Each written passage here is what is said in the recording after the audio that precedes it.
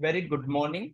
Welcome to day 4 of 5 days FDP cum workshop on image processing, contemporary image processing, and cybersecurity application. So, the day 4, the first session is going to handled by Dr. M. Vrindama. It's my honor and privilege to introduce Dr. M. Vrindama. She is working as an associate professor in the Department of Computer Science and Engineering, NIT Tiruchirappalli. She has been actively involved in teaching, research, and consulting, and also in administration at NIT Tiruchirappalli for more than 15 years. By exploring versatile areas in data security, PIs, past research has addressed pertinent issues in the areas of multimedia security, privacy preserving authentication, medical image security, and Chekhov's theory. On these motifs, she has published more than 15 papers in reputed international and national standard journals and conferences, which includes IEEE, IIT, and LCY. A laboratory was also established using real-time image processing kit for the smart camera with built-in encryption algorithm for secure surveillance. She is a recipient of the Young Scientist Award in 2018 from DST CIS with a research grant of 27.2 lakhs. Recently, in 2023, she received faculty fellowship grant from Tehran Invocation Lab Hub. Dr. M. Brinda attracted 6 research and consultancy grants from DST CIS, DST SEED, DST and CDAC Trivandrum, CIPCSA and co-PI, and generated more than 2 crores in Indian rupee. Let us join with me. We welcome Dr. Brindama. Welcome you, ma'am. It's over to you.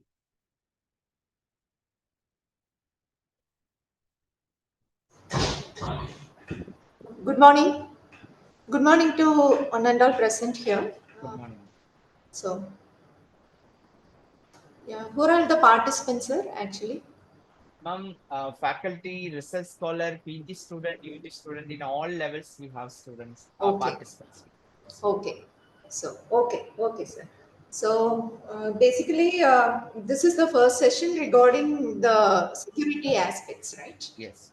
So, I think so. In the last 3 days, image processing techniques are covered, Yes. basically. Okay. So, this is the first session for giving the introduction to the security aspects and then with respect to images, right? Yeah. Okay. So, here today, what I am going to just uh, deliver the session is on the cryptography primitives of image security.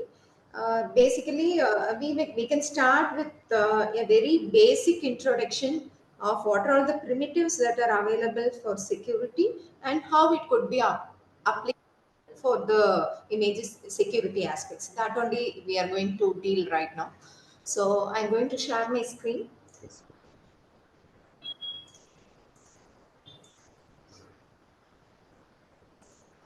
Whether my screen is visible? Yes. It's Yeah, visible. okay, thank you.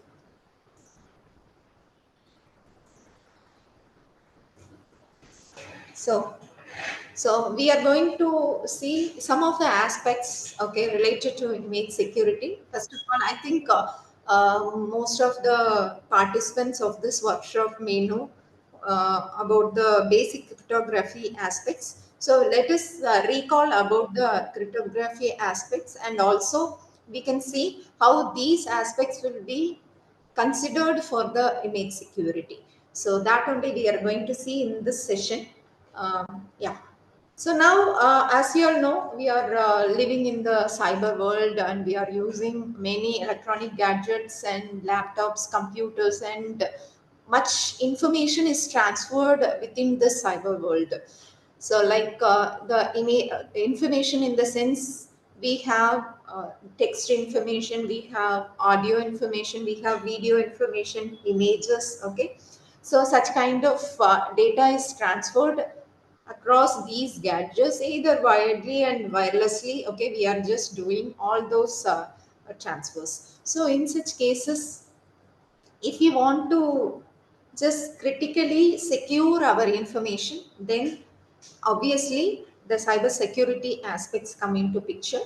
So like why we go for cyber security? First of all, so we are well known about the various threats in our computer system or any kind of gadgets we are using. Okay, we may expect certain viruses, and also we may expect bombs, computer bombs are there, and also we have hackers who may steal our personal information like passwords and all those things. And during the communication between the sender and the receiver through the channel, so there may be certain intruders who can just intrude our information and then take the information. Say any kind of applications, maybe in the banking aspects, banking application, it is very prone.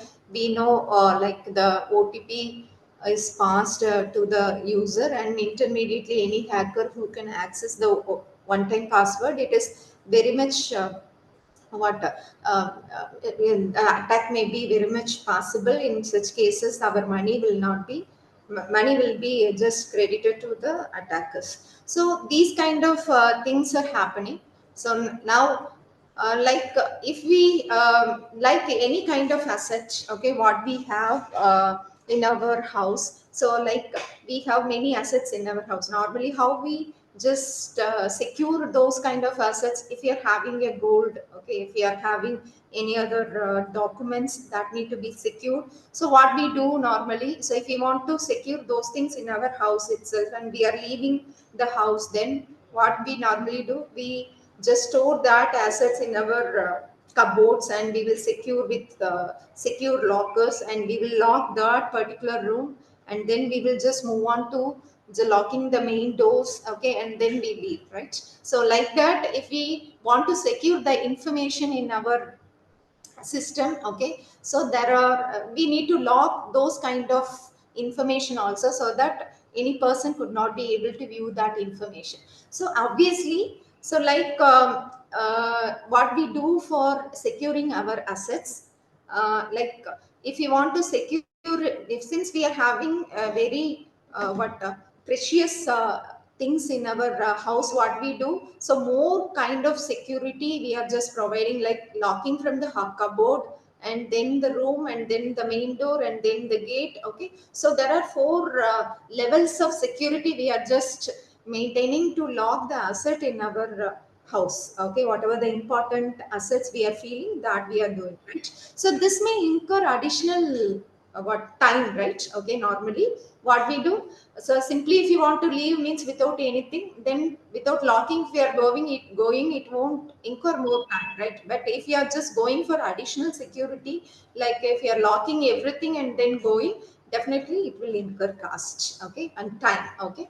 So that is what the same thing we do for just securing our information. Like it will be done in various layers. Like if you want to store the information securely, then we will encrypt the information and we will store the information.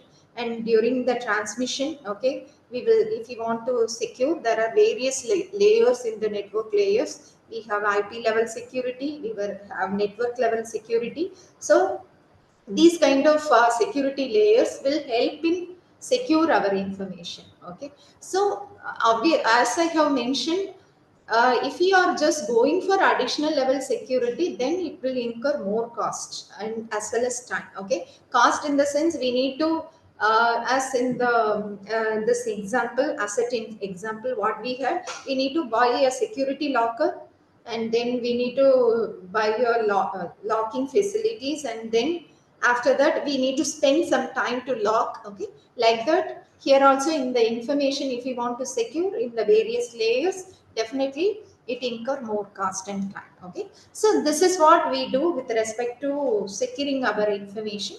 So then this gives a basic introduction, okay, about why we go for security. And security is not with no cost, that information I need to convey. Like if you want to go for additional level of security, definitely it incurs more cost and time. But thus, cost and time, how it could be efficiently just utilized, that we need to just see. Okay, means we need to go for some efficient algorithms. Okay, so what contents we are going to just talk about in this lecture is like I need to talk about the cryptography and its type. So then the public key cryptography and these, how these cryptographic primitives could be used for image security. Okay, these are all the contents we are going to talk about. Okay, so like as I have mentioned, we are living in the information age. Okay, in the sense we need to keep any kind of information, whatever we have. Okay, in every aspect of our life. So we are just keeping all those information nowadays due to social media and also other kind of um, social media sharing and all those things. So we have many information that are just communicated between the various members, okay, of the social media. In such cases, the information what we need to share is also an asset, okay, that has a value like any other asset, as we have jewels and also any other precious documents in our house. So that also need to be secured. So these kind of information also needs to be secured from attacks. So to be secured, okay, the information need to be hidden from unauthorized access. Okay, that means three aspects we will just mainly concentrate on. First one is the confidentiality, second one is the integrity, and third one is the availability. Okay, so like confidentiality in the sense information whatever we have, okay, that should be hidden from the unauthorized access. That means, okay, like if an intruder is able to view our information, he can should not be able to obtain any useful information out of it. Okay, so that means the confidentiality. So and then the second important aspect of security is the integrity, and this integrity states that so whatever the information we have, it should be protected from unauthorized change. So that is means only the authorized users can be able to change the information, and the unauthorized users cannot be able to do so. Okay, so this is the second important aspect, and the third important aspect is like we are just making the system more secure in terms of authorization. So like only the authenticated person could be able to view those information and all those things. In such cases, so there should not be any denial for the certain users who are authorized to view that particular information. Whenever the user wants to view that information, it should be available all the time. So that states the availability. So these are the three security goals. So whenever we go for any kind of protection of information, so like normally it is meant like a CIA goal. Okay, so we'll be just talking about confidentiality, integrity, and availability. So as I have mentioned, confidentiality. So like we need to protect our confidential information. So like where it could be applied, as if you see like if you want to protect any information, okay, either it may be a personal information or it may be highly secure applications like military defense application. Okay, so in those aspects also we can talk about, in which we have a very higher confidentiality is required in those things, and the personal information is based on the personal, okay, who need to share the information to the public. So in such cases, it may vary from the lower level of confidentiality to the higher level of confidentiality based on the person views, and also the business world. Okay, in a particular organization, how the information need to be shared. Okay, so these depends, the confidentiality depends on the application where actually it is used, and it varies from the personal, okay, to the highly critical applications like the military. So like so any kind of malicious actions, okay, cannot be taken place whenever we ensure the confidentiality of the information. We can see, okay, how the confidentiality is assured and all those things, okay, in the later slides. And the integrity, I have, as I have mentioned, any kind of changes that need to be done in the information, that should be done by the authorized users only. So only the authorized entities could be able to change any information that they have produced. So that is what the integrity means. And the third one is the availability. There should not be any denial of information for a particular authorized entities. It should be accessible at any point of time whenever the particular authorized entity asks for it. Okay, so that is what the availability means. Okay, so like the examples of security requirements, as I have mentioned, it varies from the personal security to the highly critical application.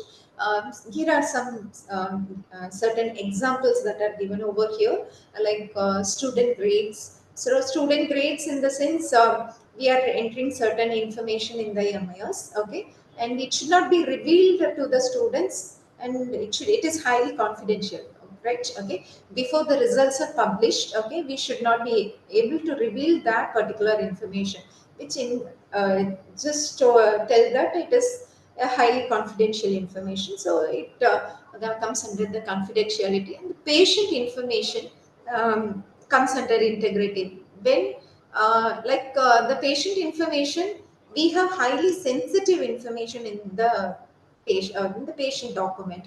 Maybe if your pressure is measured, for the BP of the patient is measured, and it should lie between 80 to 120, as you know. Like, if certain hacker, okay, or an attacker just changes the information, okay, like 80 means he has changed to 180 to 200, okay, you see how what will be the implication, okay, to the patient.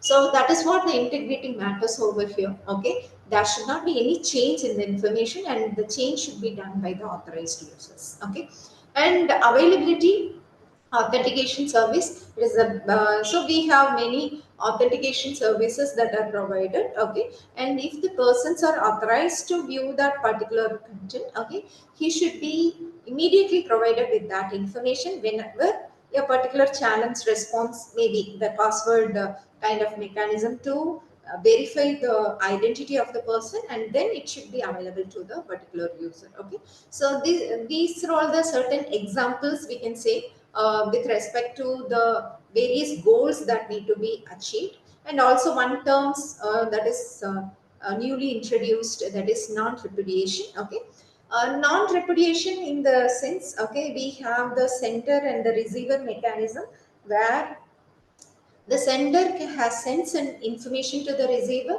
and the sender should not later deny that I haven't sent that particular information. And also, it can be done in the receiver side also. Receiver may receive certain information, and later he cannot deny that I haven't received that particular information. So that is called as non-repudiation. Okay.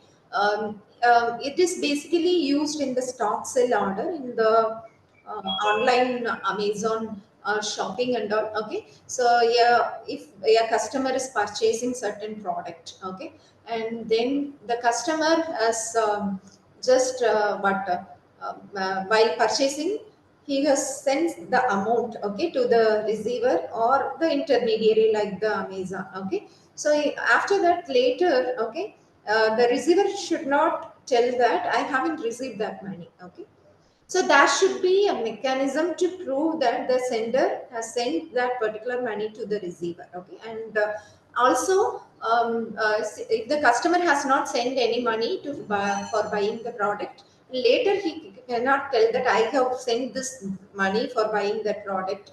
Like that, he could not tell. Okay, so that should be a way. Okay, to just that means, okay, that should be a trusted third party to determine whether a sender or receiver, okay, to ensure that the sender has sent the money and the receiver has received that particular money. Okay, so these are all the example of security requirements, and basically there are two techniques, okay, for ensuring the confidentiality. So whatever the security goals I have mentioned. So one of the techniques is cryptography and another is steganography. So we are going to concentrate here on cryptography techniques. Okay. So like for implementation of these security goals like the confidentiality, integrity, availability. So we need basically some technique to implement. Okay, that is what the cryptography comes into picture over here. And cryptography, it is actually meant as secret writing. Okay, whereas the steganography is meant as secret hiding. Okay, here it is secret writing. And this refers to the art of transforming the messages, okay, to intangible form, okay, so that it will be made secure and immune to attacks. Okay, that is what we do with respect to cryptography. Okay. And basically, this is a very classical cipher that is introduced by Julius Caesar to just command his subordinates. Okay, and this is all. This is called as the Caesar cipher, and this is a very simple cipher. Cipher is nothing but yeah, an algorithm that is used to convert a plain text to the ciphertext so that the original image is converted to some intangible form. Okay, so that is what the cipher means. So like the Caesar cipher is the very first cipher that is introduced, and it is very simple cipher, and it is obviously it is crackable. Okay, so it is a substitution cipher. You can see like what is the permutation means. We are going to just change the location of the symbols, whereas the substitution means we will just change the symbol to another symbol. So it is a type of substitution cipher in which each letter of the plain text is shifted to certain number of places. So like you can see like for this there are certain what substitution that is available. Okay, in which we have for a, okay, so we are giving certain number for this, that is 0 to 25 from a to z. Okay, and here the key is 3. Okay, key is 3 in the sense it is shifted to 3 symbols ahead. Okay, so the letter is A means, okay, if the symbol is shifted 3 letters ahead, okay, then we have the value as D, right? Okay, after okay A, so we have the key of 3. So B, C, D. So the A is replaced with D, okay, and P is replaced with what? It should be replaced with W, right? Okay, so that is what it is done over here. Okay, you can see the plain text is nothing but the original image, attack at dawn. This is the information that need to be conveyed to his subordinates. Okay, in such cases what he used is like the symbols could be shifted to for a number of times. So here the key used is 3. Okay, like you can see like A is replaced with B and W and so on. So if you see the ciphertext, okay, you'll not be able to get any information out of it, right? Okay, so like DWWDFN. Okay, so like that, some other symbols are replaced with the means alphabetic symbols are replaced with the original alphabetic symbol. Okay, so we are not able to get any information. Okay, so like when you see given with only these words like DWWDFN, only this ciphertext, and without any information about what kind of algorithm and what kind of key. So it is like we will not be able to get some useful information out of it. So we cannot be able to get the information back. Okay. So but here like for this ciphertext, okay, as per a simple user, if he sees, okay, it may be very difficult to crack this particular message. But if it is given to an attacker and he is well versed in various type of algorithms, and he might have done many cryptanalysis also, in such cases if this is given to an attacker, he will be able to easily guess what are all the words, okay, that could be just possible words out of this, and he could be able to conclude the plain text out of this. Okay.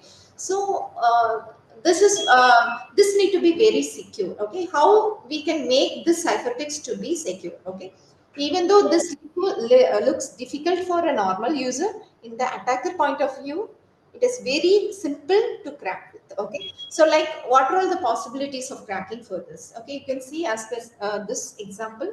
So we have two W's over here. Okay, and then here also, okay, for P and all, it is replaced with W. Okay, or the number of frequencies of each and every letter. Okay, that will be seen. Okay, and if those letters are replaced with the same word or same letter or not. Okay, here you can see T is replaced with W always. Okay, so such kind of frequency will be calculated by the attacker, and he will try to replace with each and every possibilities. Okay, and he will try to crack that.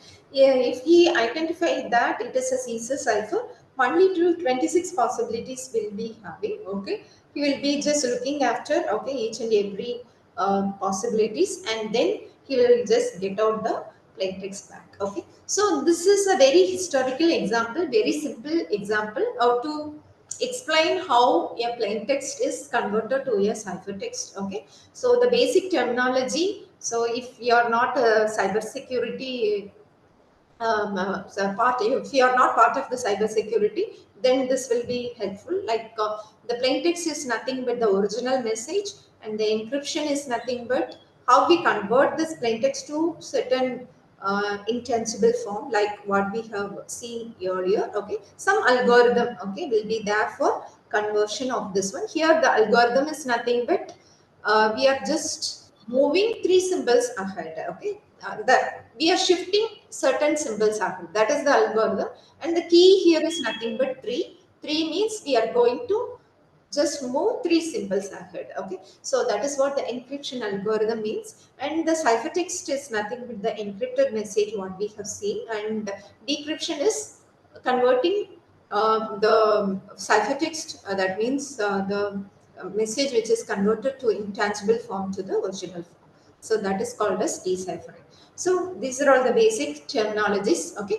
So now I am going to give one example. Okay, and I will explain with respect to this simple example how these various kind of attacks are performed to crack this. Okay, so like I get this kind of what mathematical solving and all you may have received in your WhatsApp groups and all those things. Okay, like can you try to solve this and tell me what is the answer for E plus 4 plus 7?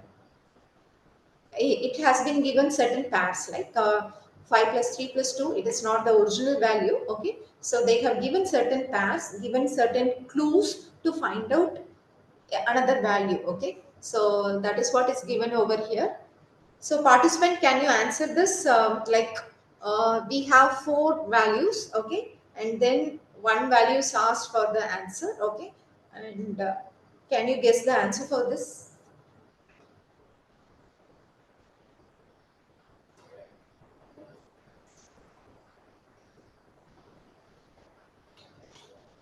Participants, are you there?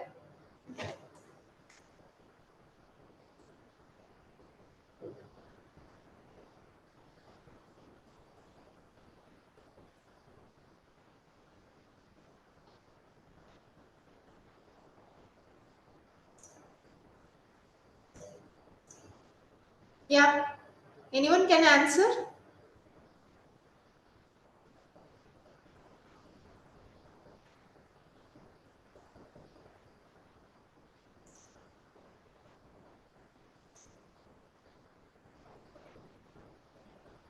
Okay, so here you can see that we have so this is the basic thing actually. So if some interactive participants are there, it will be helpful for me. Okay, so like we have certain things like 5 plus 3 plus 2. Okay, we have given with certain answers uh, like 5 into 3. Okay, that is 15. That is the first part, and then we have 5 into 2. That is the first. first number and the third number multiplied, we have 10. Okay, that is the second part. And 22, how it comes is like 15 plus 10, it is 35. That is subtracted with the middle number. Okay, that is 3. Okay, 15, 25 minus 3, that is 22. Okay, so this is the answer. Okay, like as you okay see over here. Okay, we have certain things like how to devise the value answer, okay, from the original value. Okay, so like we can also just deal this as a plaintext and ciphertext pairs. So we have the left hand side which is a plaintext and the right hand side which is the ciphertext. Okay, and given certain pairs like this, okay, if some plain text is given, okay, then we'll be able to devise the ciphertext. Okay, so that is what we'll be able to get a basic information out of it.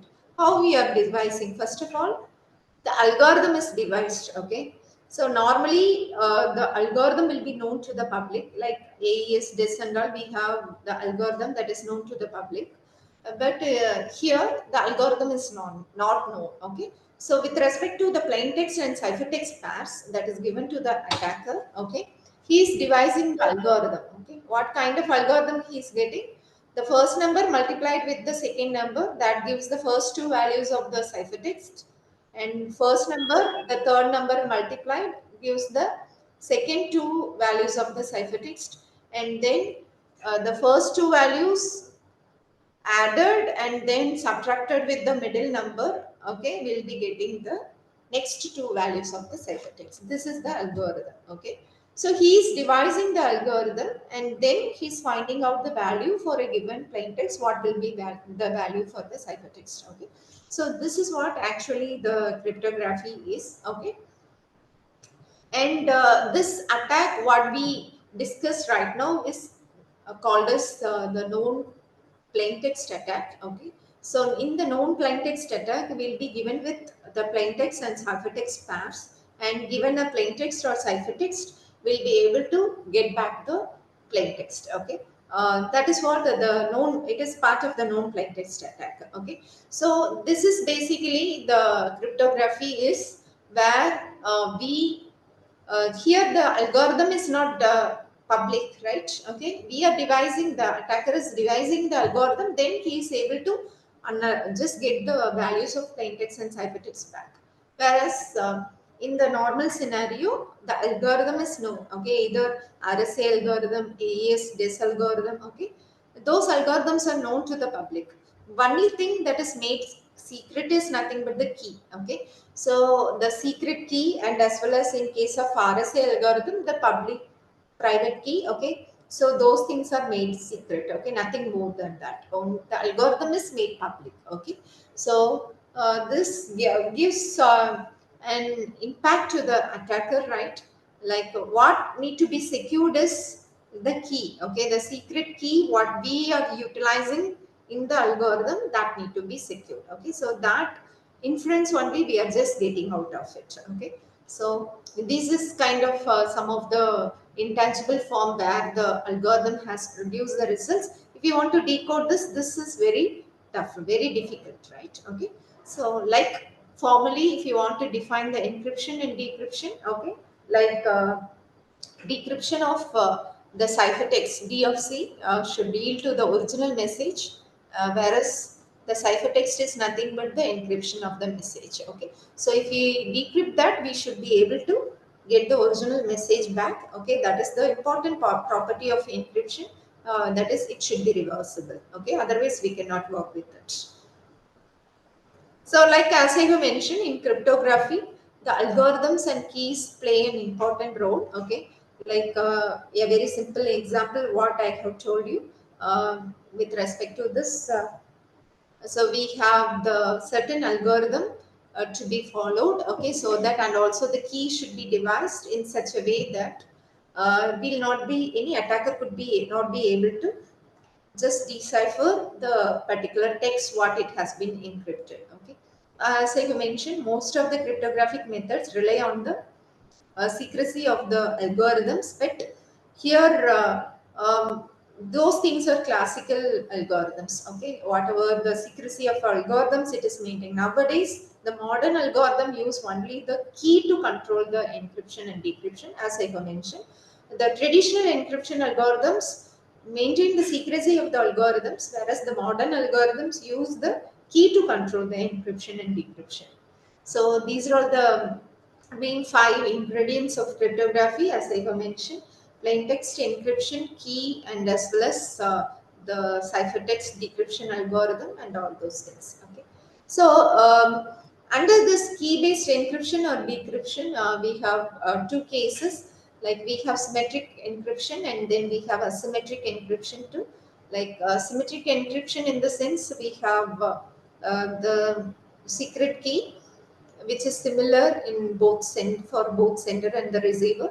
Whereas in the asymmetric case, we have two keys, where the keys are different. Okay, for the sender and the receiver end. Okay, so these are the two types of cryptography, like symmetric key cryptography and asymmetric key cryptography. So as I have mentioned, in secret key or the symmetric key cryptography, so we have only one key. Okay, that is the same key will be utilized for encryption and decryption. Whereas in the public key cryptography, we have two keys. One is public and for encryption, and another is private for decryption. Okay, and this is the public key cryptography. So we can see one by one, like the secret key cryptography, the key is same. You can, as you can see over here, the representation for the key, it is given as K, which is similar in both encryption and decryption, that is in the sender and the receiver part.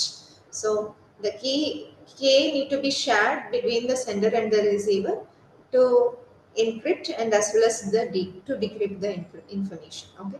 So in the symmetry key cryptography, this is a better illustration for symmetric key cryptography. Like we have the plain text.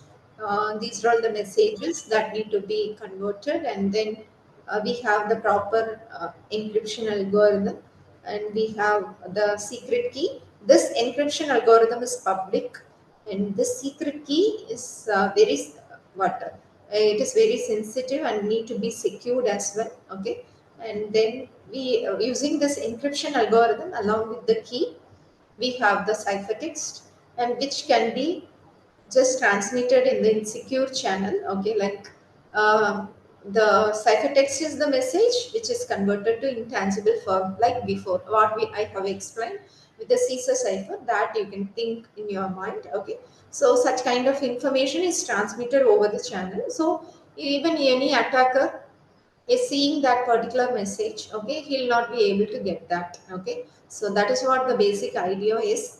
And then in the receiver side, the same key need to be there, okay, along with the decryption algorithm, which is the exact reverse of the encryption algorithm. Okay, and it should be completely reversible, otherwise we cannot be able to decrypt the message back. Okay, the decryption algorithm is completely reversible along with the shared secret key. Given the ciphertext, the decryption algorithm along with the shared secret key, you'll be able to get the plain text back. So this is what the working methodology of symmetric key cryptography. And basically in the symmetric key cryptography, so we have many what alternate description for the symmetric key cryptography. Like we have single key algorithm, secret key cryptography, symmetric key cryptography, all comes under this basically. So we have in the symmetric key mechanism, we have techniques like substitution and permutation.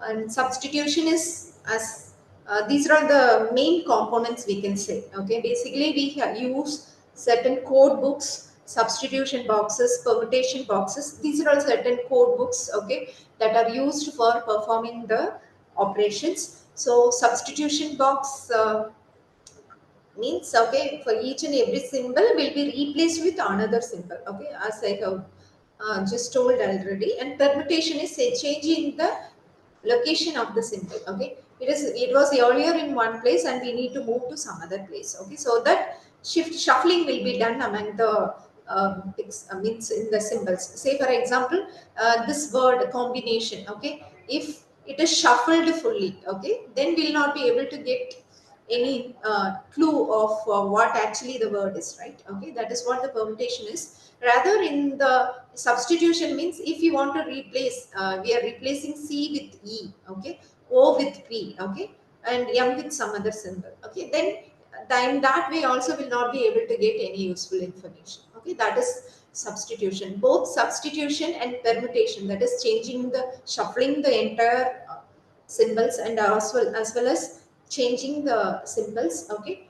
If you are doing so, then definitely the attacker will not be able to guess what information is going to be conveyed, okay. That is what the ultimate aim. But one thing what we need to keep in mind is, like, whatever the substitution and permutation we are performing, that need to be reversible, okay. Otherwise we will not be able to get the message back, okay. Randomly we cannot do, okay. If we are doing randomly, we should have a key, okay, for that, so that it could be able to decrypt it at the receiver end, okay. So this need to be done. And there are basically two types of ciphers in secret key cryptography or symmetric key cryptography. One is stream cipher and another one is block cipher. So stream cipher operate on bit by bit or byte by bit, okay, and block cipher operate on blocks. Yeah, like it will take 64 bit at a time, 128 bit at a time, or 256 bit at a time, and then it will perform certain operation on that particular block and yield some result, and each and every block will be grouped together to get the final cipher text, okay. So this is what the block cipher is. So advantage of secret key cryptography, what we can say is, it is very simple and fast compared to the asymmetric key cryptography. But the disadvantage what we have is, like, the key exchange and the key management. We can see how this impacts, okay, in the secret key cryptography. And the examples are the DES, RC4, IDEA, Blowfish, and the AES is part of this symmetric key cryptography basically, okay. So, like, the stream versus and the block cipher, if you want to see, like, as I mentioned, stream cipher is the one where we have operate bit by bit or byte by bit. Like, k is the bit, okay, that need to be ciphered, or k is the byte that need to be ciphered. It is fed into the stream cipher, and then we have what the key stream that is produced, and the message will be just simply XORed, okay, XORed with the key string that is produced to get the ciphertext, okay. So this is the basic operation. Simple XOR operation will be used for a stream cipher, okay. And simple XOR operation why we are using is, it is completely reversible. You can see that plain text XORed with certain key values will give certain result, okay. And if you just given a ciphertext, okay, that ciphertext along with the key what we have already utilized, okay, if you just XOR those value, we can be able to get the plain text back, okay. So the XOR operation is a very basic function, okay, that is utilized in symmetric cryptography because it is completely reversible, okay. So here in case of stream cipher, since we are using a simple XOR operation, okay, in the block cipher more operations are used, okay. So, but we use a very simple XOR operation in the stream cipher. The security lies in the random key generation, key stream generation, okay, for just XORing with the actual message. That means what stream cipher we are using, a seed is fed into the stream cipher to get the key stream, random key stream. So how randomness the key stream is produced, that is taken care, okay, for the stream cipher. Whereas in the block cipher, you can see, like, the message is divided into blocks of n bit size, okay. So the message is divided into n bit size, and along with the key, okay, it is fed into the block cipher to get the same cipher size of the block as the ciphertext, okay. That is, if n is fed as the input, n is the output, okay. But here, whereas here the message will be like bit or byte. Okay, so only it will be done bit or byte wise. Whereas here in the block cipher, the size of the block may vary. Okay, it may vary from 64 bits, 128 bits to 56 bits, like, and so on. Okay, to get the particular block size of the ciphertext. So this is what the basic thing, stream cipher, as I have mentioned, encryption of bits are done. It often uses the pseudo random number generators for generating the key string, because as I have mentioned, simple XOR operation will be used for the stream cipher. So the security lies in the random number generation, that is the key stream generation for to XOR with the actual message. Okay, so it uses the pseudo random number generator, and it is very simple and fast. Okay, that is what this stream cipher is very much preferred, and this reversed cipher, that is RC4 and FI1 are the very popular algorithms for stream ciphers, and RC4 is used in a WP protocol. Okay, so and it is inspired by the one-time pad. Okay, that is, one-time pad is nothing but like one-time encryption, we can say. But if we have a one-time pad, we can say that it is completely secure, which is theoretically possible, but practically we have the pseudo random numbers only, which generate a random key stream, which is checked to be completely random, but oftenly it is not a true random number generation. Okay, so here the one-time pad uses a key stream of completely random digits. Okay, for each and every encryption. Okay, and normally we use the word one-time pad for pseudo random numbers, random key generation also. Okay, so this is the part of stream cipher, and whereas block cipher, as I have mentioned, we work on group of bits or blocks, typically 128, 64, and so on. Okay, and DES, IAES, and every symmetric key cryptography falls under this block ciphers only. Okay, and if you want to consolidate the symmetric key crypto with respect to stream and block ciphers, and stream cipher is just basically based on the one-time pad. That means a random key stream is generated and then it is XORed, okay, with the message. Okay, and this one-time pad looks like a one-time encryption where the random key is generated for each and every encryption and will not be repeated. Okay, so that the way it will work on. Okay, and and the keys need to be stretched into a long key stream, then only the one-time pad could be achieved. Okay, so this way the stream cipher works on.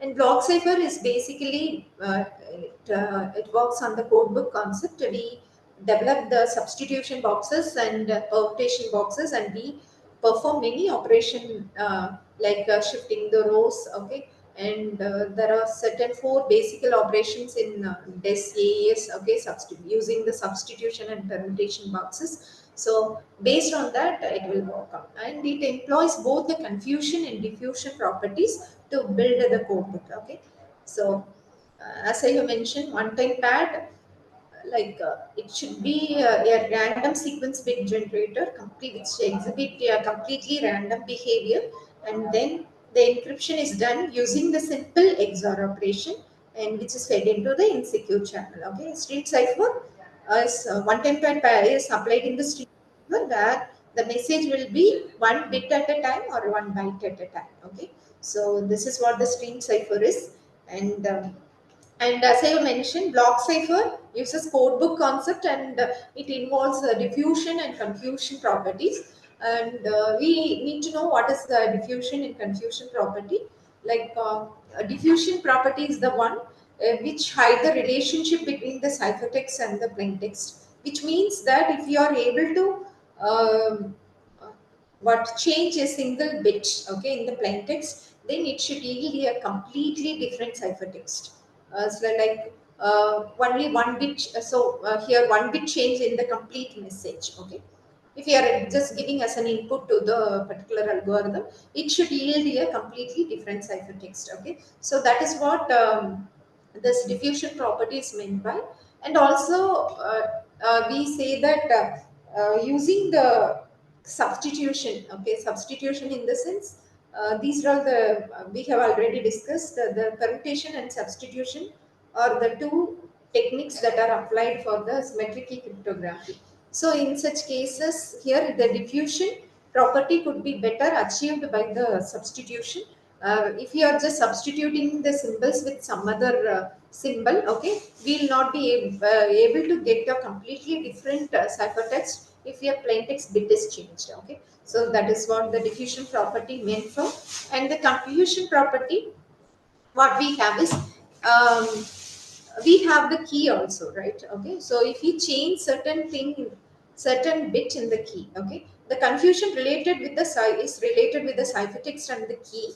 So if you're changing a certain bit in the key, okay, how far the ciphertext is varied, okay, that is what the confusion property meant for. So basically these two important properties are measured in the block ciphers of the symmetric key cryptography. Okay, and also not only that, stream ciphers also will be measured. So here, if you talk about the stream cipher, it is very popular in the past. Okay, it is very useful in hardware because it is very fast. Okay, and the speed, it is we need to keep up the speed for any kind of information, okay, that is very bulk information. If you want to send, then speed is very critical. In such cases, the stream ciphers could be used. And maybe, okay, stream ciphers nowadays, what we do is, some what professors, okay, the cyber security professors declare the death of stream ciphers as well, but they are also building a sufficient mechanism to rebuild the stream ciphers efficiently, because nowadays the quantum computers are more pro, and it is expected that AES, DIS, and symmetric key cryptography, all those things may vanish with respect to the quantum computing. Okay, so like if you go for such kind of thing, the stream ciphers may be vulnerable to such kind of attacks. But the thing is, since the speed matters over certain certain kind of important information that need to be passed to the receiver end, we need to take care of the stream ciphers, because that is very useful for very large amount of information that need to be transferred. Okay, so here, and another important information about the stream cipher is, stream ciphers basically use the pseudo random numbers. Okay, as I have mentioned, because only a simple operation, that is like the XOR operation, will be used for the stream ciphers. Okay, so the security lies in the random key string generation, not in the algorithm part. Okay, the algorithm is very simple, like we use only the XOR operation. Okay, so like the pseudo random numbers are the one, okay, which can generate a random string for the stream ciphers. Okay, so like we also use the random numbers in various aspects of cryptography, like for generating the nonsense in the authentication protocol, for preventing the replay attacks. So that means for each and every message that need to be sent, we produce a nonsense which is a very complete random value, for that is the timestamp value, we can say. So for replay attack, it may just prevent. Okay, if another timestamp, another same message is sent, okay, by some other person, it will could be identified. That is what the replay attack is. And then the key string for one time pad, that is what we are going to discuss about. The symmetric cipher session key generation, for a particular session, a key is to be generated, means the random number is used. And for RSA algorithms, that is asymmetric key algorithms, we use the pseudo random numbers for generating the number. Okay, so here, why I'm talking about these pseudo random numbers is, okay, we will be applying for the image security. Okay, so that is what I'm talking about this. Like why this pseudo random numbers, what properties it should exhibit, right, basically is, it should be completely random. Completely randomness, how it could be tested is whether the values that are generated is uniformly distributed. Okay, why, which means that for example, I need to generate values between 0 and 8. Okay, 0 to 7. Okay, totally 8 values I need to generate. Okay, if 0 is generated for one time and 8 is generated for 100 times. Okay, the frequency varies. Okay, based on these frequencies, the attacker may analyze how much each and every word is frequent in normal English text. Okay, and based on that, he can conclude that if this frequency used for this much of time, this may be the word for apt for this. Okay, so like that, the frequency test. Okay, frequency test is normal for the attacker to determine based on the frequency what will be the word is. Okay, so such kind of things could not be what we should not give a way for an attacker based on the frequency of the number of symbols. So that is what it is told to be completely random, in the sense uniform distribution, in the sense if all the symbols are uniform, in the sense if 0 to 7 values, it is coming every time. Okay, in a uniform manner, that means every time 5 value symbols are there in the corresponding text. Okay, then uniformly, that means it is a uniform distribution for all the values. Okay, every time it occurs 5 times. Okay, then there won't be any clue for the attacker. Okay, for determining based on the frequency. Okay, so that is what the statistically random means. Okay, it should be uniformly distributed and independent. Okay, so and the second important property is the unpredictability of the future values. Based given certain values, it should not be able to predict the future values. So this is what the pseudo random number means. Okay, and we have the true random number generators, pseudo random number generator, and pseudo random functions. For this pseudo random generators, basically this is applied to the stream ciphers. Okay, all those things. Okay, whatever it is discussing right now, it is applied to stream ciphers. And here, in case of PRNG, true random number generator, we give a seed, and then that means true random number generator, in the sense it should be completely random. It should not be it should not be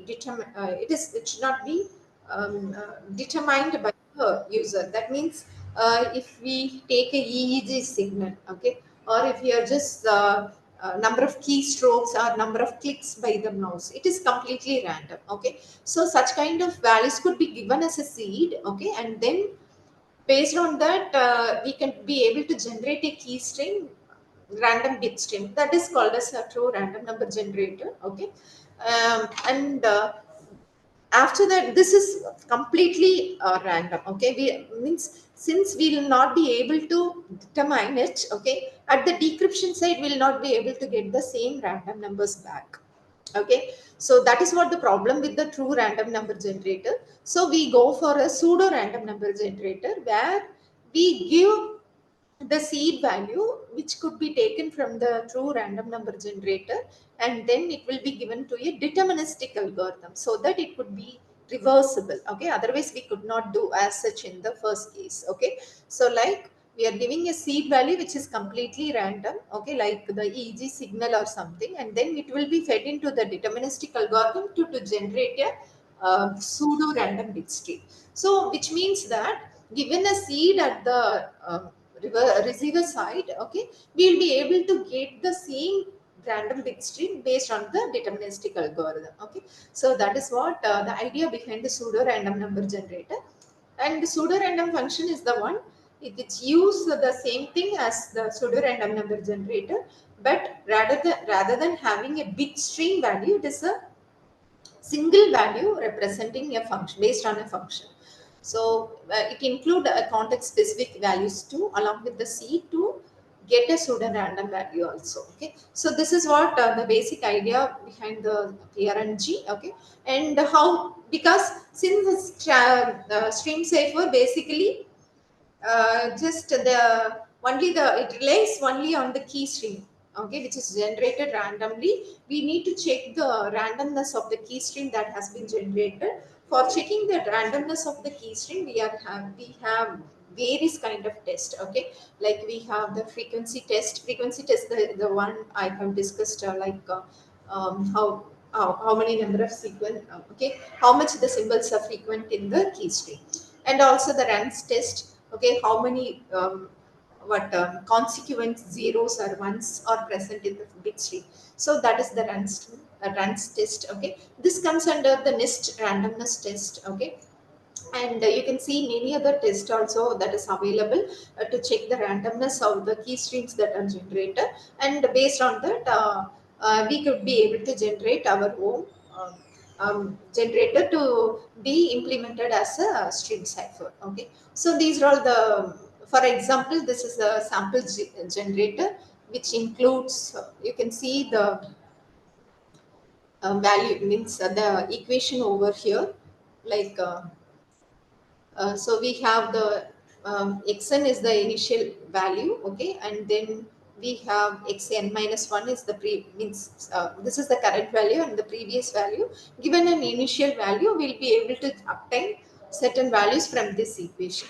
So like for example, if we have been given with um, certain values of xn to be 5, okay, and then we'll be able to generate x1, okay, with respect to this equation, and the 32 first 32 numbers is given over here, and you can see that from this like and 10 what the numbers that are generated is, okay, we have 10 3 0 1 6 15 and so on, okay, and after a certain period of time the same values are repeated, okay.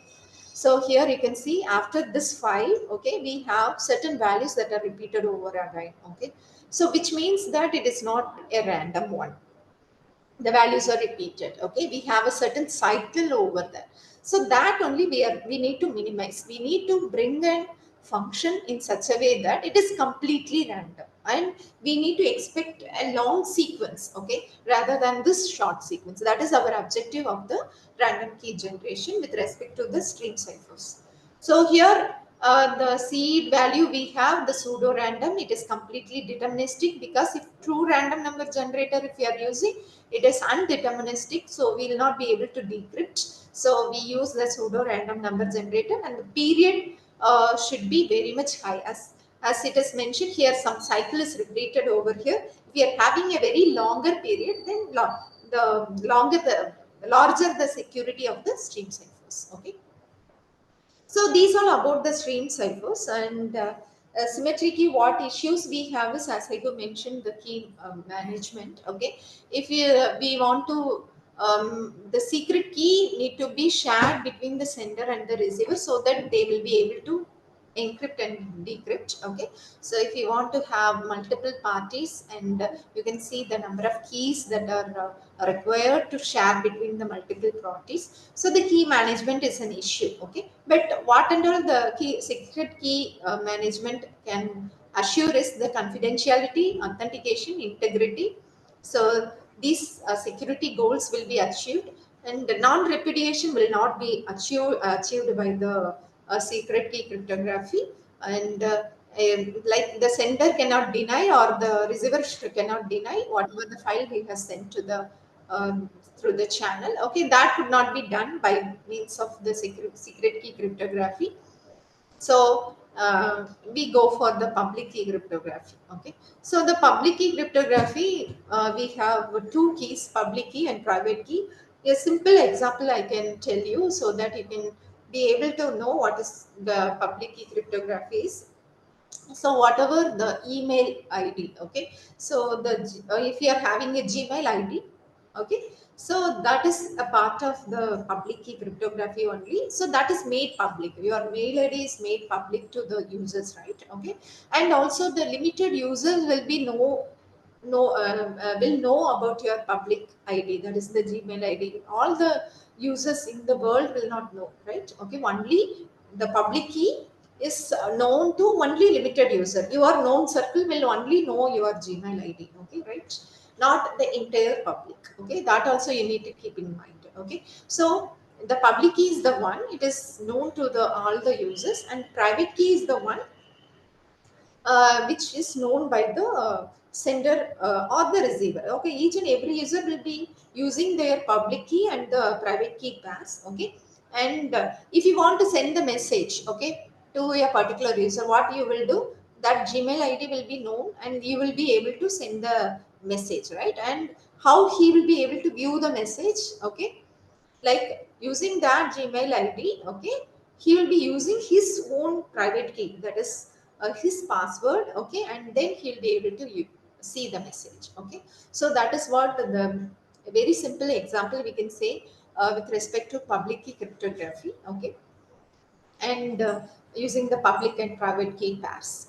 So like if Alice and Bob, a sender and the receiver, okay, they need to just communicate to each and means communicate to each other, okay, and he need to ensure that the attacker should not know what actually he's communicating to the other user, okay. For that, so what we can do is, there are two pairs of information, pairs of keys with each user.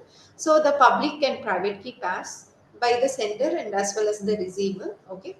And then using that, okay, we'll, as you know, we'll be utilizing the receiver's public key, right? If you want to send the information, what we are using? Receiver's public key. Public key is the Gmail ID. Okay, we are using the receiver's public key to send the information. Okay, and then how it could be decrypted? He is using his own private key. That is, receiver is using his receiver's private key to decrypt the corresponding messages. So this is the general strategy we have. Okay, each user has two keys, public key and private key, and to ensure the various aspects like the confidentiality, or if you want to ensure authentication, different pairs will be used, okay. Like this is the general idea of asymmetric key crypto system. Like as I have mentioned, public key is used for encryption, and then decryption we use the private key of the receiver end to receive the plain text, okay, back. So, like, what is the basic principle of this public key cryptographic algorithm? Okay, um, it is, it will just work on NP hard problems only, and which is easy to compute in the forward direction, but it is difficult to solve in the reverse direction. So that is what the basic thing we apply in the public key cryptographic algorithm. Symmetric key algorithms use a certain what algorithms like the permutation, substitution, and all those things. Here, it basically relies on the modular arithmetic, and also it works on the what NP hard problems. Okay, so like.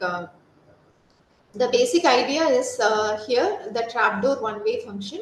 Like if you want to encrypt, okay, it could be done easily. If you want to decrypt it back, okay, then there should be a trapdoor, okay, where we can be able to decrypt. So that is what the trapdoor one-way function is.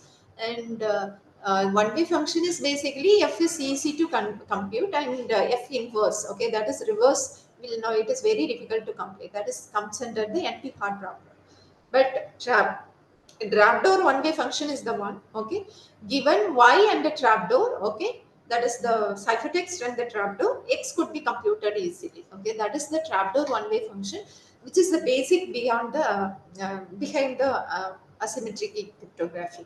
And RSA algorithms like reverse Shamir algorithms and all, it uses this factorization problem, which is very which is easy to compute in one way, and it is very difficult to convert in the reverse direction.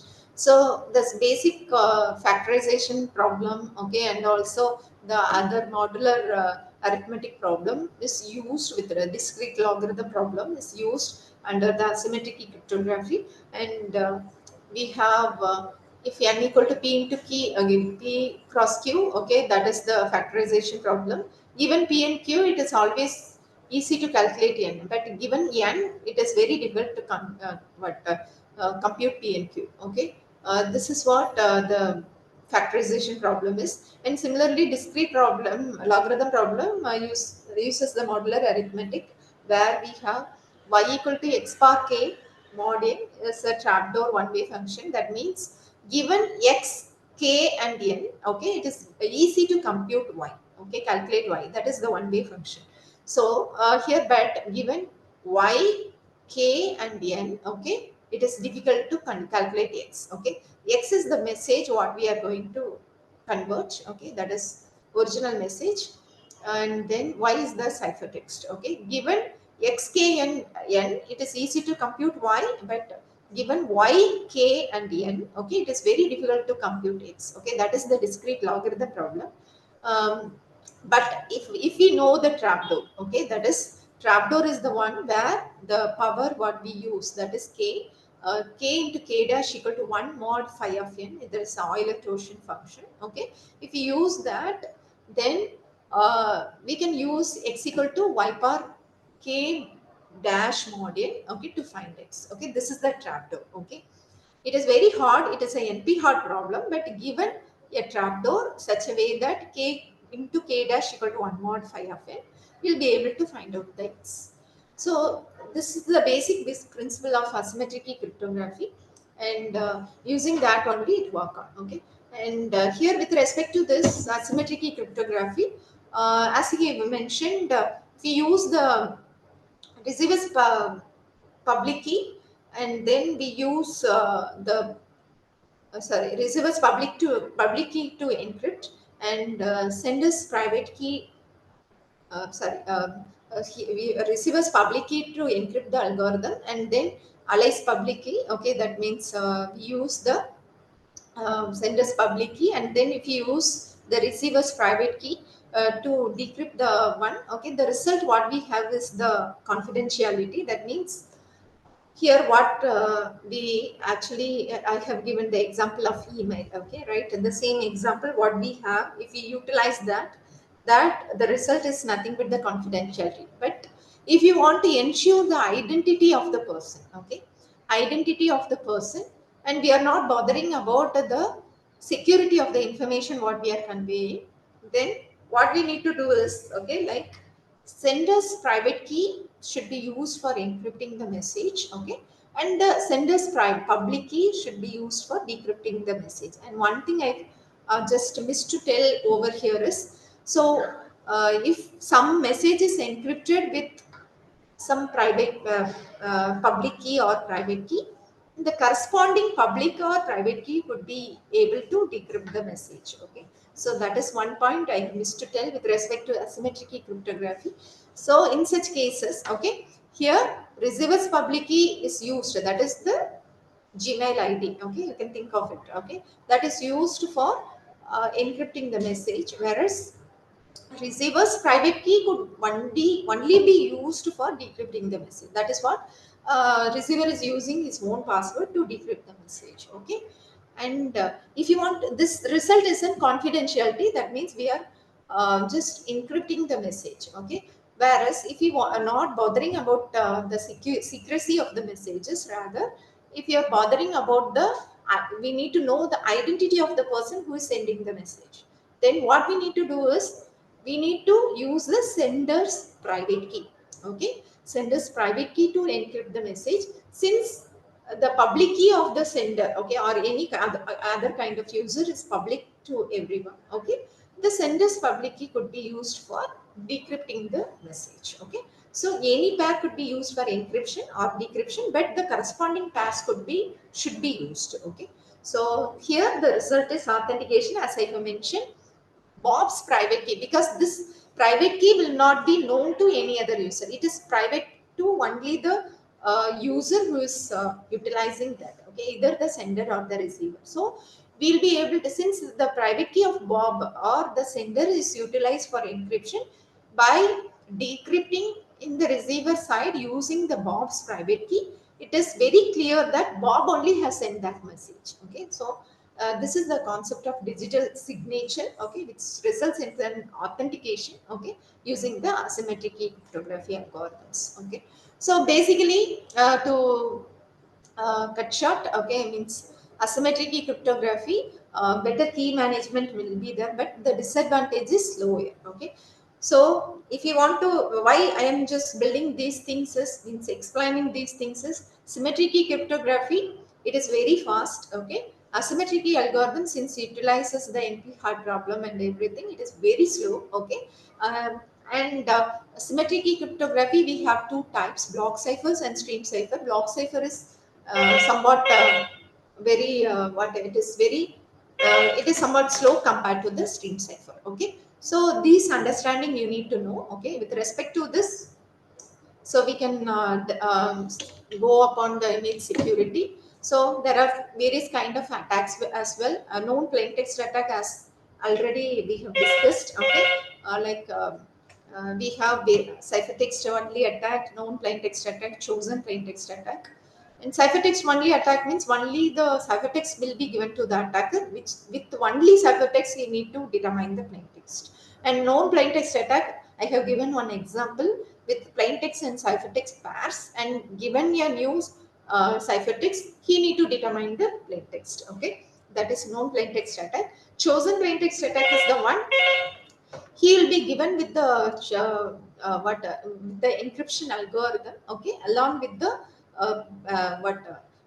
the plain text which could be fed into the encryption algorithm to get the pair. Okay, he can generate more pairs as much as possible, okay, using that. Okay, where in the known plain text attack limited pairs will be there. With respect to that he need to analyze, whereas here, since the encryption algorithm is known, okay, he can fed the plain text and he could be able to generate various plain text and ciphertext pairs, and given a ciphertext he need to determine the plain text back.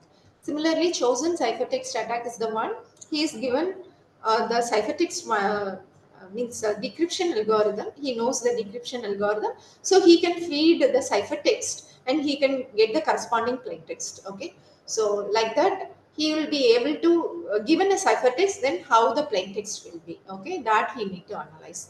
So here the very the ciphers whatever we are developing, it should be able to at least withstand the ciphertext only attack. Okay, that means given a ciphertext you will not be able to predict such kind of, because this is very hard, right? Okay, compared to the others. Known plain text, some information is known, and similarly chosen plain text attack algorithm is known. Okay, so here any cipher could be able to just defend any kind of these attacks that is mentioned. Okay, now only the motivation of image security comes over here. Like we have many multimedia images, audios and videos are transmitted. Now we need to develop an algorithm. Okay, and this is the typical image encryption and decryption scenario, where like any other text or any kind of data, we feed input as an image, and we feed into the encryption algorithm and as well as the key to get the cipher image. And interceptor, anyone, if he is able to view the cipher information, cipher image, okay, he'll not be able to get any information out of it. That is what the ultimate aim behind the any encryption or decryption algorithm is. But what are all the challenges in image encryption? So images are having very bulk data capacity. You know, if we have a high definition camera, what will be the size of the image typically? So like if it is a grayscale image, for each and every pixel that is represented by 8 bit of information, and if the resolution of the pixel is 256 cross 256, very small resolution I'm telling, and then multiplied by 8 bit, that will be the about capacity of the image. And if we go for color image, we have 24 bit of information for RGB components, and then each and everything in 8 bit multiplied with 8 into 3 into the number of resolution. You can think of how much bulk information is there, okay, with respect to images. And also there are much correlation among the adjacent pixels. That means you can see, like with respect to this image, okay, we have black pixels, okay, that are very much dominant in certain regions, and white pixels are dominant, and correlation is very high, and there is higher redundancy too. You can see with respect to a certain part that is we have expanded over here. You can see how much redundant the pixels are. 162 how many number of time, 157 how many number of time. So these are all the challenges in image encryption. So now we need to analyze. Okay, we have discussed about symmetric, asymmetric, block cipher, and stream ciphers, right? And with respect to which kind of ciphers could be better applied for image encryption.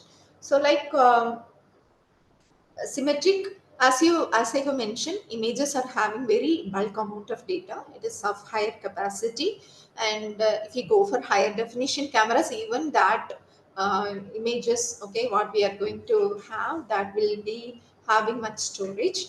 So we need to build a algorithm in such a way that it is very secure, and also it should make the encryption very fast. Okay, so which one will be a better solution? Okay, either symmetric or asymmetric. So if you see symmetric, as I have mentioned, symmetric crypto system are much faster compared to the symmetric crypto system. So we need to go for a symmetric key crypto system. Among the symmetric key crypto system, block cipher versus stream cipher. Block cipher, it will take one block at a time, and then it will perform any operation like AES or DES. Okay, like, and then it will not be fast enough. Then we need to prefer stream cipher. But the problem with stream cipher is it completely relies on the random key generation, and only simple XOR operation. It might not be much secure. Okay, so we need to compromise between the security and the fastness. Okay, but either we'll be able to build a very secure system using the stream ciphers. Okay, that is what our research is basically. And the classical encryption architecture, the permutation and diffusion will be done for multiple rounds. Okay, for the seed key, using the key generator to generate the cipher image. So there are traditional ciphers and chias based ciphers. Chias based ciphers are basically the pseudo random number. Chaotic maps are basically a pseudo random number generator maps only. Using that, the key streams will be generated. Okay, so but traditional ciphers, if we use AES, read DES, okay, RSA is a asymmetric cryptography mechanism. AES DES symmetric, somewhat fast compared to RSA, but it is a block cipher. So it leads to higher computational power and time, and sometimes weak security. It exhibit pattern in cipher images, and it is preferred mostly for text. So we prefer go for stream ciphers, and with better security, which incurs less computational power and time, and preferred for images. Okay, so AES, if you use, so we have many operations like substitution bytes, mixed columns, add round key, shift rows, and everything, and it is performed many number of rounds, maybe here 16 rounds. Okay, based on the type of the algorithm we are using, so it may vary. So it incurs more computational power and time.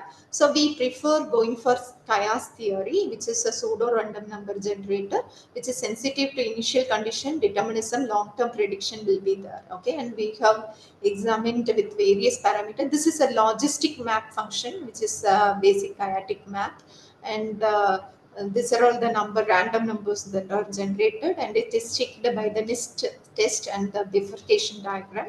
And also many existing solutions are also available with various chaotic maps, and those things, how much it is practical and whether high computational power is there, it is analyzed. And limitations of the existing solution with respect to the symmetric cryptography and the chaotic cryptography. So it is sometimes it is vulnerable to attacks, and computational power and time and small key space is there. So we need to build a good algorithm which yields a very good security. So for that, we have given some yeah, 2-point diffusion function, and we have generated, yeah, chaotic solution for image security. And we have evaluated using various metrics like entropy, correlation coefficient, and key space, key sensitivity, and every measures we have checked over that. And after checking that, we have also deployed one thing.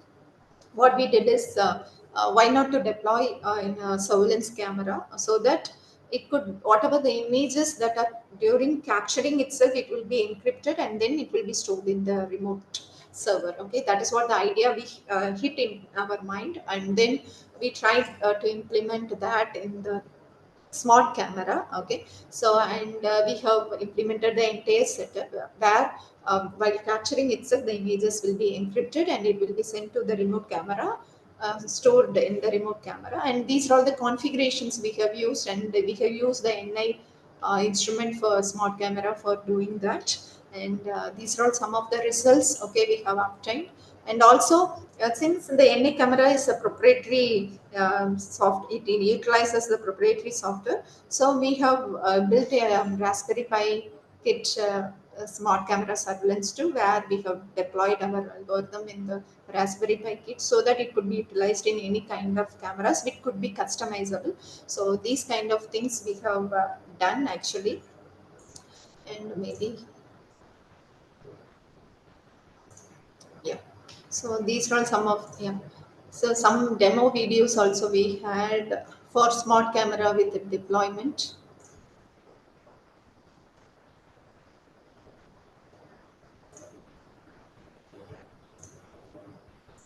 So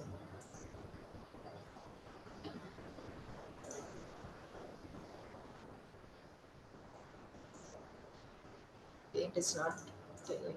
Yeah. So this is what yeah, we had a certain research over there. Okay. So regarding the image security, and thank you. Any queries regarding the presentation?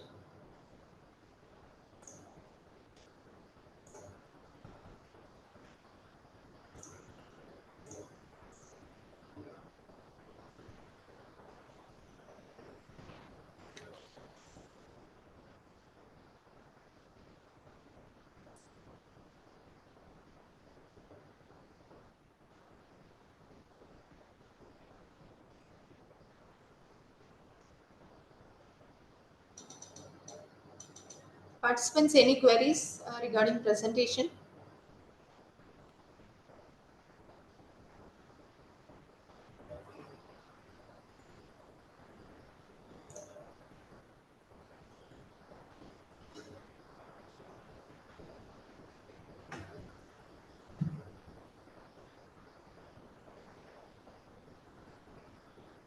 Hello, ma'am.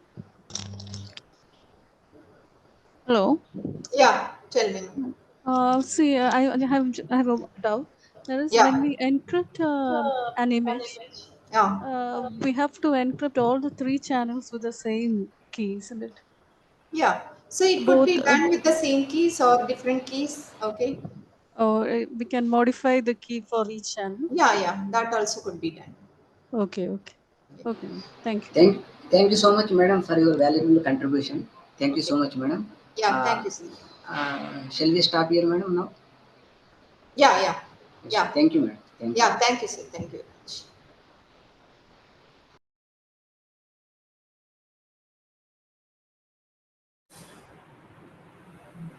Sweetie? Santosh sir, am I audible? Yes, yes, it is clear. Okay. Now, Lavanya madam also joined. You can start. Okay, now Okay, within 1 minute you can start. welcome to fourth day session on fingerprinting for user and access management. It is my privilege to introduce Dr. Lavanya, who joined us today as a distinguished resource person for our workshop on contemporary image processing and cybersecurity applications. Dr. Lavanya Settipalli is currently working as an assistant professor in the Department of CSE, Cybersecurity IIIT Kottayam. She pursued her PhD degree from the National Institute of Technology, Tiruchirappalli. She completed her Master in Technology and Master in Computer Applications from JNTU Kakinada and Bachelor in Science from Acharya Nagarjuna University. Her research interests focus on information security, biometric security, blockchain technology, big data analytics, computer vision, and natural language processing. She published her research in several high impact factor reputed journals. Please join me in welcoming Dr. Lavanya. We are privileged to have her today to share her expertise and insight with us. Welcome, ma'am. Thank you, sweetie. Please let me know whether I am audible or not. Yes, madam, it is Yes. clear. Yes. Should I start my video? Yes, madam, you can start. You can share PPTs also, whatever.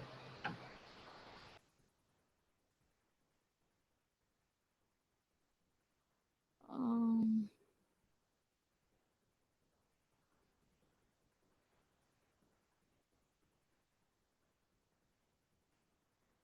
yes. Good morning, everyone.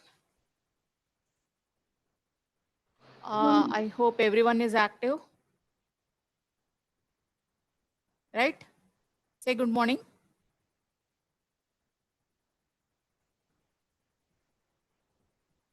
Okay. Okay. Then let me start my session. My session is on fingerprint analysis, which is particularly for user or access management. Okay, either user management or access management. So when it comes to fingerprint analysis, why we need it particularly, why we are going towards biometrics when we have all this password system, two-way authentication system, each and everything is there. Still, why we are choosing biometrics as one of the secure way to access any device or anything. Let us suppose if I ask you some question if you want to set the password for your mobile, or you want to set the biometric or either fingerprint or image for your mobile, which way you choose? I need some responses.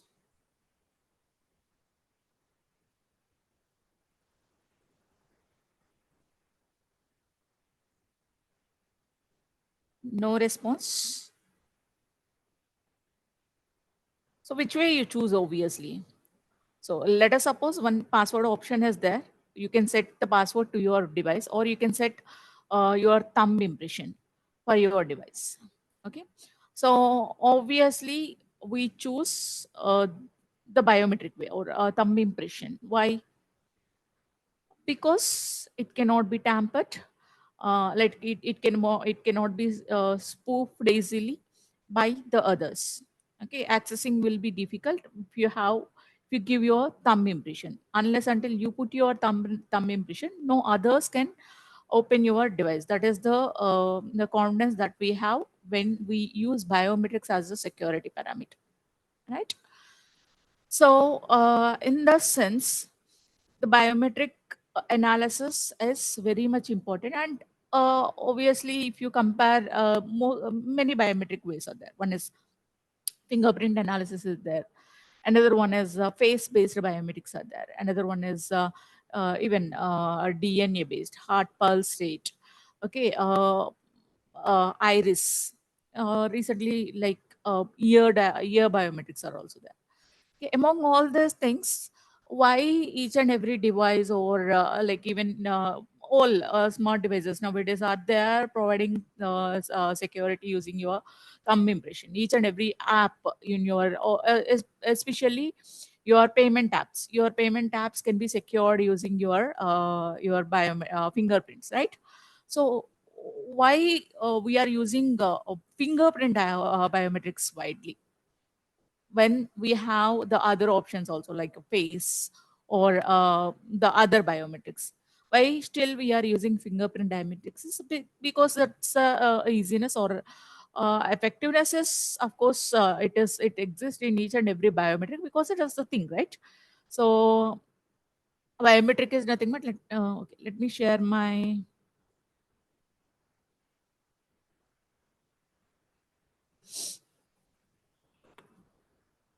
Okay, now I think you can see my screen now. Let me open.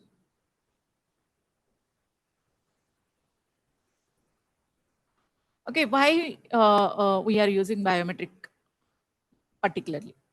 Okay, so the thing is, biometrics are very unique to each and every person. Okay, and even though if you take fingerprints is fingerprint analysis is a easiest way compared to other biometric analysis. If you take face, there will be lot of information to analyze the face, and if you take the other ways like iris or DNA, the analysis is a bit difficult when compared to fingerprints. So obviously that's the reason each and every device is incorporating fingerprint as a one security parameter in your mobiles. Even the cost affordable smartphones also, which are coming for 7,000, 6,000. They are also providing this fingerprint security, right? So that is because that is that effort. Okay, that's why let us concentrate on fingerprint analysis today. Okay, and the main thing is why the biometrics. It is not only with the fingerprints. If you choose any biometrics, it is not identical. Okay, of course face is identical if you take identical twins, but when it comes to fingerprint analysis, obviously fingerprint is not identical, even they are identical twins. Okay, if you choose face, then it is not possible. Fingerprint is will give the unique characteristics of each and every single person. Okay, so and one more thing is spoofing is not that easy. Okay, tampering your password or impersonating is not that easy. Okay, and um, and the two fingerprints they don't get changed, right? So face, of course, face features may get changed, right? But your fingerprint print features, it can't get changed that easily. Okay, so fingerprint is still an efficient way to provide security to your devices or to your files, whatever it is. Okay, and this fingerprint analysis, now we are doing it as automated. Okay, the analysis now no one is doing manually, everything is automated, that we call as automated fingerprint identification systems, AFIS. Okay, so as we are having the advancements in this AI technologies or whatever the computing technologies, we are using such facilities to create this automated way of fingerprint analysis. Okay, if we want to go with automated way of fingerprint analysis, obviously we have to communicate with our systems in such a way that we have to train the system to analyze the fingerprints and all. Okay, manually, of course, previous days they have done manually, but now you can do everything automated.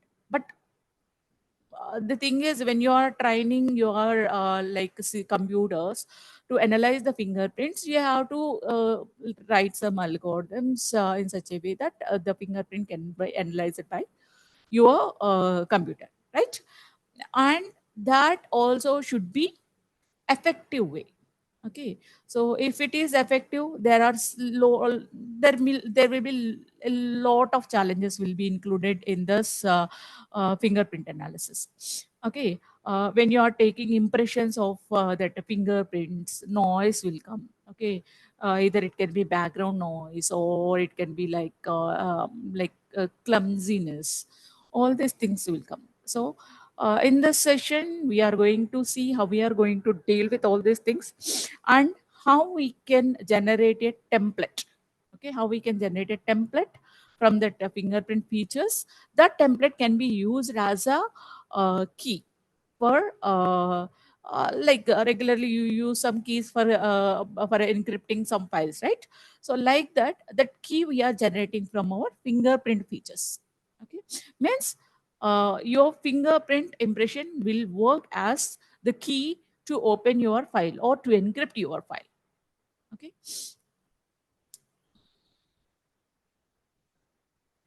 and the applications that are involved in this fingerprint analysis are a lot many. Okay. First one is law enforcement. Okay, law enforcement, as you know, that is criminal verification or criminal matching. Like if like criminal records, if you obviously one criminal record is one criminal history is recorded on a person, obviously they will take all this thumb impressions and all. Okay, if in the crime scene, if they identify any thumb impression, they will compare with the previous criminal histories.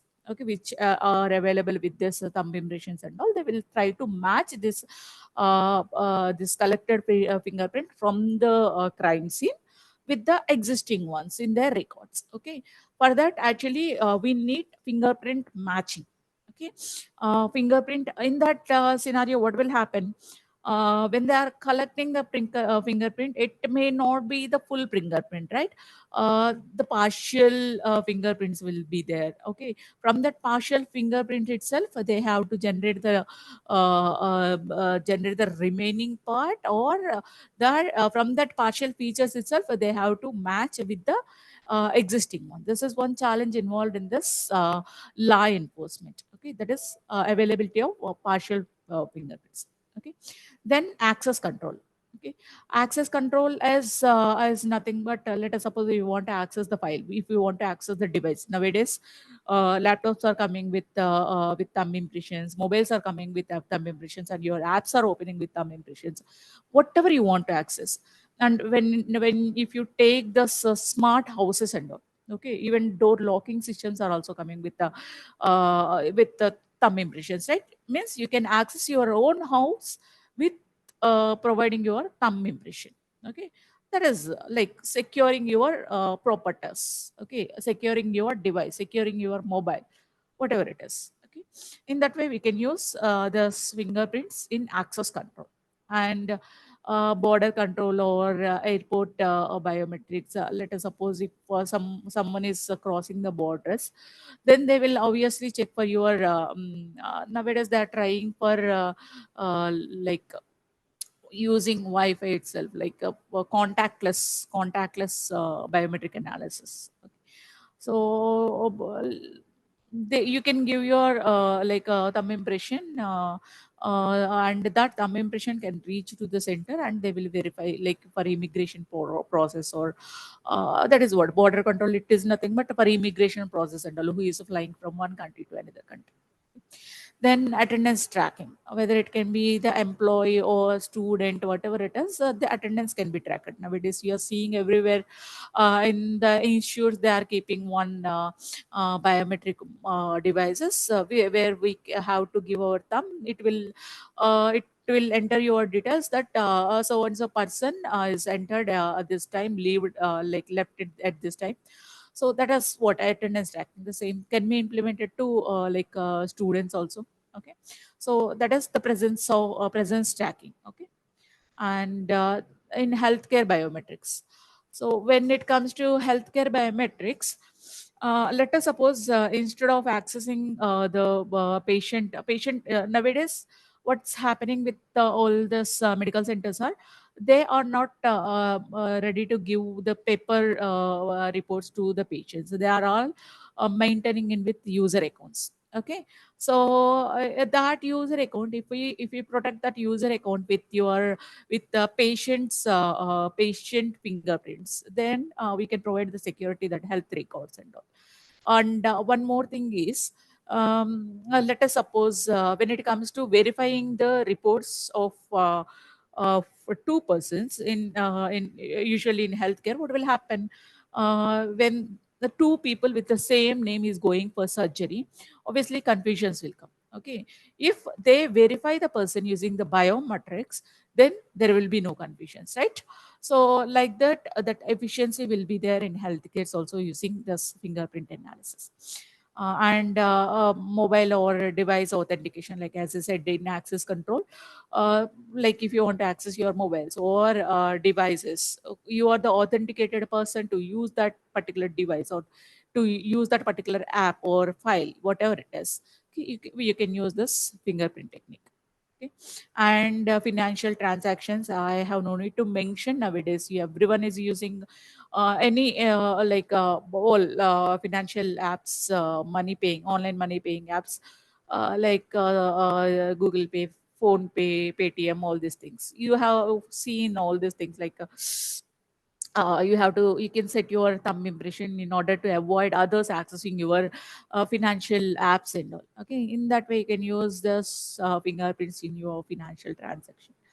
And identity management, in the particular thing, let us suppose like let us say in our India we have Aadhaar card system, right?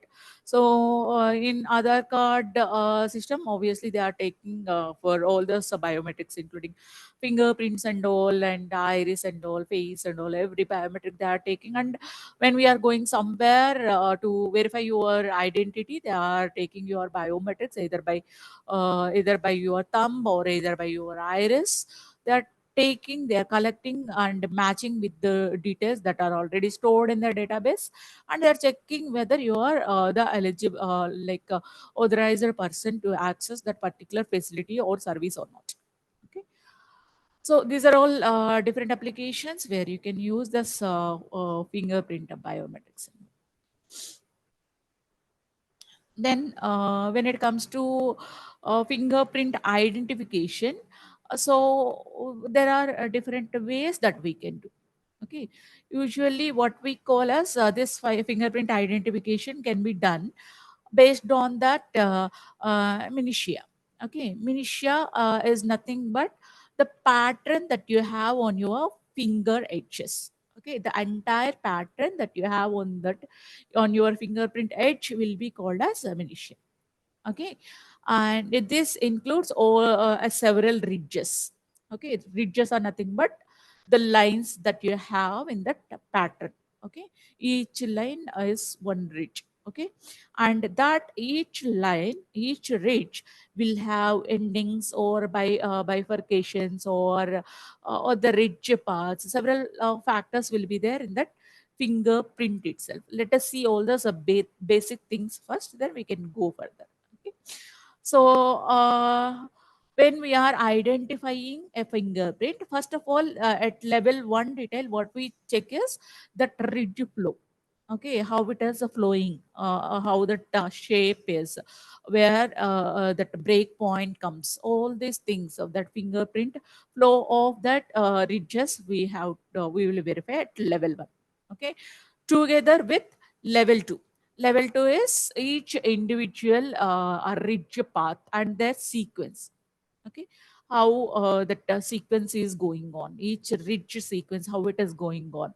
Okay, and the pattern of entire ridge along with each ridge path, and there will be some terminology called loops and all, break points and all, like terminations and all, bifurcations, trifurcations. All this information will be there in your single fingerprint. Okay, by analyzing with all these patterns how they are existing in one single fingerprint, that pattern is not common for from one person to another person. Okay, that is how, as there is that uniqueness in your fingerprint, so we are taking fingerprint as the better identification technique. Okay, and the third level detail is intricate detail of single ridge. Okay, so in what we will do is that single ridge pattern also we can analyze. That single ridge pattern also we can use for analysis, where it will be particularly used for this partial, when we have only partial fingerprints and all. Okay, that we can use. This is a level 3 detail. Okay, all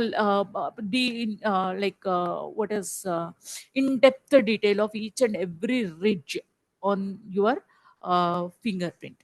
Okay, uh, these are like presence or absence of features in your ridge paths or flow of your ridge all together will give you level 1 and level 2. But if you have the in detail information about in each and every ridge, that will come under level 3. Okay, if you want to analyze your fingerprints, either level 1 or level 2 is required, or level 3 alone is suffice. Okay, this is how we can see the fingerprints. So let us take this as one fingerprint. Okay, like you can see this all the lines that we are seeing is one ridge. Okay, this is one ridge, so we have so many ridges here. Okay, and this all together we call it as a minutia. Okay, so in this minutia we have like several characteristics, like this is the ridge ending. Okay, or we call it as a termination. So, and this is bifurcation, where your one ridge, single ridge, is splitting into two ridges. Okay, that point we call it as bifurcation. And there are some other details like delta and island, delta, the pore.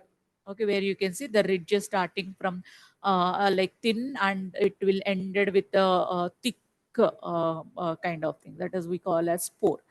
And like delta, where three ridges are mixed with one gap, and island, where there is a gap between the ridges, and one dot will be there between the ridges and okay, region we have already discussed about, that is a termination or region we can call it.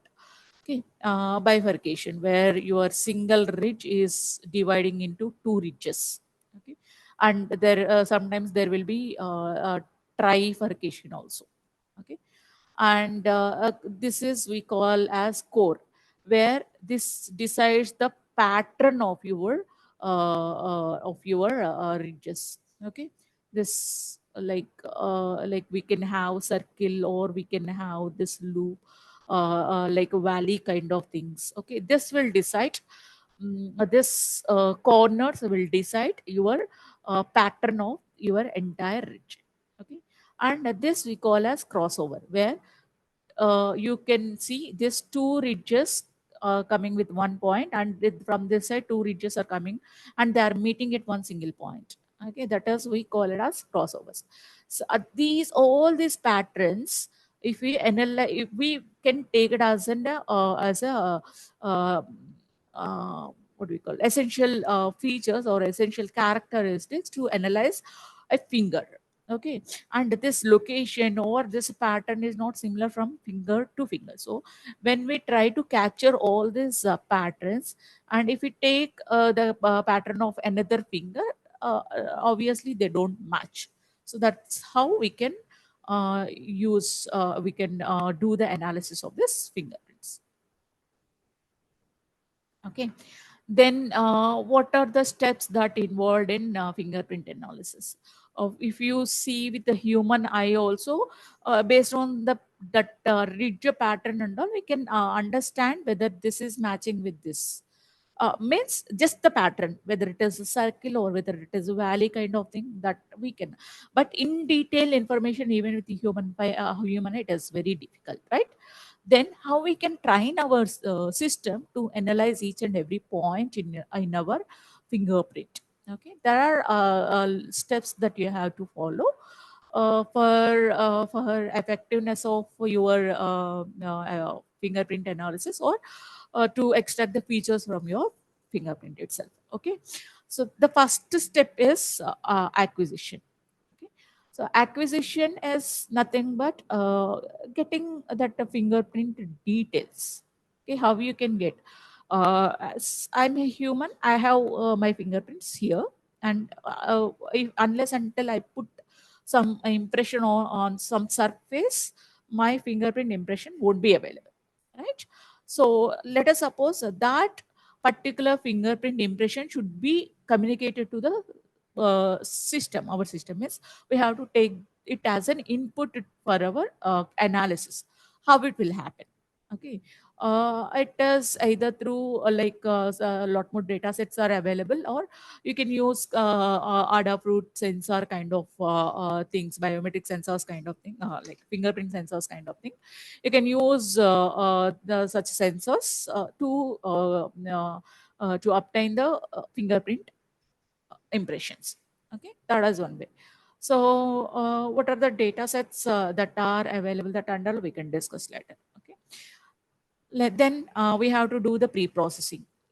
Let us suppose when we put a thumb impression, it is not guaranteed that each and every you can get each and every ridge as a fine line which is giving more detail. No, you can't expect like that. So that there will be some clumsiness, there will be some missing parts, there will be some background noise. All these things will be added into your fingerprint when you are taking the impression. Okay, how you can do the how you can make your fingerprint of, better for the analysis using pre-processing techniques. What pre-processing techniques you can do is you can reduce the noise, or you can enhance if the finger lightening conditions are not correct, or intensity is not good. All these things you can do using your enhancement techniques, and you can do error corrections, and you can do binarization, thinning. So error correction is nothing but, I'll tell you later. Error correction is nothing but, let us suppose when you are taking finger impressions, so there will be some small holes will come in between your ridges. How to fill that holes in order to make it as a continuous ridge line. Okay, so all these pre-processing techniques we have to do on the fingerprints, uh, for better classification or for better analysis. Okay, then structural extraction. So structural extraction is nothing but, you are extracting the features from that fingerprint. We call it as minutiae extraction. Okay, so this we can do using several techniques. Okay, one is local structures. Global structures means the global threshold we use, and from your entire obviously we threshold value is nothing but the frequency of the ridges, ridge count, ridge gaps, all these things we choose as a threshold values. So globally you can fix the threshold values, or locally you can fix the threshold values. Based on that, you can extract the structural information from your fingerprint. Then post processing is needed. Let us suppose if there is some noise in your fingerprint, when we are extracting, that noise also will be added into this extracted features. So in post processing steps, we have to remove that extracted points, which we believe that it has a noise. Okay, that post processing steps can be done. And then finally you can do whatever you want, like you can match, or you can provide, or you can convert the features into a key, which can be used to encrypt your file, matching, classification, all these things you can do based on your requirement. Okay, let us suppose if you take attendance management system, then obviously we do the matching one. Okay, if we are going to law enforcement side, we can do either matching, or we can do the classification. Okay, let us suppose in this the crime scene, several fingerprints were collected. Then we can apply classification technique in such a way that how many different types of fingerprint impressions are there. And like we can categorize. Okay, similar fingerprints you can categorize into one group. That analysis, like classification, you can do. Then when it comes to acquisition, so either you have a hardware device to scan the impressions. Okay, to scan the impressions from your fingers, or some benchmark data sets are available, which is ridge based data set is available, or FCCs, FAs, FPS, and neurotechnology cross match, and URU, and I have mentioned here, which is a public data set, which is licensed data set. So you can use any one of the data set for your purpose. This neurotechnology you is giving like a large data, which is of having I think around 65 65 fingers into 8 impressions it is giving, like that information is available. And for this demonstration I am taking neurotechnology cross match. Okay, which is having 51 fingers into 8 impressions. Okay, and I'm also considering FPC. FEC is having only 25 fingers with 8 impressions. Okay, these two data sets I am considering for today's demonstration. And then after acquisition, let me show you uh,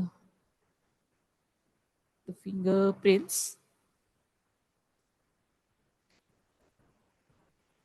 See, these are the two fingerprints that I have. One is cross match and another one is FPCs. Okay.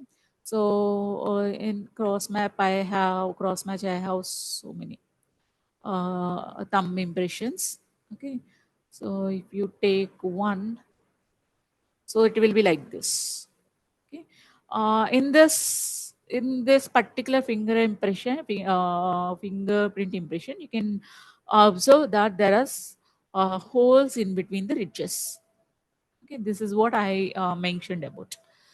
So if this is the thing, we can't get the features properly for analysis purpose. So we have to do some pre-processing, the research is coming to now the research is going on this how to fill this holes and all by taking the normalizer value of this ridge. Again, this can be, you can take it as a global normalized value, local normalized value, all these things you can take and you can fill this gap. Okay, so these techniques, pre-processing things you can do on this particular things. Okay, and yeah, this is a cross match, and you are having another fingerprints also like this one. The problem with this particular thing is background noise is there.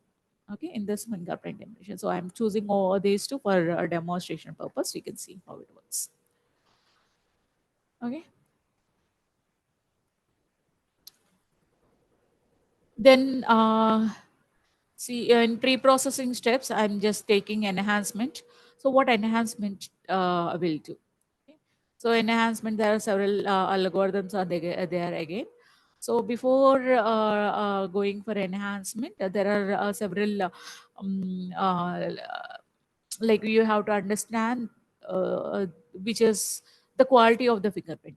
Good quality fingerprint will give you good analysis, obviously. Okay, here if you check, this is the good quality fingerprint, and this is a medium quality fingerprint where it is having all this ridge breaks and all. Some information is missing. Okay, and this is with a lot of noise where you can see this all as all these ridge lines are mixed up. Okay, so this is included with all this noise details and some more some other things are like that, as I have shown you, that background noise can be included, or that holes can be included, all these things. When we are doing enhancement, it will what it will do is it can give you it will try to give you the better fingerprint image by filling that gaps, or by doing some processing or converting into binary images, all these things. It will try to give the thing. These rich gaps can be filled by using this local by normalizing these values and filling these values with the normalizer values. Some techniques you can use to do these things, but there are several regions where you can recover and recover. Okay, so it is well defined region, there we have no issue with this particular well defined regions and all. And see here, this is recoverable region where you have, of course, ridge break points and all. Still you can calculate the normalizer values and you can fill this gaps. Okay, so that it can be recovered. Okay, so we are categorizing it into recoverable region. And if you see here, it is, we cannot see any ridge line over there. So it is not possible at all to draw a ridge line there, right? So that part we have to omit. So all this part we have to omit. Okay, it will be omitted by this enhancement algorithms itself. Okay, by considering this as an recoverable region, and it will be omitted by your enhancement algorithms. Okay. Then the another pre-processing step is binarization. Okay, binarization is nothing but your grayscale image will be converted to your a binary image, which is having only two values, zeros and ones. Okay, so all this where there is intense is high, it will be converted into zero. Where your intense value is low, it will be converted into one. Obviously, we'll get the binarized image. Okay, so when it is converting into one value to one gray value or color information value to the zeros and ones, it will obviously select one. It should obviously have some threshold. Okay, up to which value you have to convert into 0, or up to which value you have to convert into 1. So for that, again, we can follow two techniques. One is a global threshold or local threshold technique. Okay, obviously, if you go with the simple method as global threshold, and we can also apply local threshold technique. Okay, so for each ridge line based information, okay, when you are converting that ridge line, particular ridge line information only you will consider, you will generate a threshold value from that. Then for that ridge line, when you are converting that ridge line, you will consider that threshold to convert into binary values. Okay, so that is local threshold technique. Okay. Then we have to do thinning. Okay, all these steps are for better fingerprint analysis. Okay, then the next one is we have to do thinning. Okay, so thinning we can do it by using skeletonizing. Skeletonizing is means reducing this wide ridge line into 1 pixel value. Okay, this may included with this is occupied with 2 3 pixels, right? 2 3 pixels together is giving one information, so which is 0 value there. So that is giving, so that we are fine tuning to one single pixel. Okay, this if you calculate the features here, each and every like that feature will be 1 pixel value. That's why we have to fine tune or thinning this thing. Okay, and in this the other techniques that we have to do is when you are doing thinning, you can also consider the holes, you can fill the holes, or you can remove small breaks. Okay, you can eliminate this bridges between these ridges and all. It will calculate based on the local threshold value, it will fill all these things. Okay, when it is doing thinning. Okay, then fingerprint analysis. So when it comes to fingerprint analysis, so we can do it in two ways. Fingerprint analysis, either obviously in each and every biometric fingerprint matching algorithms. Now we are using fingerprint matching devices. We are using minutiae based extraction. Okay, rich pattern analysis. When you have to do rich pattern analysis is when you are classifying this fingerprints among several as I told you, if you collected several fingerprints from a crime scene, then if you want to do the classification, for better classification we need some more extra features including with the minutiae information, that is ridge pattern analysis. Obviously what the that feature we consider is this frequency of ridges or this ridge count. Let us suppose from this minutiae feature to this minutiae feature, like what is the ridge count in between. Okay, so from this point to this point, or like that, it will give you the frequency, or from that frequency you can calculate you can calculate the envelope values or whatever it is. Okay, like that you can do the ridge pattern analysis, and you can do the classification from this. Okay. Then post processing. So when it comes to post processing, once the image is this is how we can do miniature extraction. I hope this is visible to you. So in miniature extraction, what we are doing, so the points that you are like it is giving the main features, like the terminations, or where there are bipurification, tripurifications. Okay, and the terminations or valleys, when there are valleys. Okay, all this, or you can decide in a ridge based on distance. So from this point to this point, like you can fix minutiae points. Okay, so you can give also a distance to one ridge line, what the distance it has to maintain when it is selecting a minutiae point. Okay, so After initial extraction, we have to do the post processing thing. Okay, and this post processing, we have structural post processing or minutiae filtering. Okay, structural post processing is a bit difficult one, where it completely based on the structure. You have to like training the mission with this thing is not possible. Okay, because you have to understand this.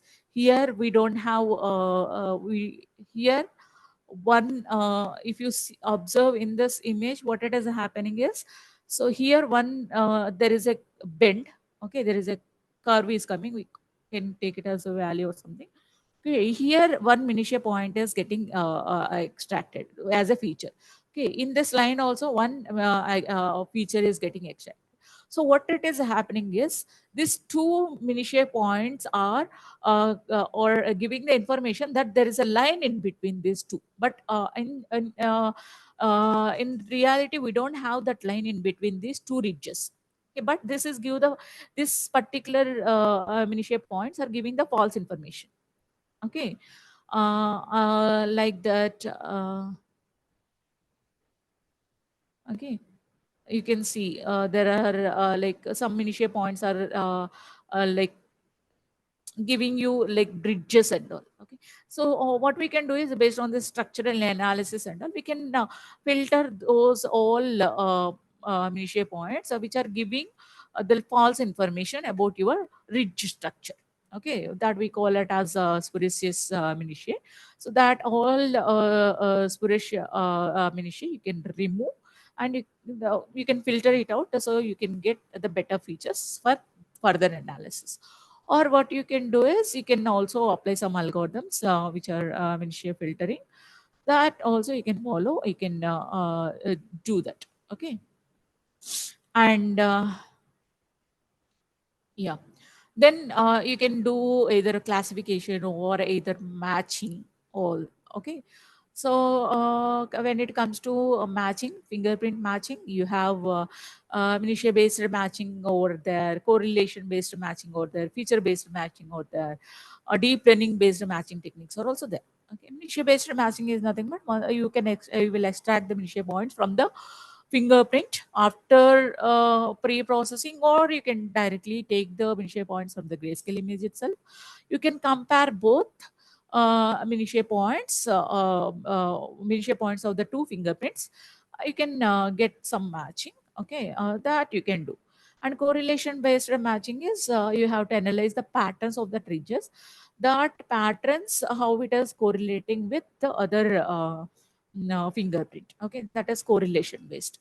And like feature based, feature based is nothing but like based on the ridge counts or based on the ridge frequencies and all. We will take some features particularly. So based on that features and all, we do the fingerprint matching. Or you can also use, if your data is fingerprint data is large, let us suppose if you are considering in law enforcement thing, there the data set is huge. When you are matching, it is not it won't give you the efficient algorithm in terms of computation cost or time complexity, whatever it is. Okay, in that sense, you can use a deep learning based matching techniques, where again the features can be, you can tell what kind of features you want to use. Okay, that depends on the application that you are using, or the size of the database or computation resources that you are having. Okay, so based on all these things, but minutiae based matching is the easiest one and efficient one. Okay, so now in the this discussion, and we are going to see the demonstration how minutiae based matching technique works. Okay,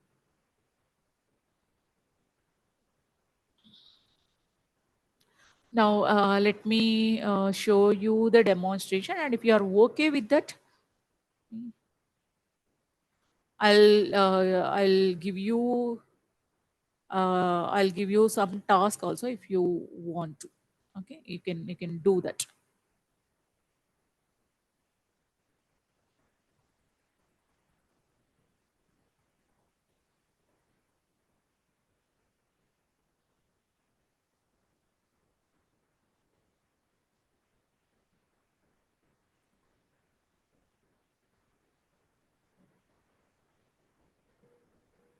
Okay.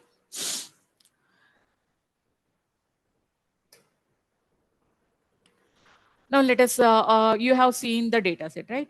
This data set is either fingerprint bitmaps, which is AFPC data set, and another one is cross match data set. One is having background noise, and another one is having the holes in it. Okay. So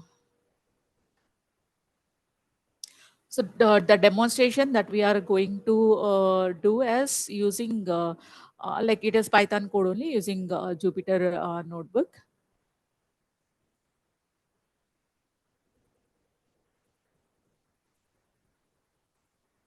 Okay, this is what we are doing today. So I'm just taking one fingerprint from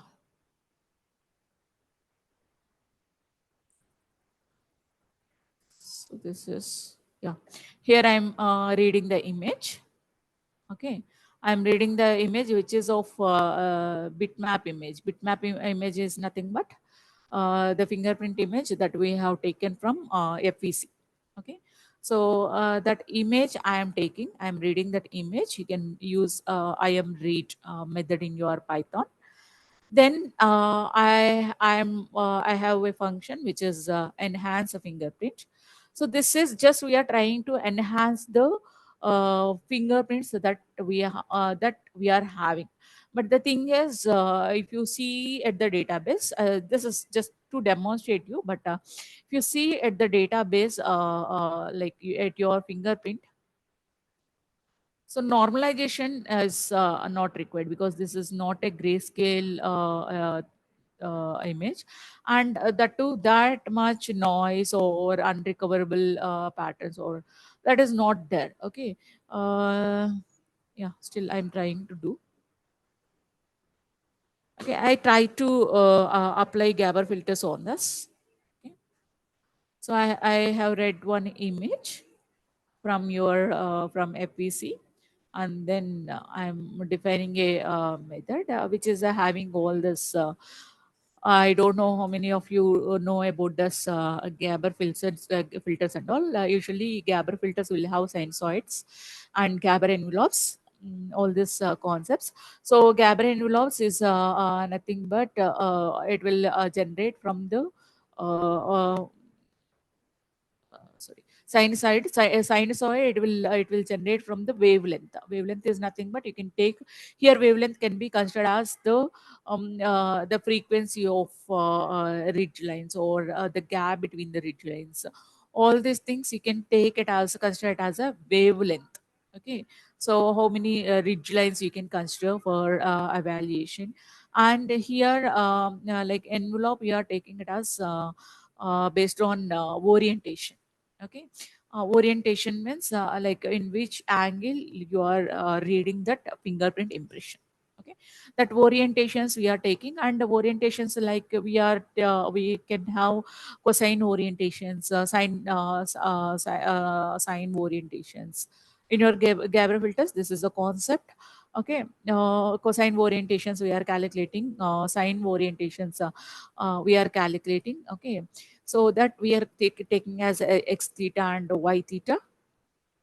Okay, then these orientations, you based on these orientations we have to calculate the envelope value. Okay, and with your wavelength value. Okay, so this wavelength value are using this wavelength value and cosine this x theta value, I am calculating the sinusoid function is this. Okay, so I'm returning here envelope into sinusoid, which is the kernel function for my Gabber filters. Okay, so this is all to calculate the kernel value for my Gabber filters. Okay, so once you calculate the kernel value, what we are doing is, so I'm just trying with some array of values for the sizes and all. Yeah, size we are not using here. Okay, so yeah, radius. So when we are calculating the envelope value, we have to go with this radius value also, which is depending on the size, which will decide you like the boundaries, or what we can say it as, or like what image should be considered for analysis. Okay, so that we are taking in as a size. Okay, from that we are taking a radius, and that envelope will tell you what is the image you have to consider, what image you have to consider for the analysis, and what is the frequency of that ridge counts and all, so that you have to consider. Okay, and then I am taking some array of values. Okay, this is just like what we call trade-off. Okay, so I'm just taking the trade-off in between the sizes, wavelengths, orientations, so which is of 45 degrees, 90 degrees, or 135 degrees. All these orientations I'm trying with along with zero, and for different wavelengths I'm trying, and for different sizes I'm trying. Okay, so this is just kind of trade-off, and I'm calculating the kernel value. That kernel value I'm getting it here, and then like a filtered image, I'm using one function which is convol. In this convol, I'm applying this kernel function, which is nothing but for applying Gabor filters. Okay, so that we are taking the enhancer image, which is giving the maximum, like we are just filtering the image based on this kernel values and the image that we are taking, and we are taking which is a better one. Okay, this step is nothing but to analyze which is the better one, whether the filtered one or the previous already enhanced one. Okay, enhanced image, we are taking it as initially we are taking with us all zeros with equal size of this image. Okay, so we are comparing it every time for each and every trade-off, by trade-off between this sizes, wavelengths, and orientation. The best enhancer one we are choosing here. Okay, and we are displaying that image here, but it is not that good quality when compared to the original image, right? So the thing is, in this particular case, we have no need of that image, that enhancement or normalization. All these things are not required. Okay, because the lightening things or everything is fine. So I'm not going to use this enhancement technique here. Okay, but the another pre-processing steps that we have to do are binarization and thinning. Okay, if you do these two steps, then it will give you good results in your fingerprint analysis. So binarization is nothing but converting your image into, let us suppose this is your grayscale image, right? If you consider this is a grayscale image, this will be converted into black and white image. That is what zeros and ones, where this intense value is high. That will take it as 0, and intense value is low. That will be taken as 1. Okay, to convert into black and white. So in this binary, I'm taking adaptive thresholding method, which is again local thresholding technique only. And this adaptive threshold method, I'm taking the block size and C values here. C is which is the constant value, just the constant value, constant weight I am taking. And if you want to trade off, you can also trade off between these values. Okay, between this block size and all, between this constant values and all. Okay, block size is nothing but the size of the neighborhood area used to calculate the threshold. Means like ridge, your local threshold is nothing but which is calculating the threshold value based on your ridge, but your ridge expands from one place to another place. How much area you have to consider in that ridge to calculate the threshold value. Okay, local threshold value, that is the block size that you are giving. Okay, so so in adaptive threshold thing we are giving, and we are calculating based on the 255. 255 is nothing but your maximum index. Okay, so it after converting this will return you the binary image. Okay, like this. Okay, this is the original image, this is the binary image. Okay, so in this binary image you can choose the required portion because it is having a lot of noise. it is having a lot of background noise. All this information, it is not required for our analysis. So what you can do is, again, you have to apply some object detection techniques on this particular image in order to get this exact fingerprint or the fingerprint image. Okay, that object detection I am not going to do here. Okay, and thinning of the image. So I'm using just a skeletonized technique here. So just skeletonize means just reducing it to it will take the mean value of all the at that single position, how many pixels are there, all that pixels mean value will be taken, and that mean value will be incorporated into one single pixel. Okay, that is how skeletonized work. So when I do this skeletonization, so this is the result, final result. Okay, so this is binarized image. From this a binarized image, I am just producing the thinned image. You can see the difference between these two, how fine tuned it is. Okay, so of course background noise is still there in this thing. Okay, then I'm just extracting the features from this thing. Okay, so I'm extracting the features which are nothing but minutiae points I'm extracting from here.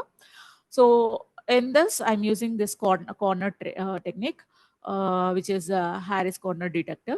So in this, the corners will be detected along with all this terminations. Wherever there are corners are there, that will be detected as a minutiae point. Okay, so I'm taking the distance here as 10 for extracting the features. That means for each for every 10 distance, it has to 10 pixel distance, it has to calculate the minutiae point in one ridge line.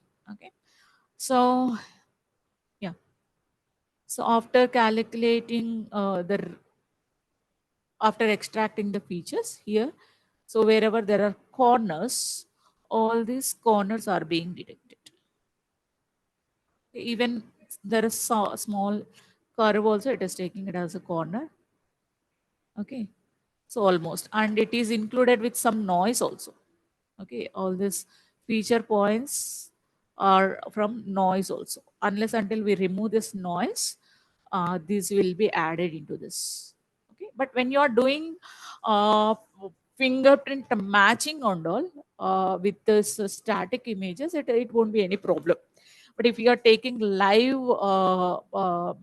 fingerprints, then you have to be very careful when you are matching these two fingerprints, because always this background noise is not same, right? So if you are working with this live fingerprints and all, you have to be taking care of this noise removal. Okay, so once your minutiae extraction is done, so now what we are going to do with that extracted points, just I have applied some so with this feature, so what I'm doing is I'm just taking another image from the same data set. Okay, which is like 1_5. So from fingerprint bitmaps, so this image, this particular image, I am comparing with the fifth image, which is like most similar one. Of course, these 8 fingerprints impressions are of same finger. Okay, but different like positioning is there. Okay. So 5, I'm taking 5, 1 and 5. So when I have taken these two, and when I try to match, just I'm just matching. See, I'm just calculating the distance between like how it will be generated is, let me show you.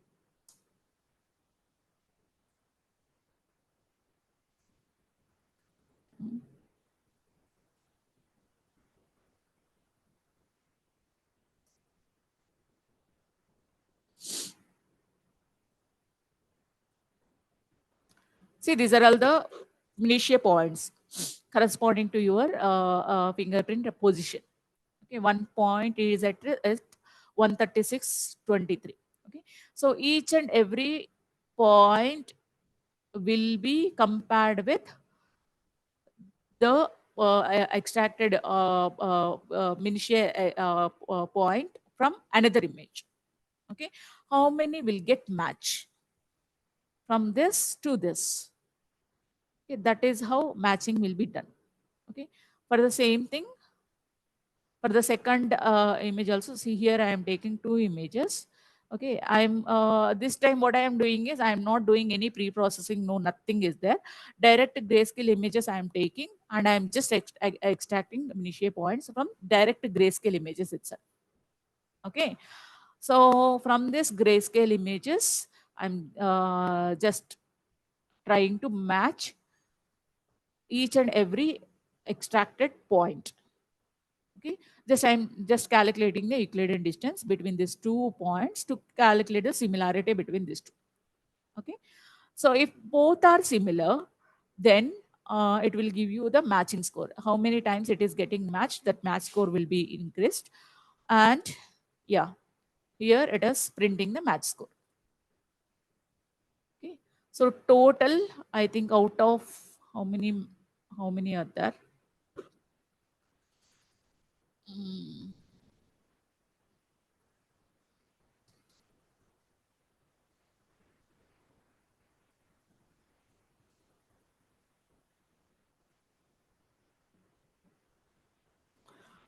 Total 91.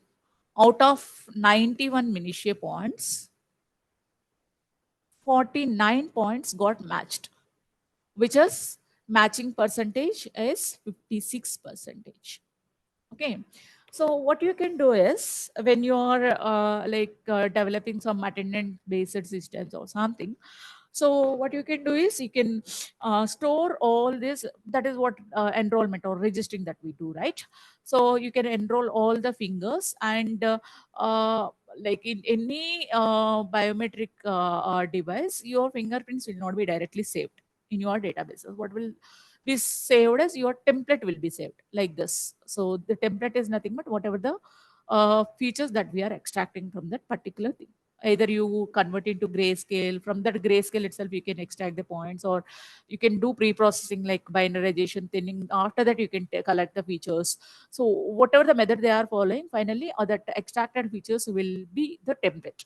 So that template only will be stored in your databases. Okay, whenever you enter your thumb impression on your biometric devices, then this whatever the technique that they are using, pre-processing, all the techniques will be applied on this your fingerprint again when you are going for authentication. What will happen is that all pre-processing technique will be applied, and template will be extracted from the finger that you have mentioned, and it that algorithm, matching algorithm, will try to match this template with all the templates available in the database. Okay, if any of the template is matched, there also you have to say what the threshold value. Okay, so they see here, if you give, let us see, let us give the same image. It is 100% matching. Okay, even for small position change itself, same impression, same finger impression. Okay, but there is change in the position or lightening, all these things, but it is giving me only 56% matching. Okay, now you have to decide what is the threshold you have to keep in order to identify whether that is a matched fingerprint or not. Okay, let us suppose if I give another one, which is, let's say, still it is matching 46. I don't know what is 25. 25. This is 25, and this is still this is matching. Let us take this circle one, 52. So let me take another image.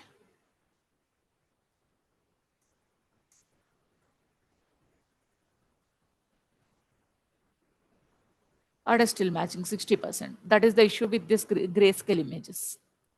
Okay, so as we are taking directly grayscale images, it is giving you false information. That's why pre-processing is required. Okay, So whatever it is, you have to mention the threshold value in order to like say that this fingerprint is matched with the fingerprint with the database. Okay, and you can also take this value a high value. Okay, when it is matching, what is the high value that is giving? Okay, and the same thing I have done. So if previously it is 1.5, right?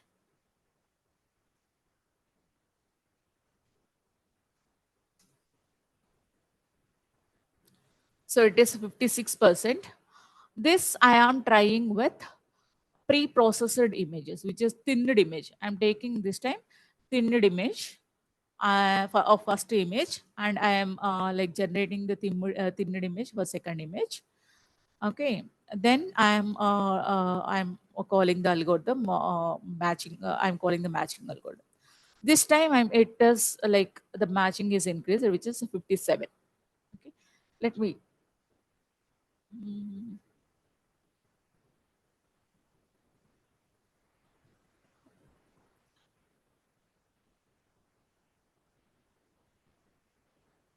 So, okay, thinner image again, I have to calculate.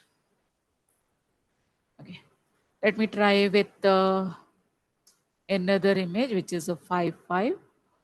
Okay, so image, I am reading it as a 5.5. Let us see how after pre-processing it will come.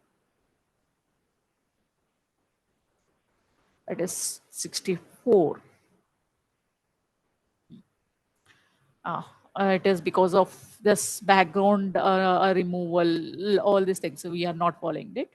So when we are doing that matching things, if you want to get the efficient results, that is pre-processing things should be perfect. Okay. Means this all like object detection. Obviously, on this particular image, you have to do the object detection in such a way that you can get the exact boundaries of your fingerprint. That part alone you have to consider for the analysis. Okay. Okay. Now, yeah, the same I have done with this cross match. So the issue is here in this particular images we have background noise, and in this particular image we have if you identify, if you can see, there are holes in between the ridges. Okay, when I convert that into thinned image, you can see the difference between this one and that one. Like, I don't know whether it is visible to you or not.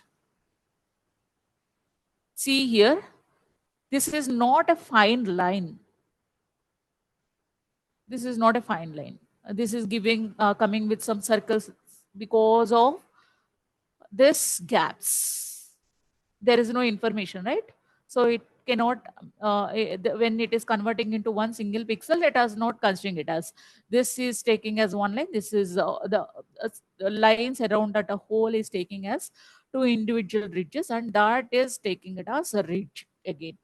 So that's why this thinned image is not perfect.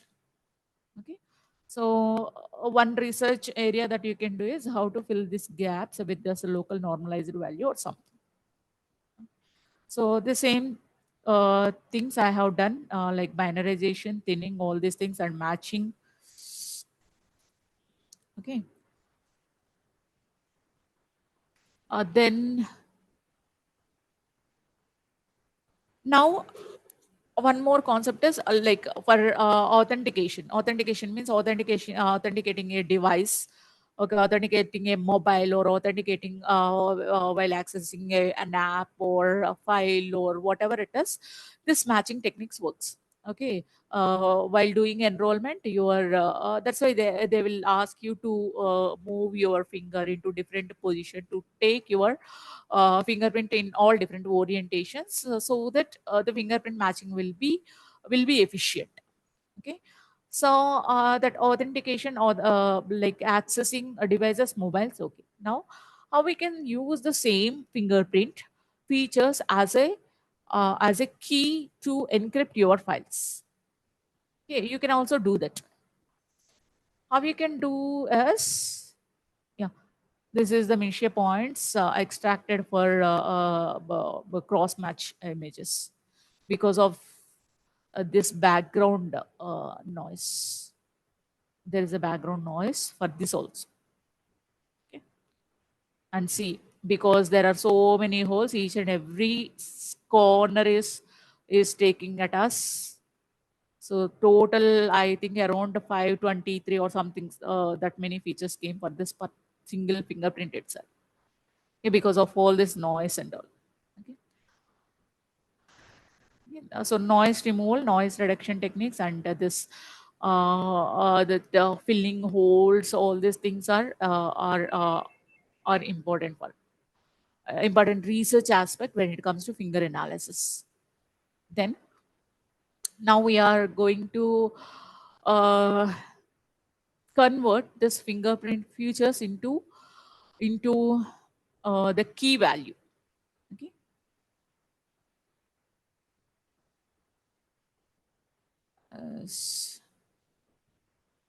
This is what fingerprint filtering technique I have used to remove the noise and all. Okay, this time I have used local thresholding technique only, which is another method, which is Solver's method. So in this, okay, after extracted, I just applied some filtering. Okay, just based on the by calculating the Euclidean distance from the centroid, I just try to cut down the edges and all these things. Yeah, I cut down all these edges and all. And but the thing is, extracted features are very few. Okay, when you try to cut down edges from the centroid, so you can again trade off between this distance between your centroid to the edges, so that you can get more features. Okay, so this is all depend on the distance that you are taking from the centroid. Okay, if you increase the distance value, this number of features will get expand.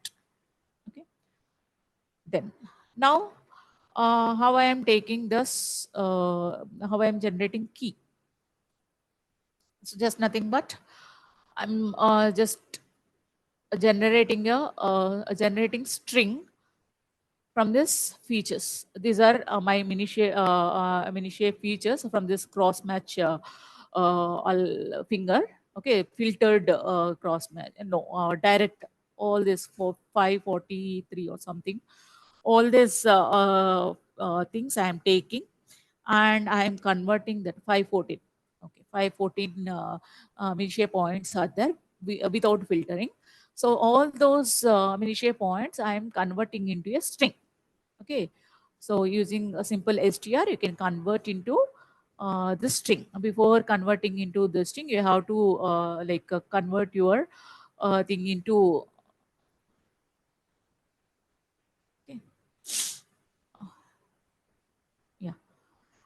Okay, that is the latter one. First of all, I am converting into the string, and that string I am using SHA-256, and I'm generating some digest, message digest kind of thing. So that message digest, I'm using it as a key. Okay, just I'm hashing that string.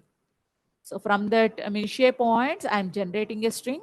That string, I'm just applying hashing algorithm in order to get a key. Okay, that is giving me a key. Now I'm just reading a file. Okay, I'm encrypting the data using this key. Okay. So this is my string after, no, the key generated after this shape points. I'm not considering all 514 points. I'm just considering only 9 features, and that I'm converting into a string. That key I got it here, and that is the key generated from your all shape points. Okay, this key, if you want to use it in with here I'm using Fernet encryption algorithm to encrypt your file. Usually this Fernet encryption algorithm uses base 64 encoded key. Okay, so that I'm converting into base 64 encoded key. Okay, after that encoding, I'm just getting this message digest. Using this message digest, I am applying using encrypt file I have written here. Okay, just using Fernet. Fernet is having Fernet algorithm is having some encryption technique. I'm encrypting the data, and the key I have supplied here is the key uh, that is the base 64 key generator from your Minicia points. Okay, so I'm just producing the message like file encrypted. Okay, the file I have taken here is, see, this is a sample text file that I have taken. Okay, this is a sample text file I have taken, sample.txt. In the sample.txt, I just have an information which is CIPCSA workshop. Okay, our workshop name itself I have taken in this file.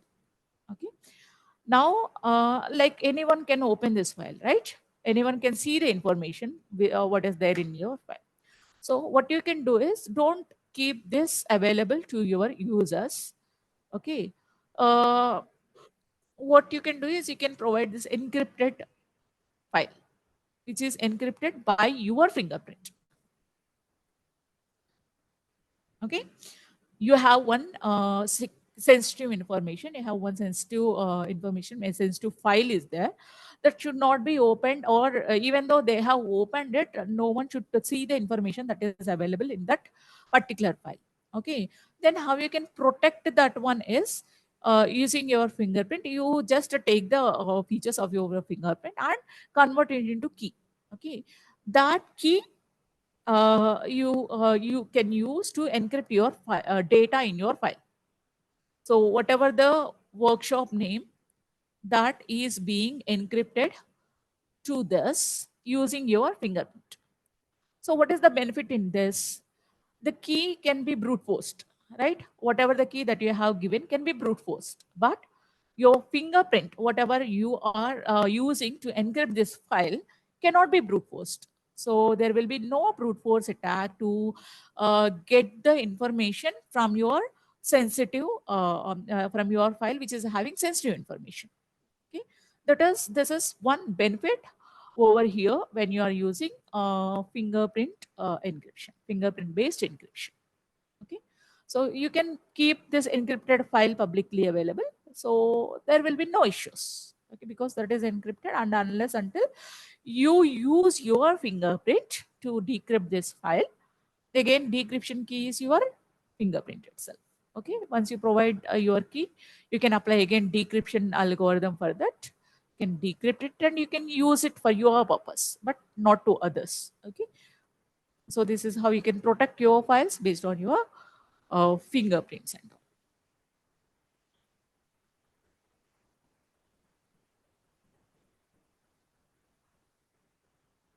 And yeah, this matching algorithm we have already seen, which is for cross match fingerprints. Okay, and then, so from this, what are the research directions are? So efficient reprocessing, as you have seen, this fingerprint matching or extracting minutiae points. So this is not the big deal. Okay, but what will give you the analysis task more efficient is when you have efficient pre-processing techniques. Particularly, your research can be towards this filling holes that we are already having in our data set, and the noise removal, whether it can be the noise inside your fingerprint or around, which is background noise. Okay, and you can also do your research towards liveliness detection. Now this is very important, because even though brute force attack is not possible, uh, but still spoofing is possible. Spoofing is nothing but, like, you can create one dummy fingerprint which is matching with the others. That dummy fingerprint you can use to access these files, or encrypting or decrypting your files. This spoofing is still there. Okay, there's so many ways that you can do spoofing of this fingerprints, right? So to avoid that spoofing, you can research towards the liveliness detection in your fingerprint impressions. Okay, And then another one is biometric fusion techniques you can use. Another research direction is towards fusing different multimodal using fusing multimodal features. Multimodal features is nothing but now you are using only features extracted from your fingerprint. Okay. Or you can or else you can, what you can do is you can extract the features from your face as well as your iris as well as your DNA, whatever the multimodals available, you can extract the features from all that multimodals, and you can fuse. There are different fusion techniques are there again. You can fuse all these features and you can use that as a key for encrypting or for accessing any device. Okay. Then obviously this spoofing kind of things, of course I don't know, or like iris spoofing is not possible. Okay. But when it comes to face, what is the issue is identical twins will have the same facial features. Okay. Facial features alone, if you use for identical twins, you have to face the issues. um, but if you use this fusion based techniques, at least using your facial images and fingerprints, then spoofing is not spoofing you can avoid, and you can also strengthen your authentication mechanisms and securities. Okay. So this is just a few research directions towards this topic. And if you want to follow, there are some books there. A good book is there on this fundamentals of fingerprint analysis, which is by Hilary Moses. This is one good book that you can read about this all topics of this fingerprint analysis. There you can see different algorithms of normalization for normalization techniques, and when you are you are enhancing different enhancing techniques are there, and for filling holes and different algorithms are there. That is one good book that you can read. Okay. And yeah. So another book is Handbook of Fingerprint Recognition. This is just the algorithms related to how you can recognize handbooks, and some pre-processing techniques are also included. And this is a laboratory workbook where you can have some coding part also for your practice. This is again by Hilary Moses. Okay. So yeah, apart from fingerprint, the other biometric techniques are also there, like facial, DNA based, pulse based, all these things that you can like whatever it is, ultimately you have to extract the features. Before that you have to do better pre-processing, then you have to extract the features. That features will create you a template for either matching, either face matching, or either you are using them for encryption, whatever it is. Okay. So this is all about this about my session. If you have any doubts, you can ask me, or I think I time is very less for practice, or else this part alone you can do practice if time permits. So how to encrypt a file using your fingerprint without pre-processing steps and all. You can directly take the fingerprints from grayscale image itself, and you can do.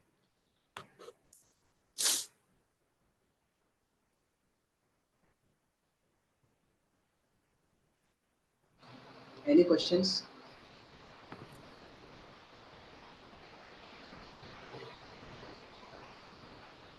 Madam, thank you so much. Yeah, Minu Lal MP.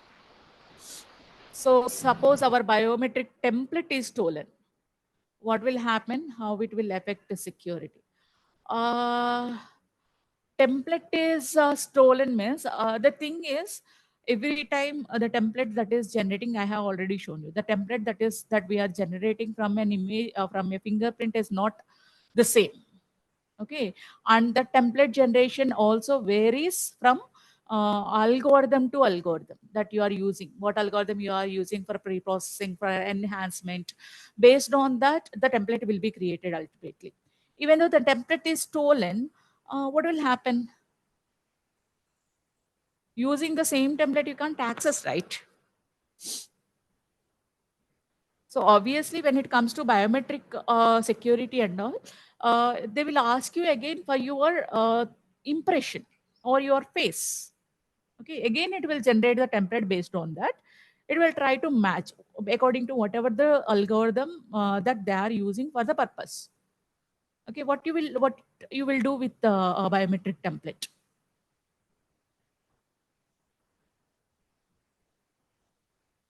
Okay, so nothing will happen.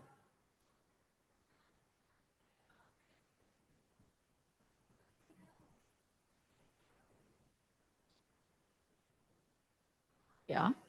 Any other questions?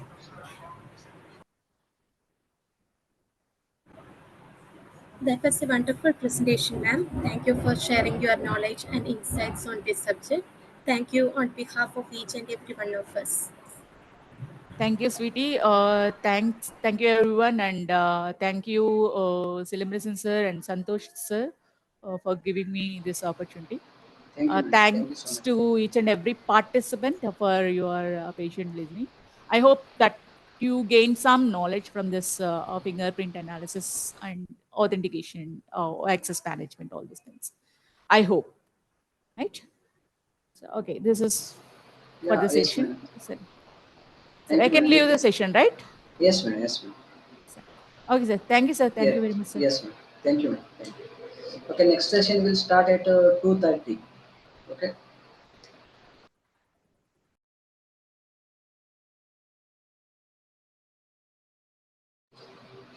Sweetie, you should come at 2:20, 2:25, 2:25. Okay, for the next session. Santosh sir, can start, right? Yes. Sweetie, Yes, sir. we will start. Okay, you can Okay, start. sir. Okay. Good Wait for 1 afternoon, minute. everyone. Welcome You can. to fourth day session on investigative approaches to uncover tampered images. It is my privilege to introduce Dr. S. Jayaganesh, who joined us today as a distinguished resource person for our workshop on contemporary image processing and cybersecurity applications. Dr. S. Jayaganesh is working as an assistant professor in the Department of CSE Cybersecurity at IIIT Kottayam. He has earned his MA in Communication Systems and PhD in Cryptography. He has 10 years of teaching experience and has published several research papers in international journals, international and national conferences. He has authored 3 books and 2 book chapters. He has also completed 3 professional certifications on cybersecurity offered by industries like Google, IBM, and EC Council. His research areas includes web application security, multimedia forensics, ML in cybersecurity. Please join me in welcoming Dr. S. Jayaganesh. We are privileged to have him here today to share his expertise and insight with us. Welcome, sir. Thank you. Thank you so much. Jayaganesh sir, now you can share your screen. Yes, sir.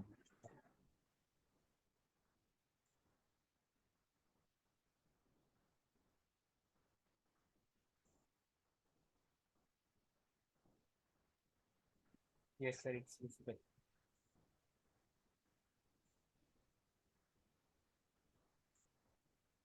So, am I now on full screen, sir? Yes, sir. Please, yeah, fine. Sir.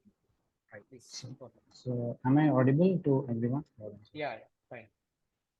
Fine. So, thank you for the warm welcome. And I am Dr. S. Jayaganesh. And today I have joined this particular session to share my insights on what are all the various investigative approaches that we have to detect the tampered images. So, for the whole lot of this particular session and in most of the previous sessions, we might have discussed various image processing techniques. So that might be helpful for your applications or your research works. So this segment we will be concentrating on how to investigate any image that has been tampered in any aspect. So that will be the context of this particular session. So having that said, I am planning to deliver this particular session in 5 segments.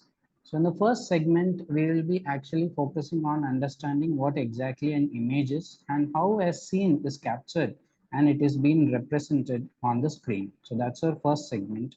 And the second segment actually includes squeezing the images, which actually basically we talk about the compressions, because anything that we captured in a professional camera is a raw image, and it has to be stored so that compression comes into the picture, so that we will try to understand how the images are being compressed and then it is stored onto the memory or memory sticks.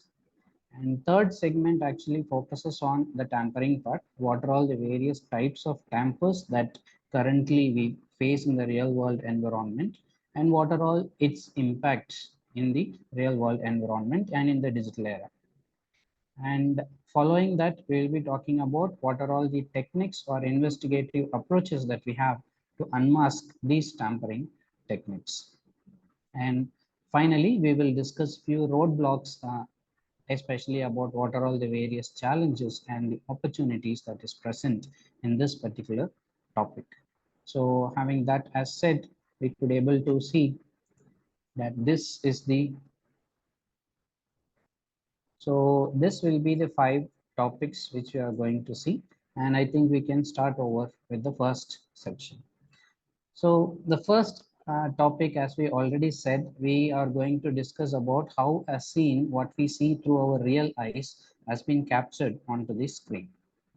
So usually when we talk about image acquisition system, we generally go for the cameras, and cameras is all around us in your mobile phone. Nowadays, everyone is carrying mobile phones, and all the mobile phones are equipped with well advanced cameras. So they play a very crucial role in digital image acquisition, and that cameras has become a more traditional device to capture any image. So to have a better knowledge in the image forensics, or to have a better knowledge of what we are going to discuss in the subsequent section, it is very much important or crucial for us to understand how exactly the images are captured and how it is being saved. Only if we understand these two contents or these two perspectives of image, we could able to see how the investigative approaches will give you the results. So as the class progresses, you will just unravel all these points, whatever that we have discussed. So having cameras in place, there are many cameras which has most advanced components in it, but to understand our focus, which means for the basic image acquisition process, it boils down to major components such as lenses, we have aperture, shutter, CFA, which is color filter array, and then we have a sensor, we have a processing unit, and then the storage. So these are all the 7 basic components which we are about to discuss in the next few minutes. And then I won't say that these are all the only components present in the storage, but for our objective, our primary focus is to understand the functions of each and every segment. So that will be the primary focus over here. So, and then talking about the first, we will talk about the lens.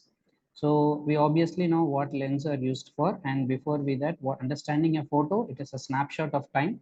But this time, we are not going to focus on the light rays. Whenever a light rays that is impinged on any particular object, the light rays will be refracted back. And if we capture these reflected signals, then we snapshot it at a particular instant. We call that as a photo. So here we are not focusing on all the light rays which is being reflected from all the images. We are just focusing on the light rays which is reflected from a required object, and then it is entering the camera. So camera lens are just like our eyes. It gathers the light from the scene in front of us. So just as our eyes focus light onto the retina, lenses in the cameras gather the scattered light from the object and direct it to the camera's internal path, which means the subsequent paths which has to be followed. So this focus light from the basis of the image captured by the camera. Moving on to the next component, we have something called as aperture. Aperture is usually located within the lens and it plays a very crucial role in focusing the light rays that is entering the particular camera. And when we talk about the aperture, the functions of this aperture can be explained in twofold. So one is we can actually able to control the lighting. Aperture actually regulates the amount of light that is entering the camera, affecting the brightness or darkness of the image. So depending on the amount of brighter or lighter picture that you need, you can able to adjust the aperture, and the wider aperture allows more light into the camera and makes it image more brighter, whereas the narrower aperture will reduce the amount of light that is entering into the camera. And the picture that you see on screen will demonstrate how exactly this thing actually works. So when the aperture is very large, you could able to see that the more light have been passed and the image is very bright. And as the aperture is getting reduced lesser and lesser, you could able to see the image is also getting darker and darker. So that is the first perspective or the first functionality of the aperture, controlling the light. Moving on to the next functionality, we could say that aperture can be used for adjusting the focus. So by altering the aperture size, you can actually adjust the focal length of a particular camera, which means you can adjust the focus, which object you are trying to focus. Let's take for an example, there is a scene which has three objects located at different distances from the camera lens. Then you need only the first object, or you need only the selective objects, and you don't want the rest of the thing.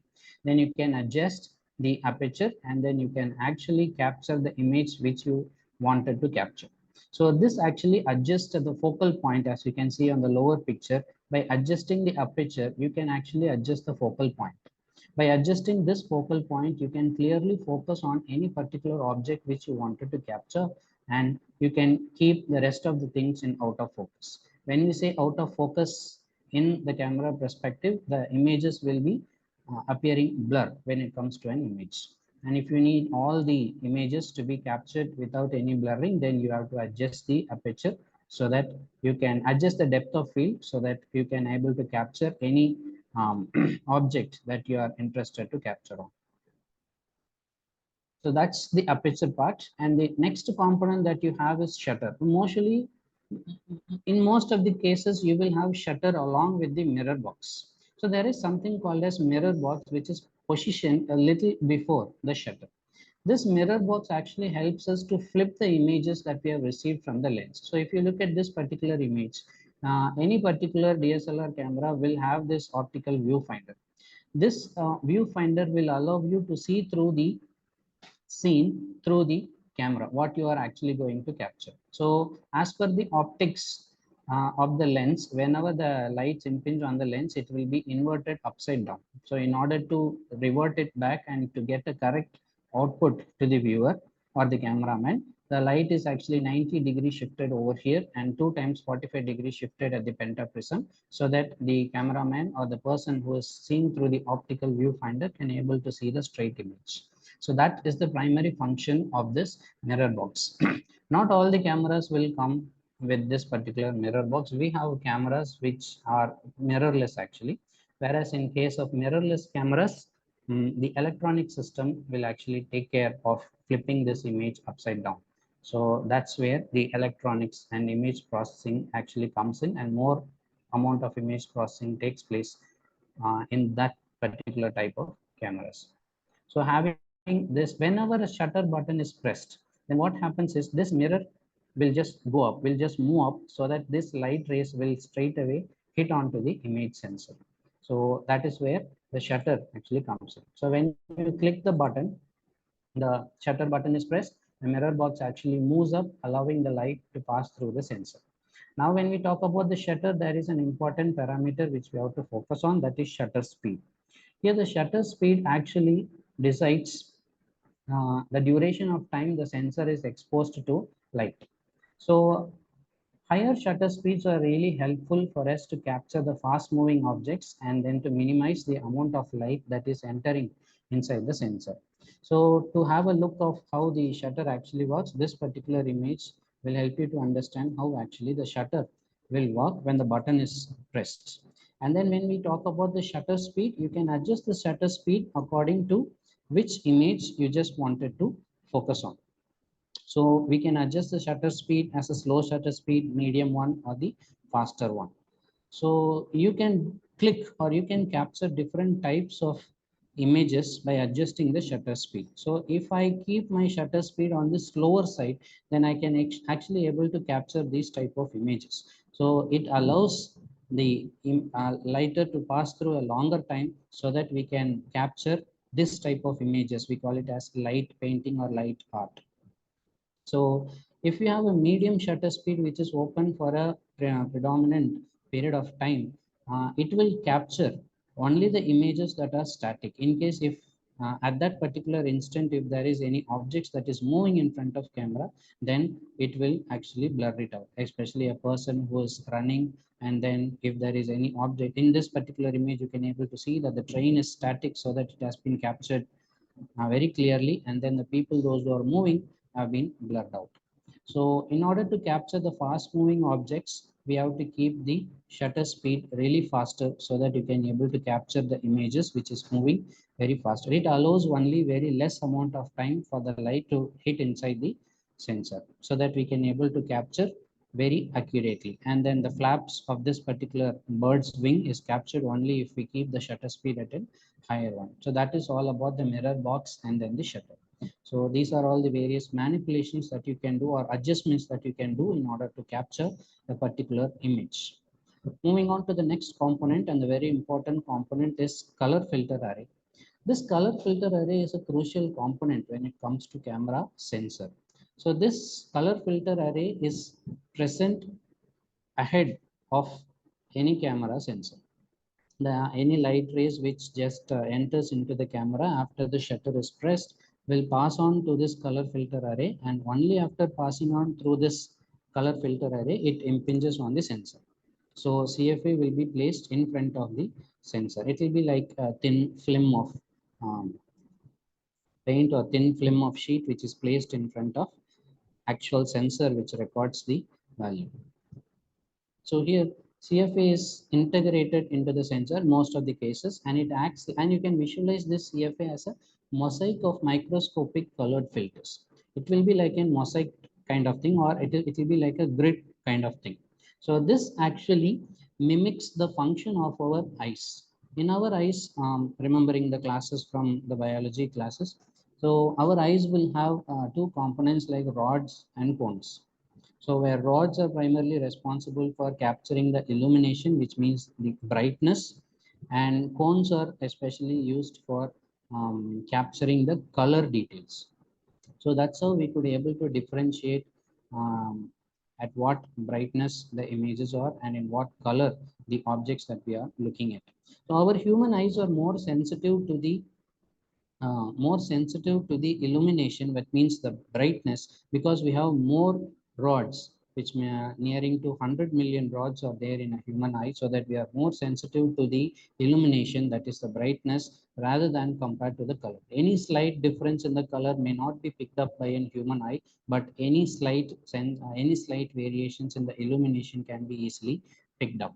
So the point to stress over here is this functionality, that a human eye can capture or it can perceive only the brightness information and not the color information, will actually be used in the image tampering detection techniques. So we will see how it is, but as of now, you just keep in mind that CFA, color filter arrays, are crucial for capturing the color information, and this will be appearing like a grid-like structure which is present just in front of the camera. So with that is said, usually CFAs will come out with a pattern. So here we will be using Bayes filter. Most of the digital cameras will use a Bayes filter because of its optimal functionality.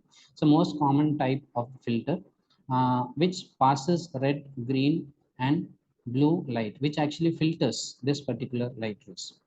So each filter selectively permits only light of a specific color. to reach the sensor, which is actually located behind this particular CFA.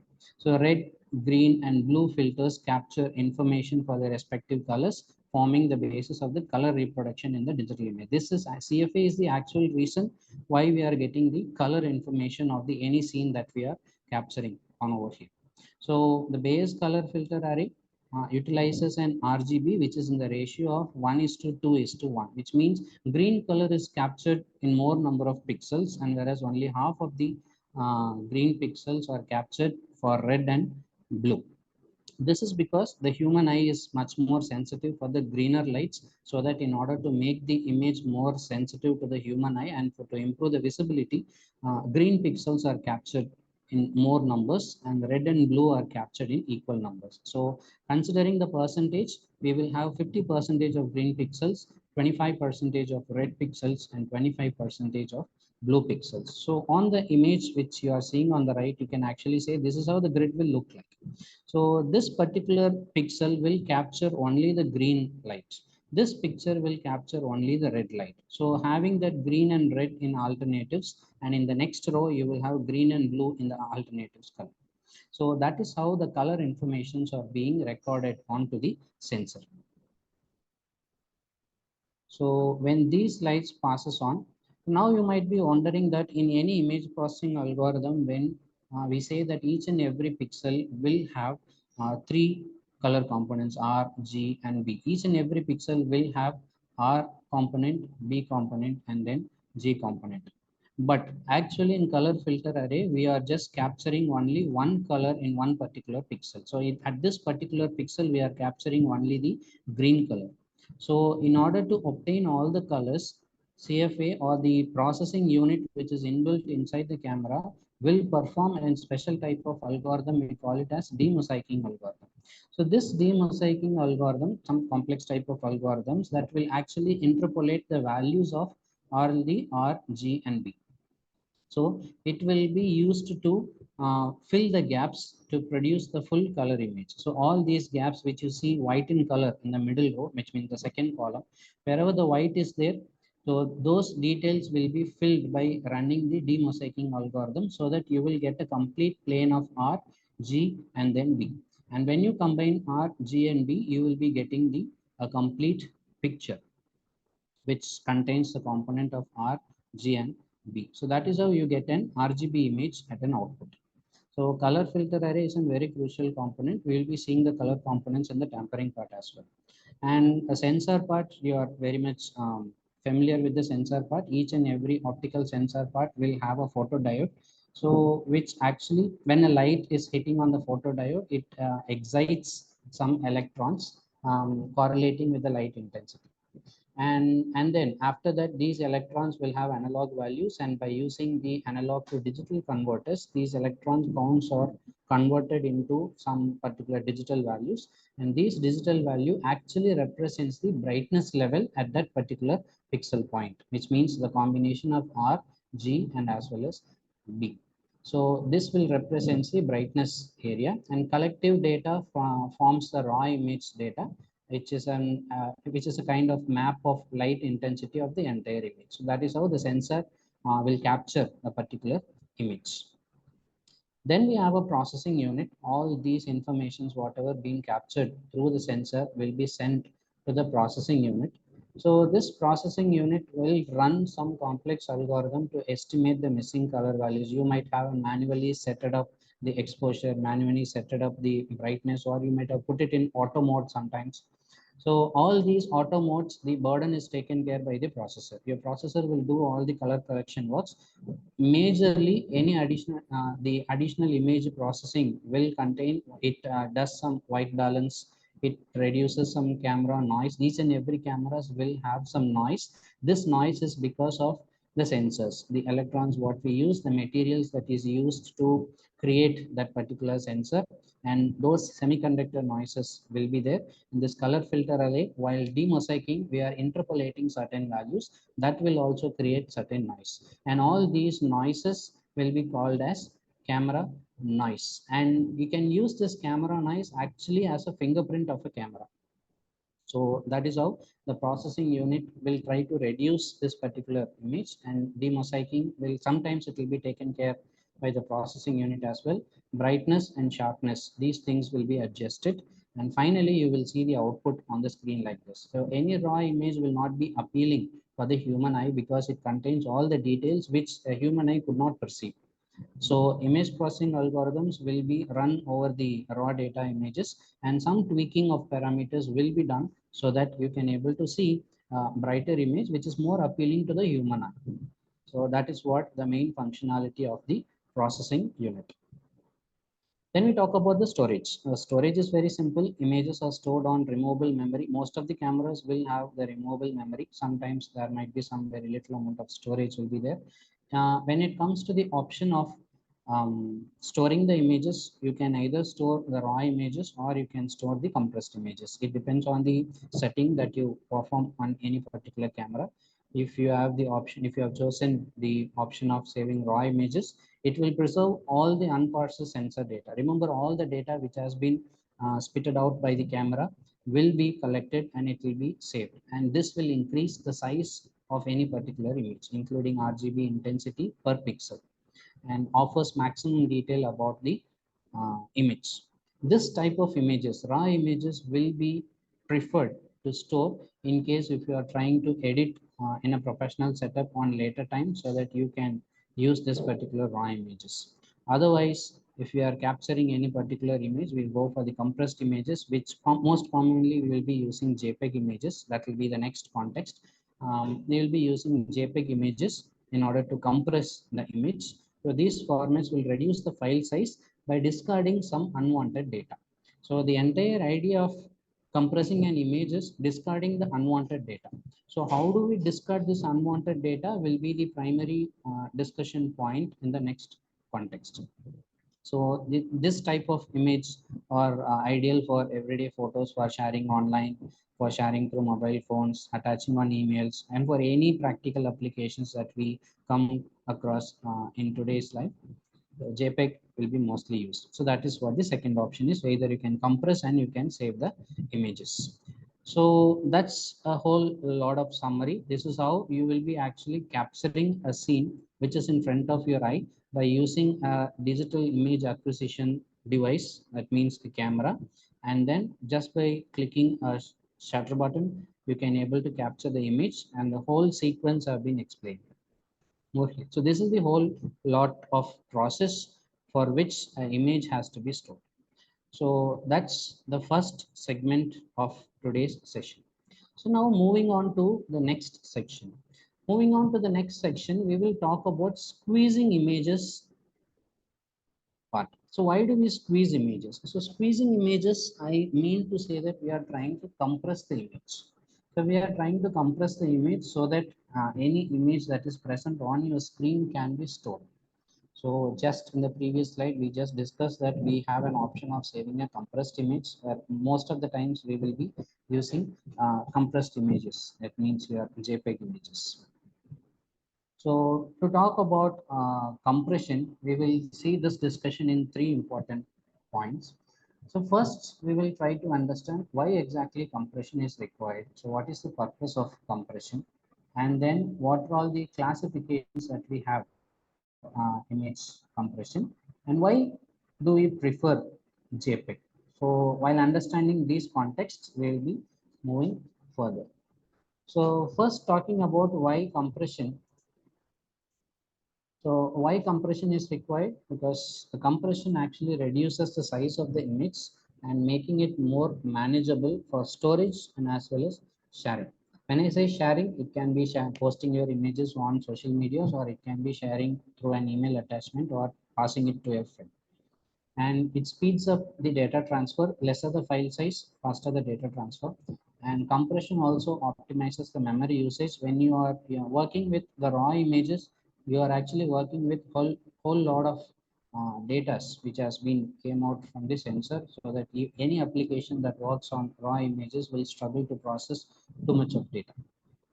So that is why we need to compress at least to a certain extent without compromising on the quality.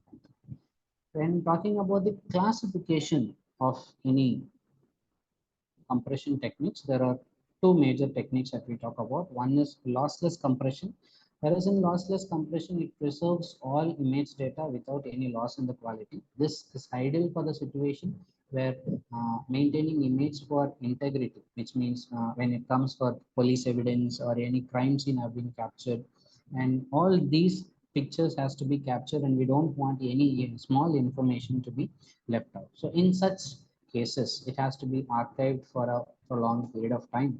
Then we can go for lossless compression techniques. Apart from that, most of the cases and most of the real-time applications, we will be using a lossy compression techniques where we have to sacrifice some amount of image quality because we are going to eliminate or we are going to throw away some amount of information which is not perceived by a human eye or which is not most important in order to represent the image. So that is how all the lossy compression algorithms will work.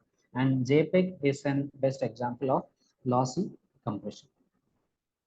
Why exactly JPEG? Why do we talk only about JPEG whereas several other image formats are also available? We have GIFs in place, we have PNGs in place, and we have TIFF images in place, we have WebMP images in place, where all those are also working on the compression algorithms, where that also compresses the images to a certain extent. But when we look on internet, almost 85% of images that we use on internet is JPEG. So JPEG is widely used because it has a perfect balance between the compression efficiency and then the image quality, and on top of it, you can able to adjust the compression levels. So you can actually fix the threshold, whether you have to align more towards the quality or more towards the size of the image.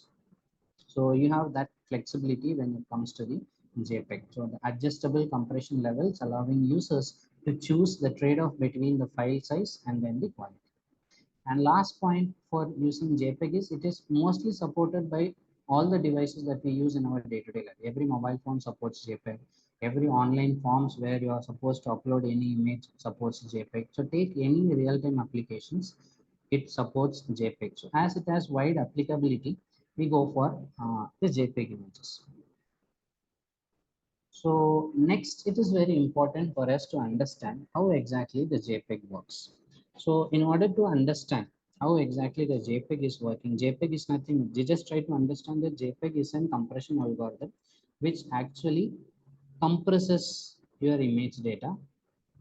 How do we compress? We have to throw away some unwanted information which is present in the data. We cannot throw away any information which is important or which is crucial for reproducing the image. So it is important for us to understand or to decide which informations are less crucial or which informations are less important to throw away. So your JPEG critically works on 5 distinct stages. So the first stage, what we see is color space conversion. We will try to understand each and every stage with an pictorial representation and not entering into mathematics a lot because our focus is to understand how JPEG works and using this understanding for having a better clarity on image tampering. So that's the focus of this particular session. So I'm not entering into the mathematics part.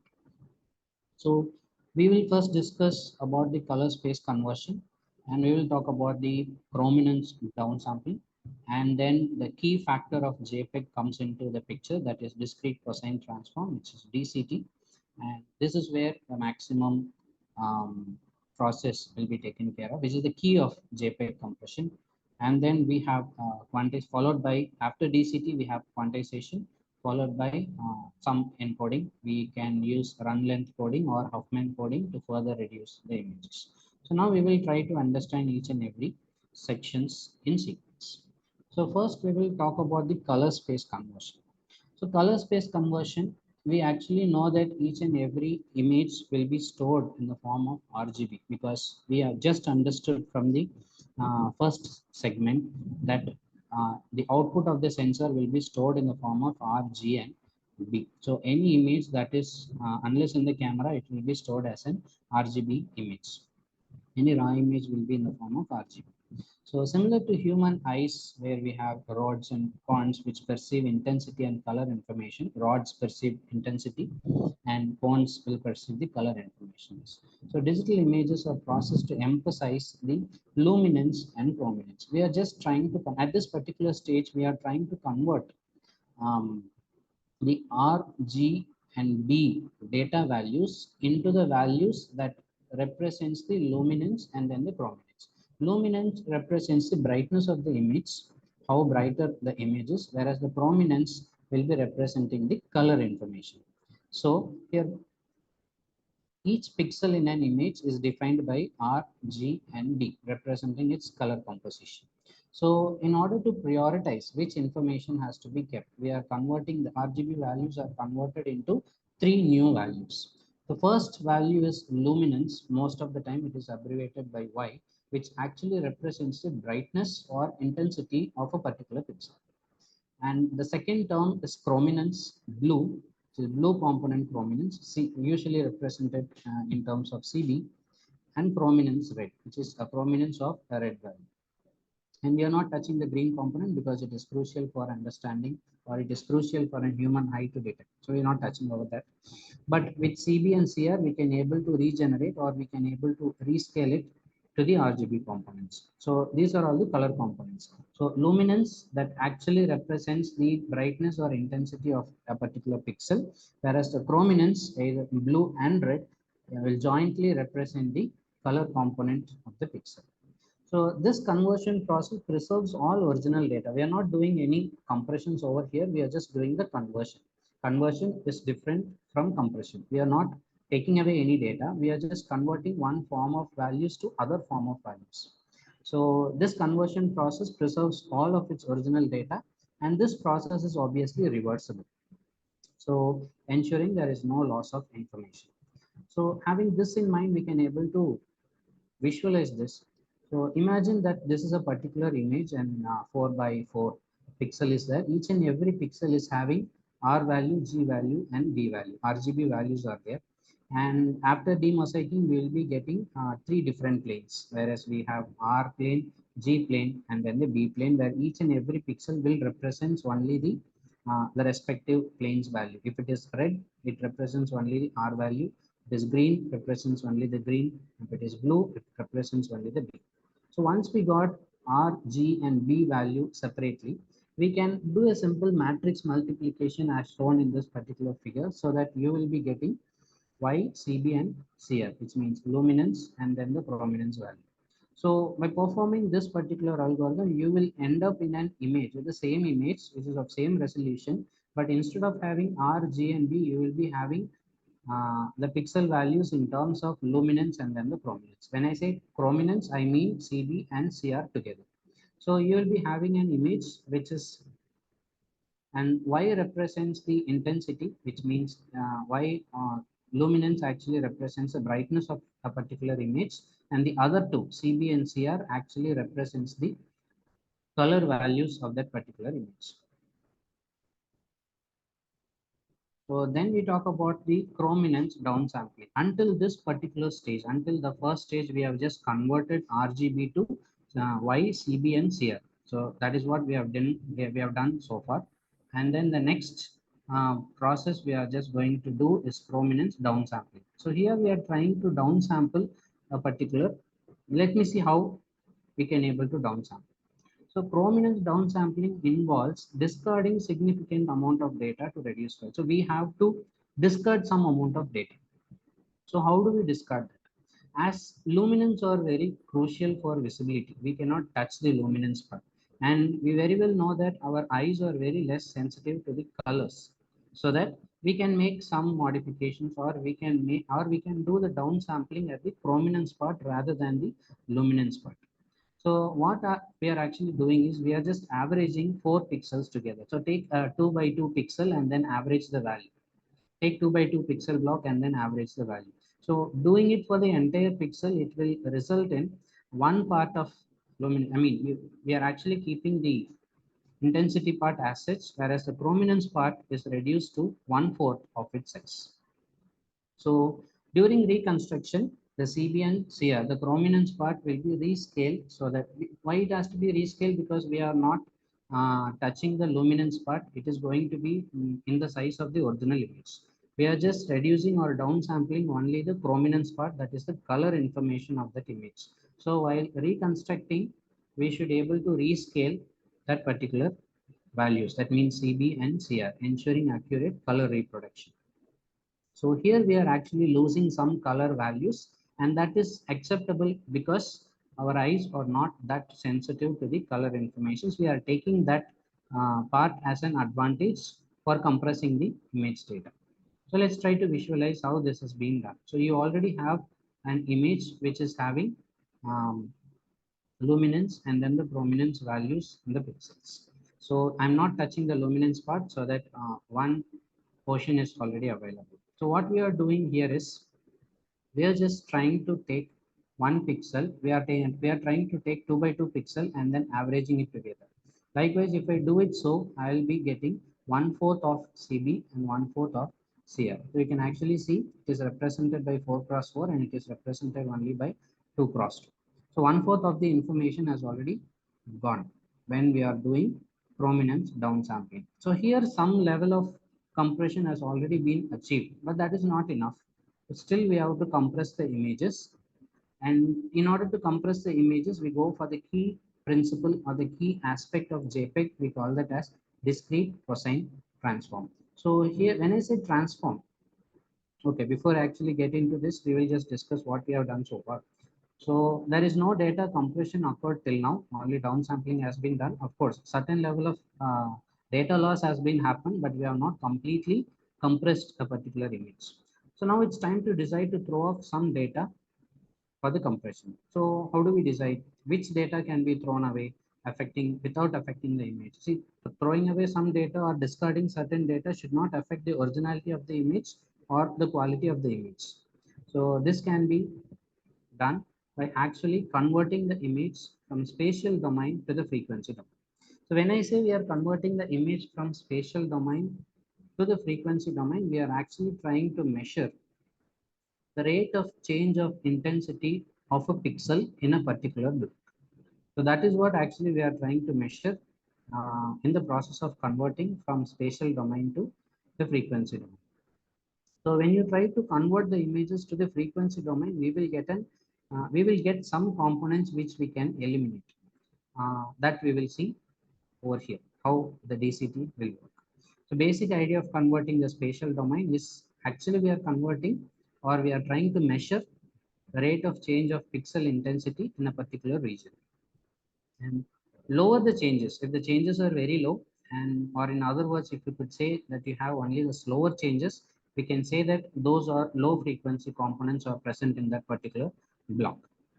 And if the changes are very high, if you encounter there is a rapid change, then we can say that there is a high frequency component present in that particular block of data.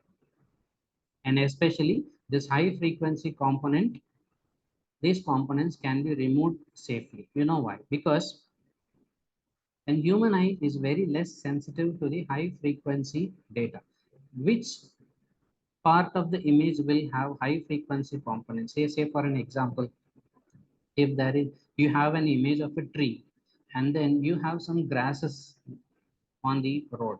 So these grasses, shadow of this, the most of the focus will be on the tree and not on the grasses.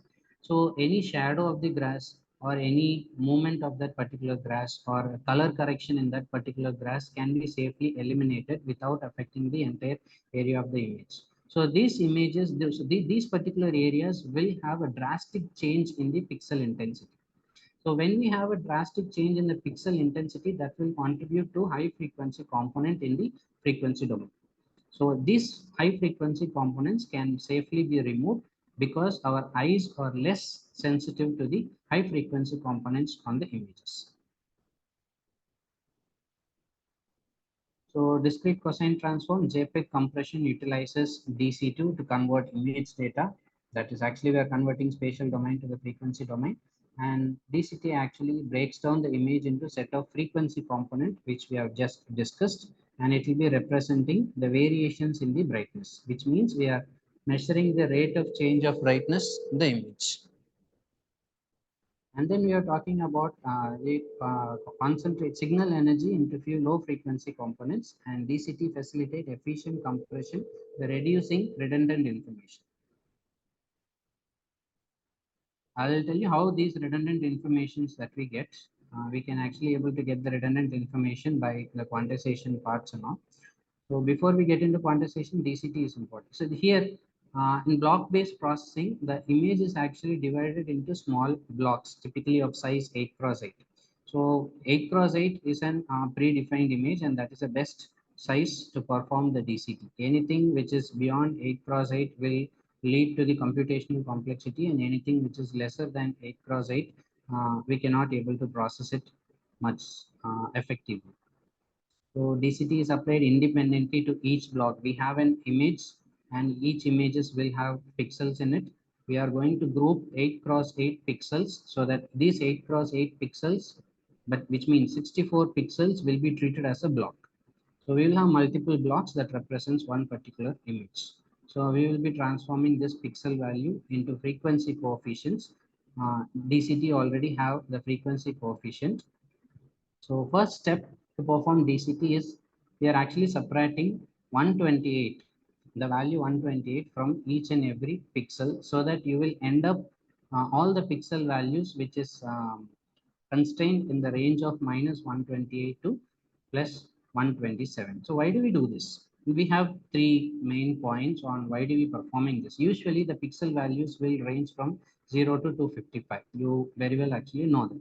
So we are actually subtracting 128, a constant minus 128 in all the pixel values, so that all of your pixel values will be in the range of minus 128 to plus 127, whereas minus 128 represents the darker pixel or black pixel, whereas 127 value represents the brighter pixel or white pixel. So why do we do this negative 128? When we subtract 128, there is three advantages that we reap out of it. The first one is DCT can effectively work when it is the values are in between minus 128 to 127. So subtracting 128 will shift all the values within this particular range. We call it as an optimal range. This is optimal values where your DCT can work at an optimal level. And then mathematical simplifications, when something is centered at 0, we can easily able to compute, especially when it comes to cosine function. And then that will actually reduce the number of repetitions, or in other words, we will have a reduced redundancy. Centering values removes constant biases here and there. If there is any biases on the pixels, that will be reduced potentially by retaining the crucial informations of the image. So that is why 128 have been reduced. And after that, we have a basis function.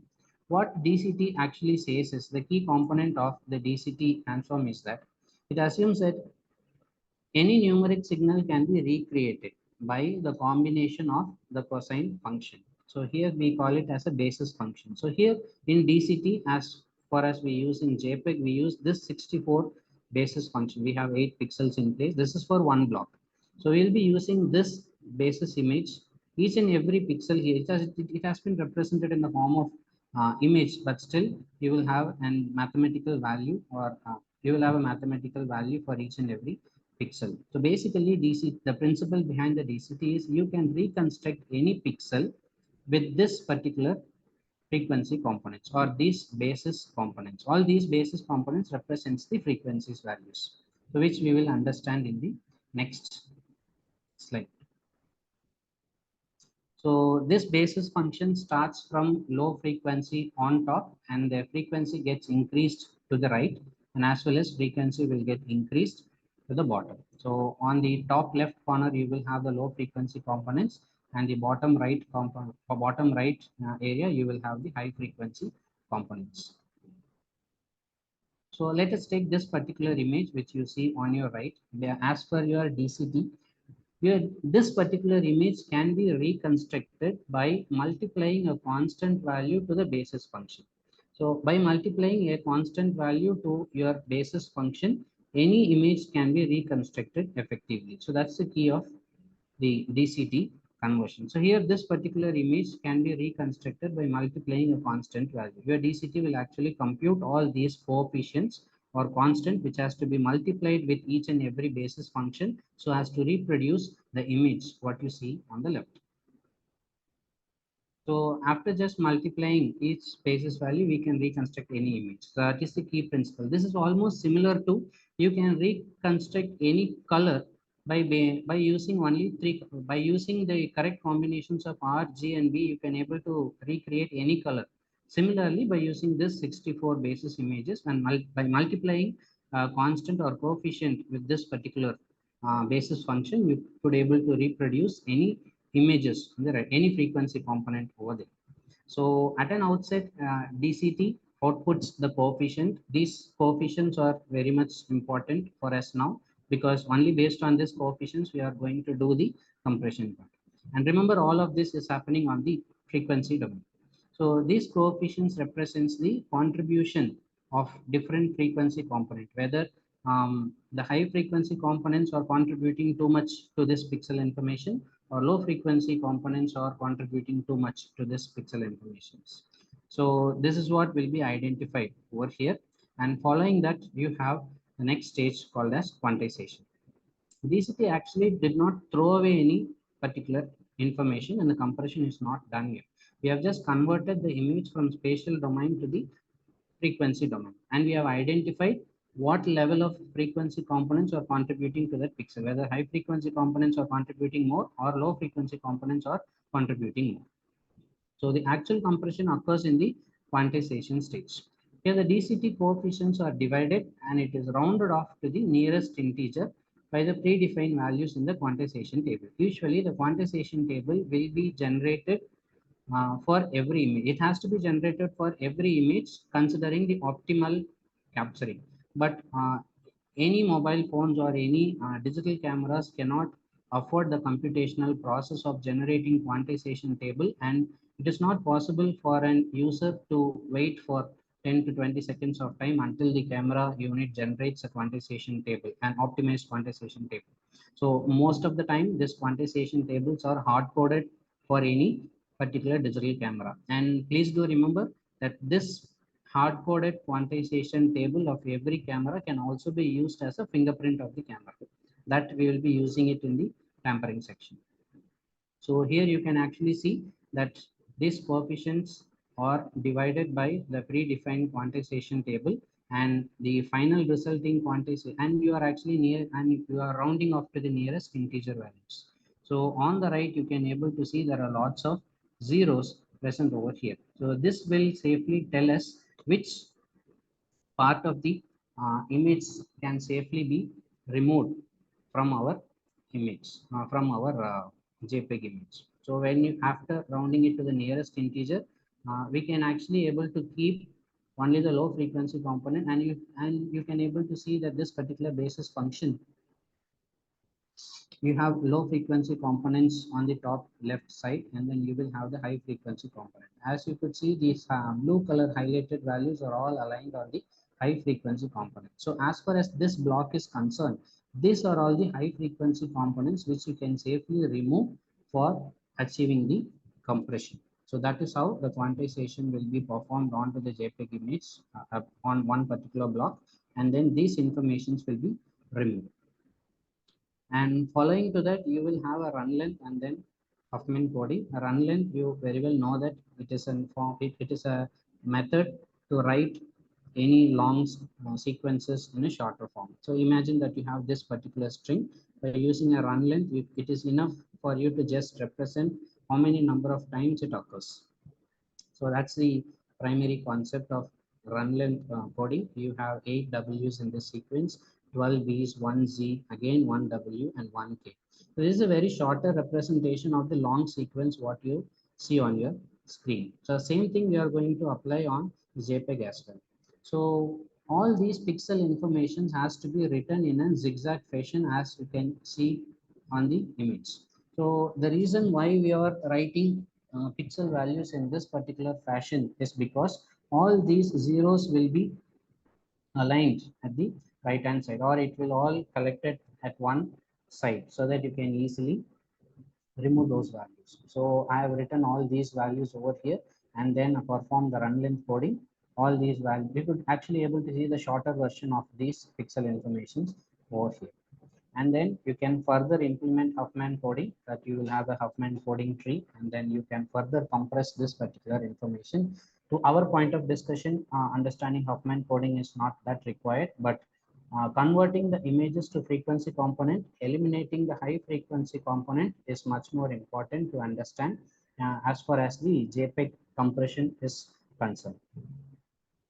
So now we have came to the summary of how the JPEG compression will work. So we have first discussed color space conversion, where we have converted the RGBs to luminance and prominence, and then the luminance is kept as such, and then the prominence value is alone downsampled to 1/4 of its size, and then it is resized to the luminance value, and then it is passed on to DCT, where actually we have transferred the images which are actually in the spatial domain to the frequency domain.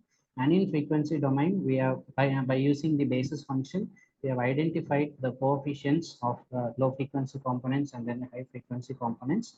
And by doing the quantization, which means you are actually rounding it off to the nearest integer after dividing it with the quantization table, we can able to eliminate all the zeros, and by run length coding you can shorten the size of representing the image. So that's the end of the second segment of today's topic. So now we have seen how the image is being captured and how the image is being compressed and then stored onto the image. Now you know the complete picture of how a JPEG image and the anatomy of the JPEG image.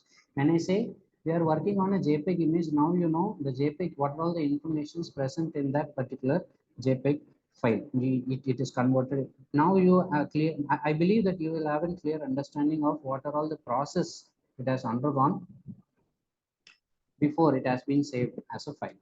Now it will be easy for us to detect the tampering. Now we will actually enter into the primary focus of the session, that is the tampering part. So tampering is nothing but altering the originality of the image. So if you alter the originality of the image, any alterations that you perform will affect the entire process of the image. Now you remember the process of an image, it it has undergone. It has undergone some frequency conversion, it has undergone some downsampling. All these things are constant to a particular file as long as it is in the original form. If there is any tampering that is performed, if we try to alter the originality of that particular image, this originality will affect the properties of the JPEG image. And while investigating, we are keenly watching what are all the alterations that has been done. So that is the entire idea. So before we actually see what are all the types of tampering techniques, most of the tampering techniques are copy move type of tampering, splicing, in painting, color editing, and then finally we have morphing. So here we have copy move type of editing. Copy move type of tampering is nothing but a section of an image is copied and then it is actually pasted onto the another area of the same image. So when you look at this particular image, you could actually see that one part of the image is copy pasted in the another part of the image. So that is what we actually call it as the copy move type of forgery. Splicing is nothing but you are just cutting a part of image and then you are creating an entirely new image. So actually this particular technique involves cutting and pasting together parts of different images to create a new image. So this can be used to create entirely new scene or to alter the perspective of the image, what actually it communicates. So the next type of tampering is this technique involves using image editing software. We'll be using image editing softwares like Photoshop, GIMP, or any Paint, or there are lots of mobile image editing softwares which is used to remove some objects, which we usually do in most of our cases. Before we share our pictures online, if we want to remove some unwanted parts, we do cropping and we will try to erase few objects which is not looking good on the images. So filling the missing part of an image or removing, adding any information to that image will come under this in paint. So which means you will take part of this image to hide this part. So here what you have done is you have just copied information. Here what we have done is we have copied information at this region and then pasted it over here, so that this pigeon, which is actually in the original image, is not there on the forged image. So this type of tampering is what we call it as in painting tampering. And finally, we have color editing. So color editing is a very critical type of tampering when actually it comes to any photography contest or any award contest which is focused on the image. So this can be used to subtly change the mood of the image or to make it more visually appealing. We generally do it for ads. So any model or any object which is shot on proper lighting condition, and then it goes through post processing, where we will adjust such that the image looks so appealing on the ads. So this type of corrections is what this type of correction or this type of color editing is okay when we are talking about the ads and posting images on the social medias. There it is okay. But when it comes to a photography competition, or if there is any documentary kind of thing, these type of photography competitions will not allow you to perform much editing or much color corrections. And they expect the image has to be straight out from the camera. So if we doubt that any photographer have submitted an image which is heavily edited, which is not directly the output of the image, it has underwent a lot of post processing, then this type of tampering techniques, investigating this type of tampering will be in place, so that to identify whether the photographer have really given the original image or he has just edited. And there are lots of case studies present on the internet, which recently in 2013 also there is a case that a Canadian photographer has tampered, I mean, he has altered his image to a greater extent, and later it was identified through image forensic. So the potential areas of impact. Okay, these are all the tampering that is occurring, but what are all the areas that have the impact on? So forensic analysis will be the first area to get affected. Altering the surveillance footage. Remember that you are given with an evidence, or you are given with an surveillance footage which carries the crucial evidence to prove or to convict a particular criminal. Then if that particular image is not true, then there are lots of chances that the criminal may get escape. So for criminal investigation, identifying the evidences, especially the digital evidences, maybe it can be image or a video, authenticating this particular evidences will play a very crucial role, especially any camera, I mean, photos of the crime scene or any footages. Journalism and media. So nowadays, most of them rely on the social media sites, and any one image or any one modified image on the internet will take over the entire population, and it will convey a wrong thing. There are lots of things happened in the history that Queen have wearing that diamond necklace, which is actually an edited image, and that took away the entire internet, stating that the national treasure has been robbed by that particular queen and that country. I'm not very, I'm not getting that year very precisely, but there is a case study which you can go through on the internet.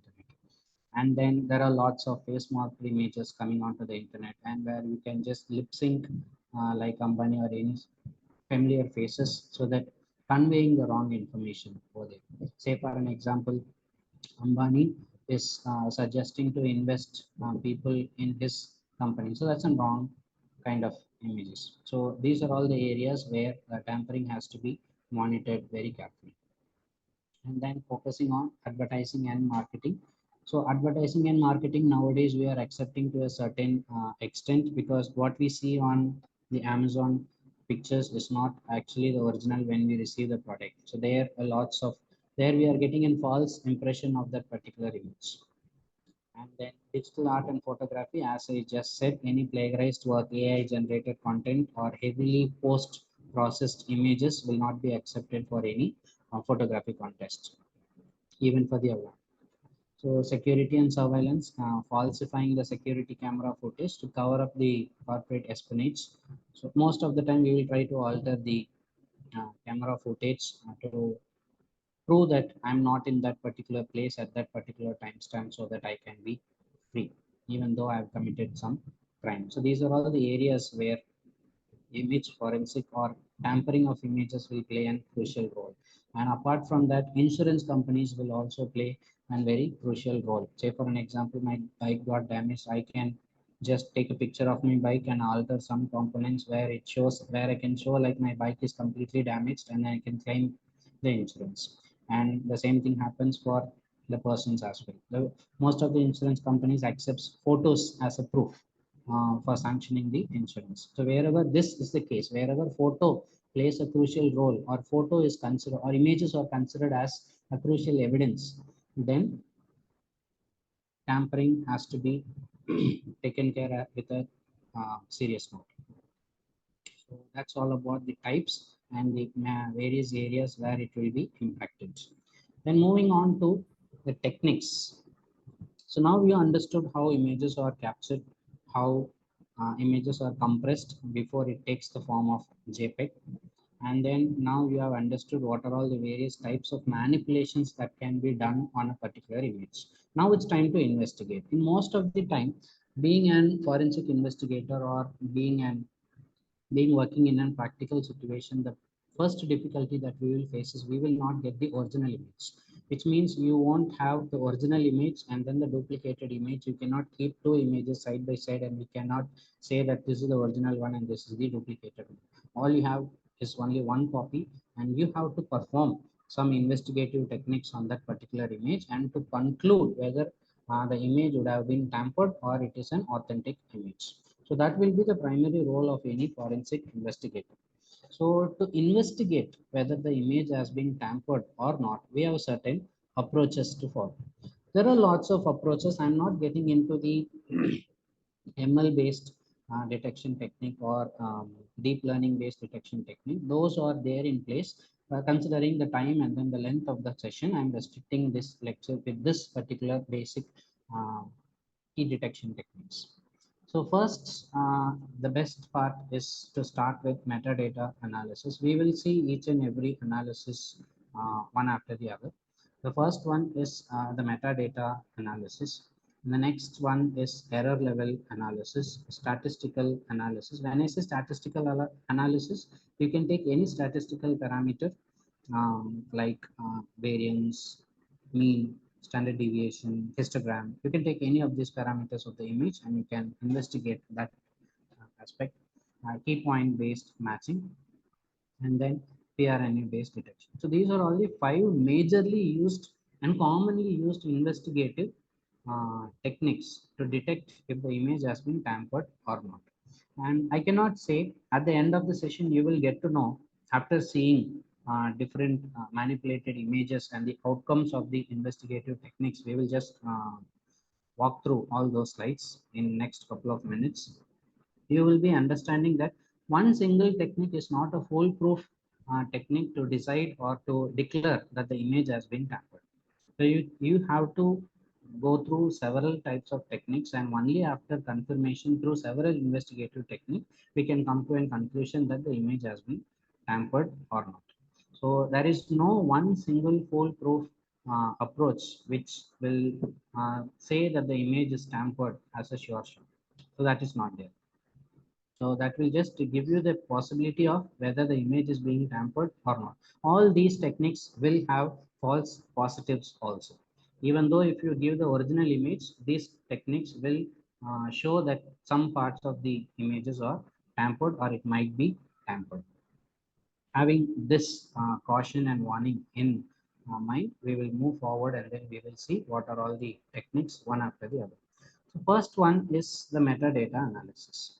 When we talk about the metadata analysis, when it comes to image tampering or image manipulation, any forensic investigator will deploy several techniques to uncover or to get if there is any clues that we find out or not. So in that case, one such technique is metadata analysis, which actually involves examining the hidden data, which is basically embedded within the digital images. So to uncover insights about their original authenticity, by doing metadata analysis, we can just conclude to a certain extent and we can declare the authenticity of the images. And this metadata analysis, investigator can travel the mysteries behind this. So that is all about the metadata analysis. And there are three types of metadata which is commonly found on any digital images. So XF information, IPTC information, and XMP information. So XF, it is briefly abbreviated as exchangeable image file format, which is available in most of the files that we use, and predominantly most of the JPEGs use XF type of metadata. And then IPTC is International Press Telecommunications Council that defines certain amount of information, and XMP, Extensible Metadata Platform. So these are all the types of metadata which we usually find in an image file. So if I say that image is having EXIF data, it usually contains metadata such as the date and time of when the image is captured. If the option is enabled, you can get the GPS coordinates, and you can get much more, like what is the contrast used, what is the focus that was used, what was the mobile or camera that was used to capture that particular image.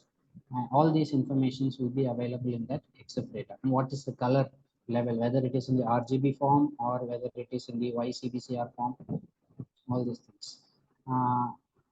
IPTC and XMP data, on the other hand, they contain information such as copyright, authorship. Most of the professional photographers are worried about the copyright.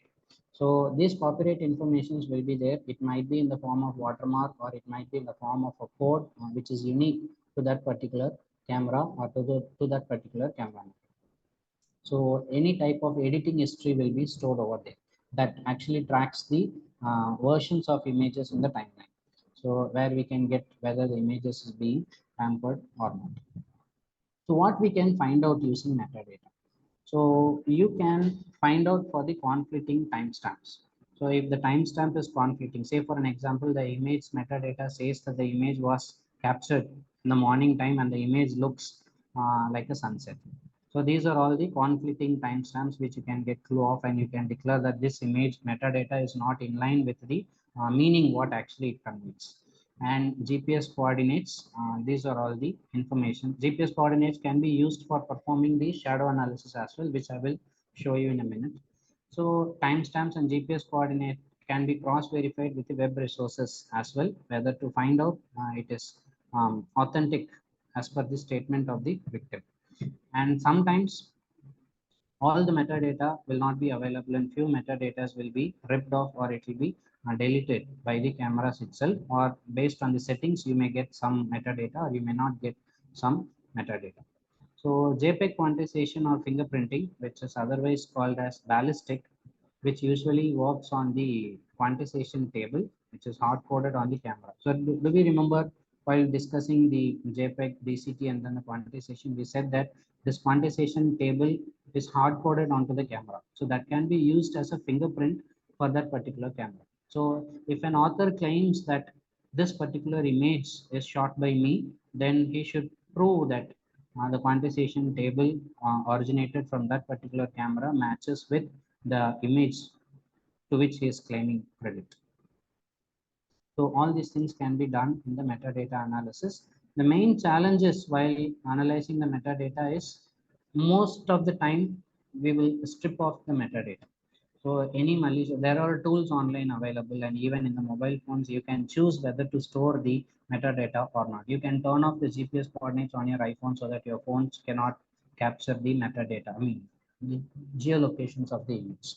So there is a possibility of stripping off the metadata. So when there is no metadata present in that image, it becomes crucial, or it becomes challenging for any investigator to check for the authenticity. Inaccurate recording, sometimes the GPS tracker or the GPS chip may record the locations with some minor error, or spoofing is also possible, and malicious actor can actually able to spoof the geolocation data. And then time zone differences are there. Any camera based on the settings which operates on different time zone can also be there, which cannot be correctly recognized.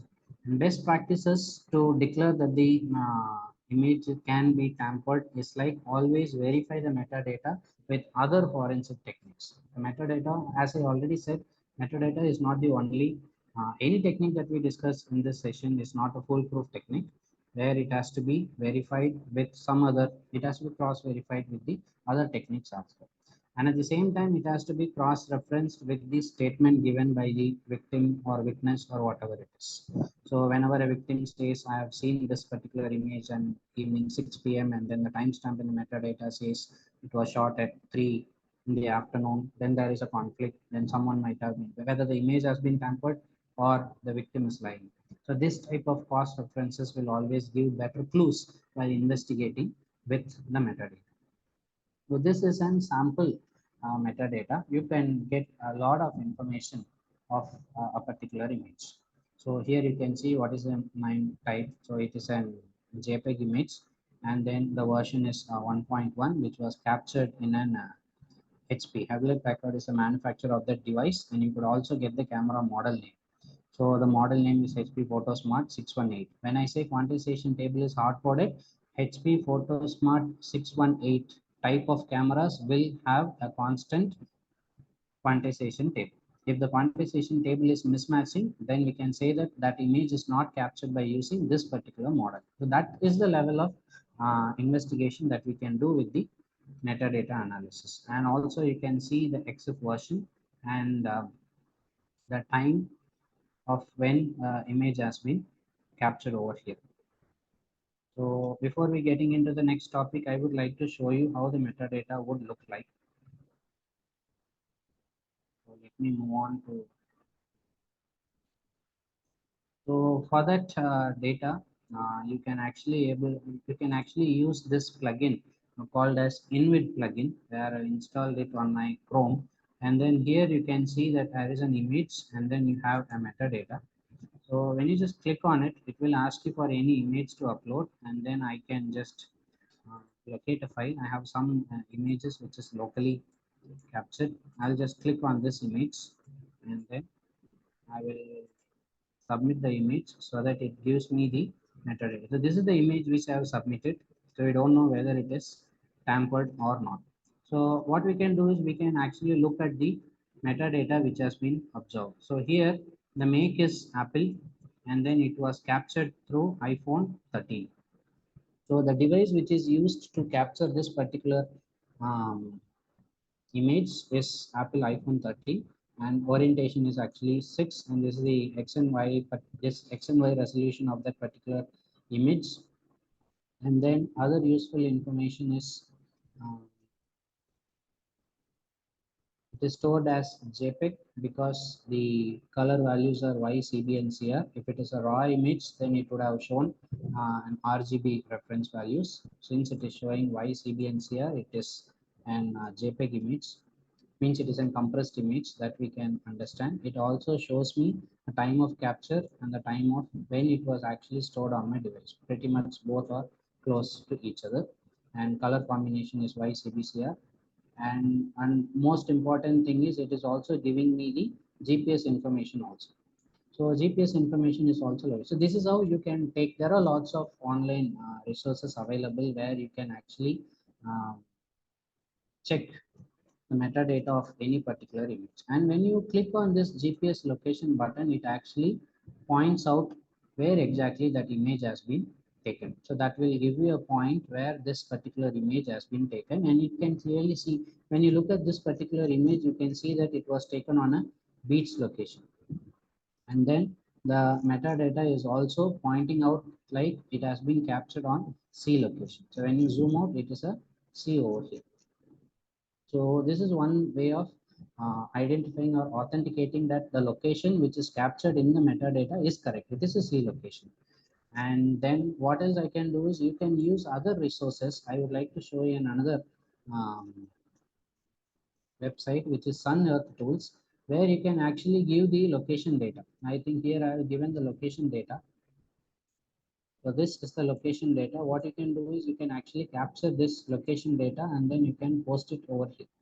You can post it over here, and then you can choose the date and time also.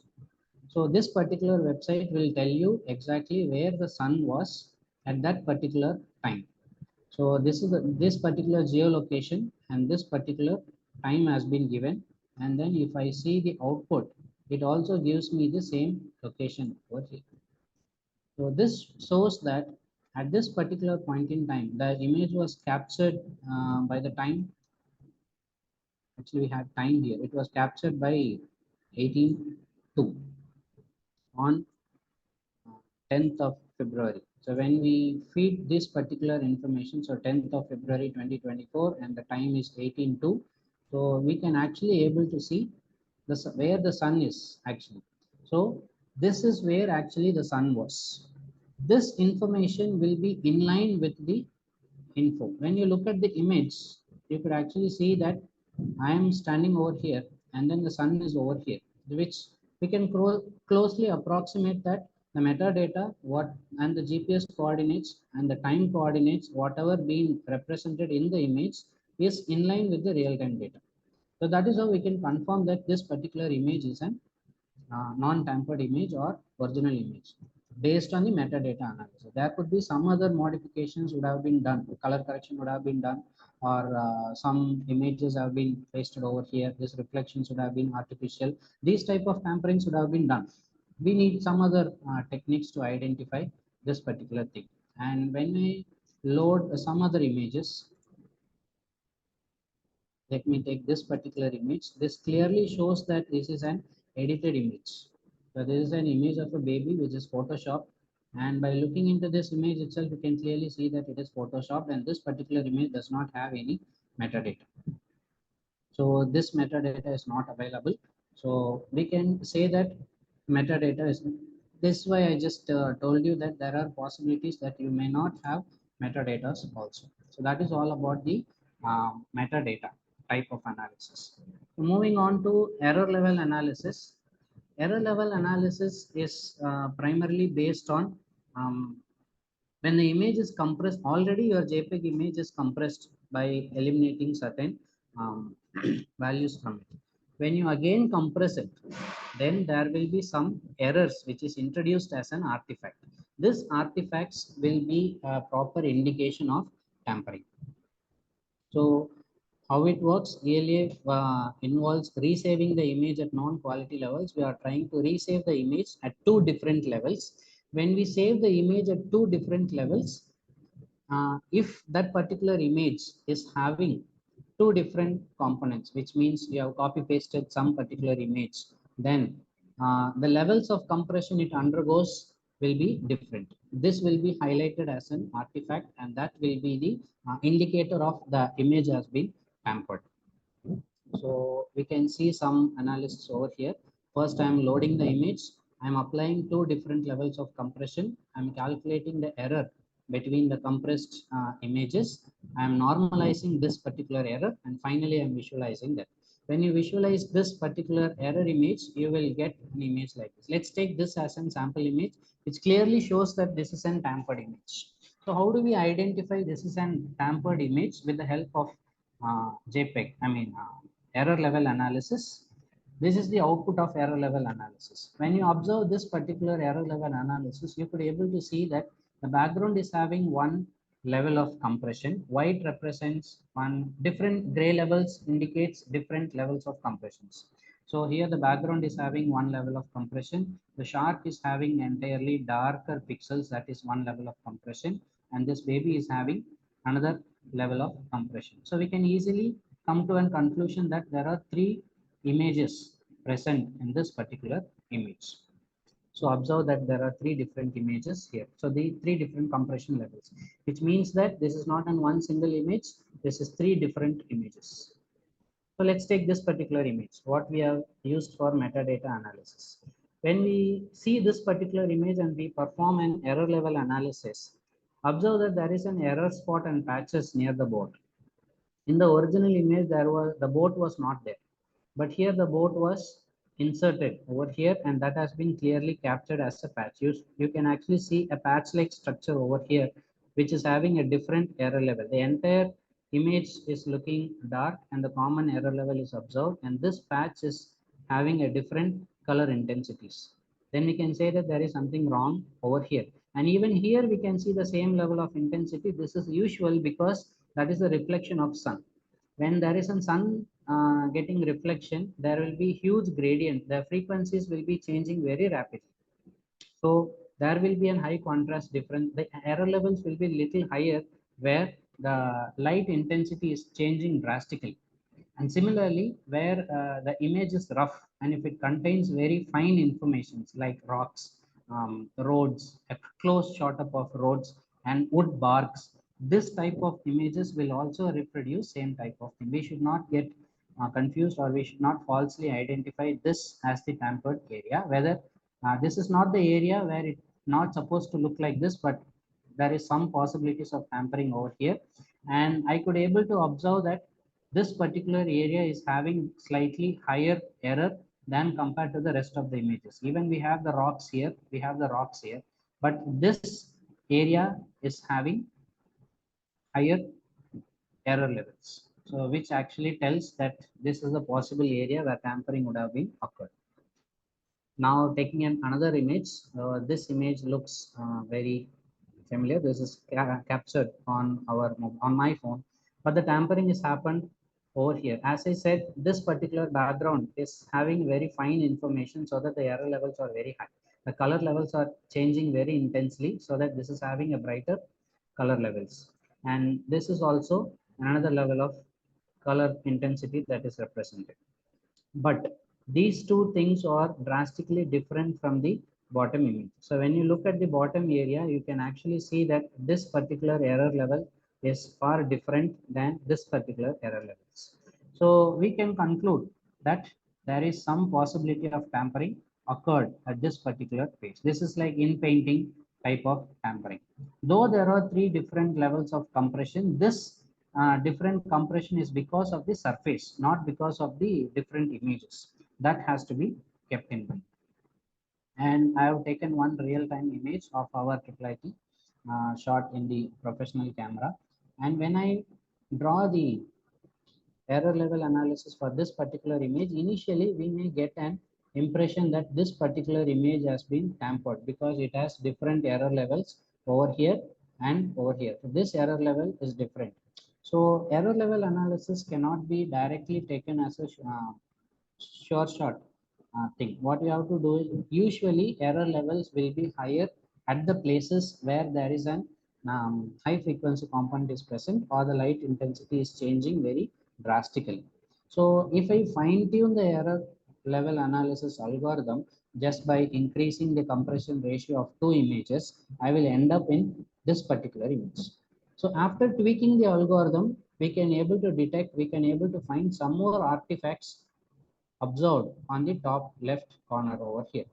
So this potentially says that the image has been tampered over here. This actually is not the original image. There is a possibility of some tampering would have been occurred over here. And by closely observing this particular area, we can see that there is some modification or some part of the image has been cut off or cropped out, or it has been tried to morph or modify. So that is how the error level analysis will help us to identify the tampered area.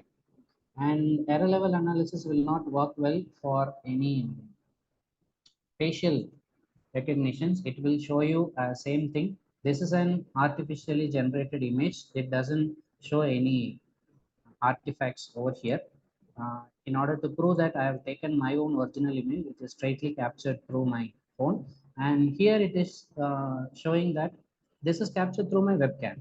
Here it is showing that my face is having some possibilities of tampering, but that's not true because these are all the edges. Error level analysis will have higher level of errors, especially at the edges. So this may not be misinterpreted as the tampering. So even though this particular image shows there are two levels of compression, this is the original image which I actually know. So the reason for this particular two levels of compression is because of the light source. Here actually the light source is on top of me. So that will give you different gradients on my face so that the color intensity is getting changed. So that's how the error level analysis can be used for detecting the tampering. Moving on to statistical analysis, I can perform a variance and then the heat map. So statistical analysis is not a good method to identify the tampering areas, especially when it comes to facial construction. So here this is the variance map. I've converted that into a heat map. So there is a drastic change in the facial part. And even here in the AI generated image, that does not give me any types of tampering, which means you cannot able to detect AI generated or AI modified level of tampering by using this particular technique. There are several other techniques which we can use it. So this statistical analysis is suitable only if the large area of the image is copy pasted from somewhere else. So here you could able to see that the variance level is getting slightly different at this particular area. You can see that the variance is different at this area and the variance is different at this particular region, this smaller sharp type region. Only if the larger area is altered, then your statistical analysis can able to pick up that particular information. So statistical analysis for this image. So you can able to see that the heat map is showing some heat for this particular area and at this particular area. So this defines possible tampering. And even for this particular image, there is no sign of tampering. Obviously, this heat map will be higher because the amount of intensity of light is changing drastically. So statistical analysis can be done by using histogram approaches also, whereas you can, if you see any spikes like this. So this is simple analysis. You can just have a red, green and blue planes of an image, simply plot the histogram of that particular image. And if there is any peaks present in that particular histogram, then that indicates there is some potential tampering on this particular image. So here, this is an tampered image. This is very well evident. And this is how the peaks will look like. And for the modified image also, you can see a sudden spikes like this. So the original image will never have a sharp peak like this, which indicates that there is a potential tampering. So that's how the statistical analysis can be made. And next level is key point based matching, where I'll take another 5 minutes so that we can just find it up. Sir, is that okay? Can I take 5 more minutes? It will be done.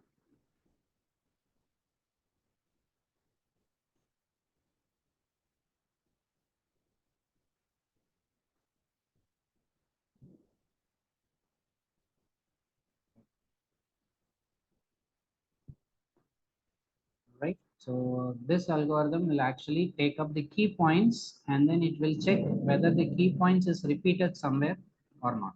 So the detailed informations have been given. So I'll just show the outputs alone so that you will get the idea of how the key point thing is matched. So here there is some clone detection. This key point detection technique is used for detecting the clones in the image.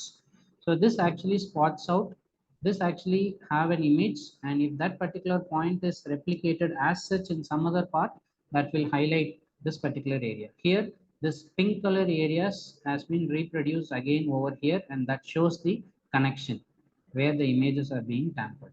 So this level of technique is used for cloning detection, if there is any clone. Though the picture seems similar, those three are different types of creatures, so that there is no cloning apart.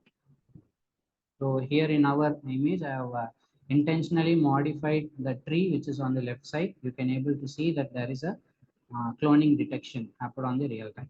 So this particular algorithm will not work well if the pattern is repeating again and again. Say for the apartment, you have windows everywhere, and on the right hand side, you can see that there are rails together. The same image component will be, it seems like it's repeated again and again. So that will be considered as cloning. The final image is PRNU based detection. So PRNU based detection is non-uniformity based detection. Each and every image will have its own noise factor. So based on it, as like we have our fingerprints, we have a PRNU based detection. The noise factors can be detected over here. But the limitations of PRNU are you need original images as a sample to segregate the tampered image. So that's the summary. So finally, there are certain roadblocks which it's self-explanatory that we can just go through.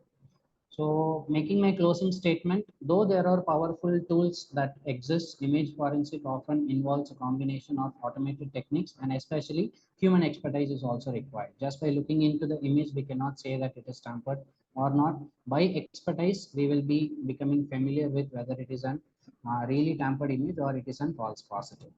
So that's the closing statement. So I thank everyone for the patient listening and I thank the coordinators for giving me the opportunity.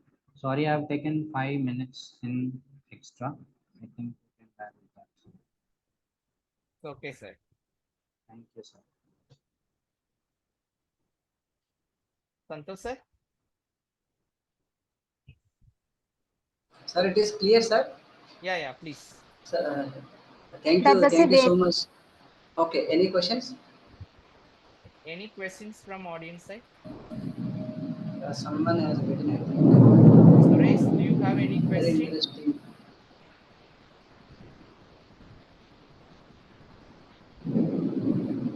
Okay. Thank you so much, sir. Jai Ganesh, sir. Thank you so much, sir, for Thank your you. valuable Thank you. contribution Thank you so much. and Thank you, also sir. accepting our invitation and also very good information you have given, sir. Thank you so much, sir. Thank you, sir. Thank you, sir. Sir, we can stop here, sir. Yeah.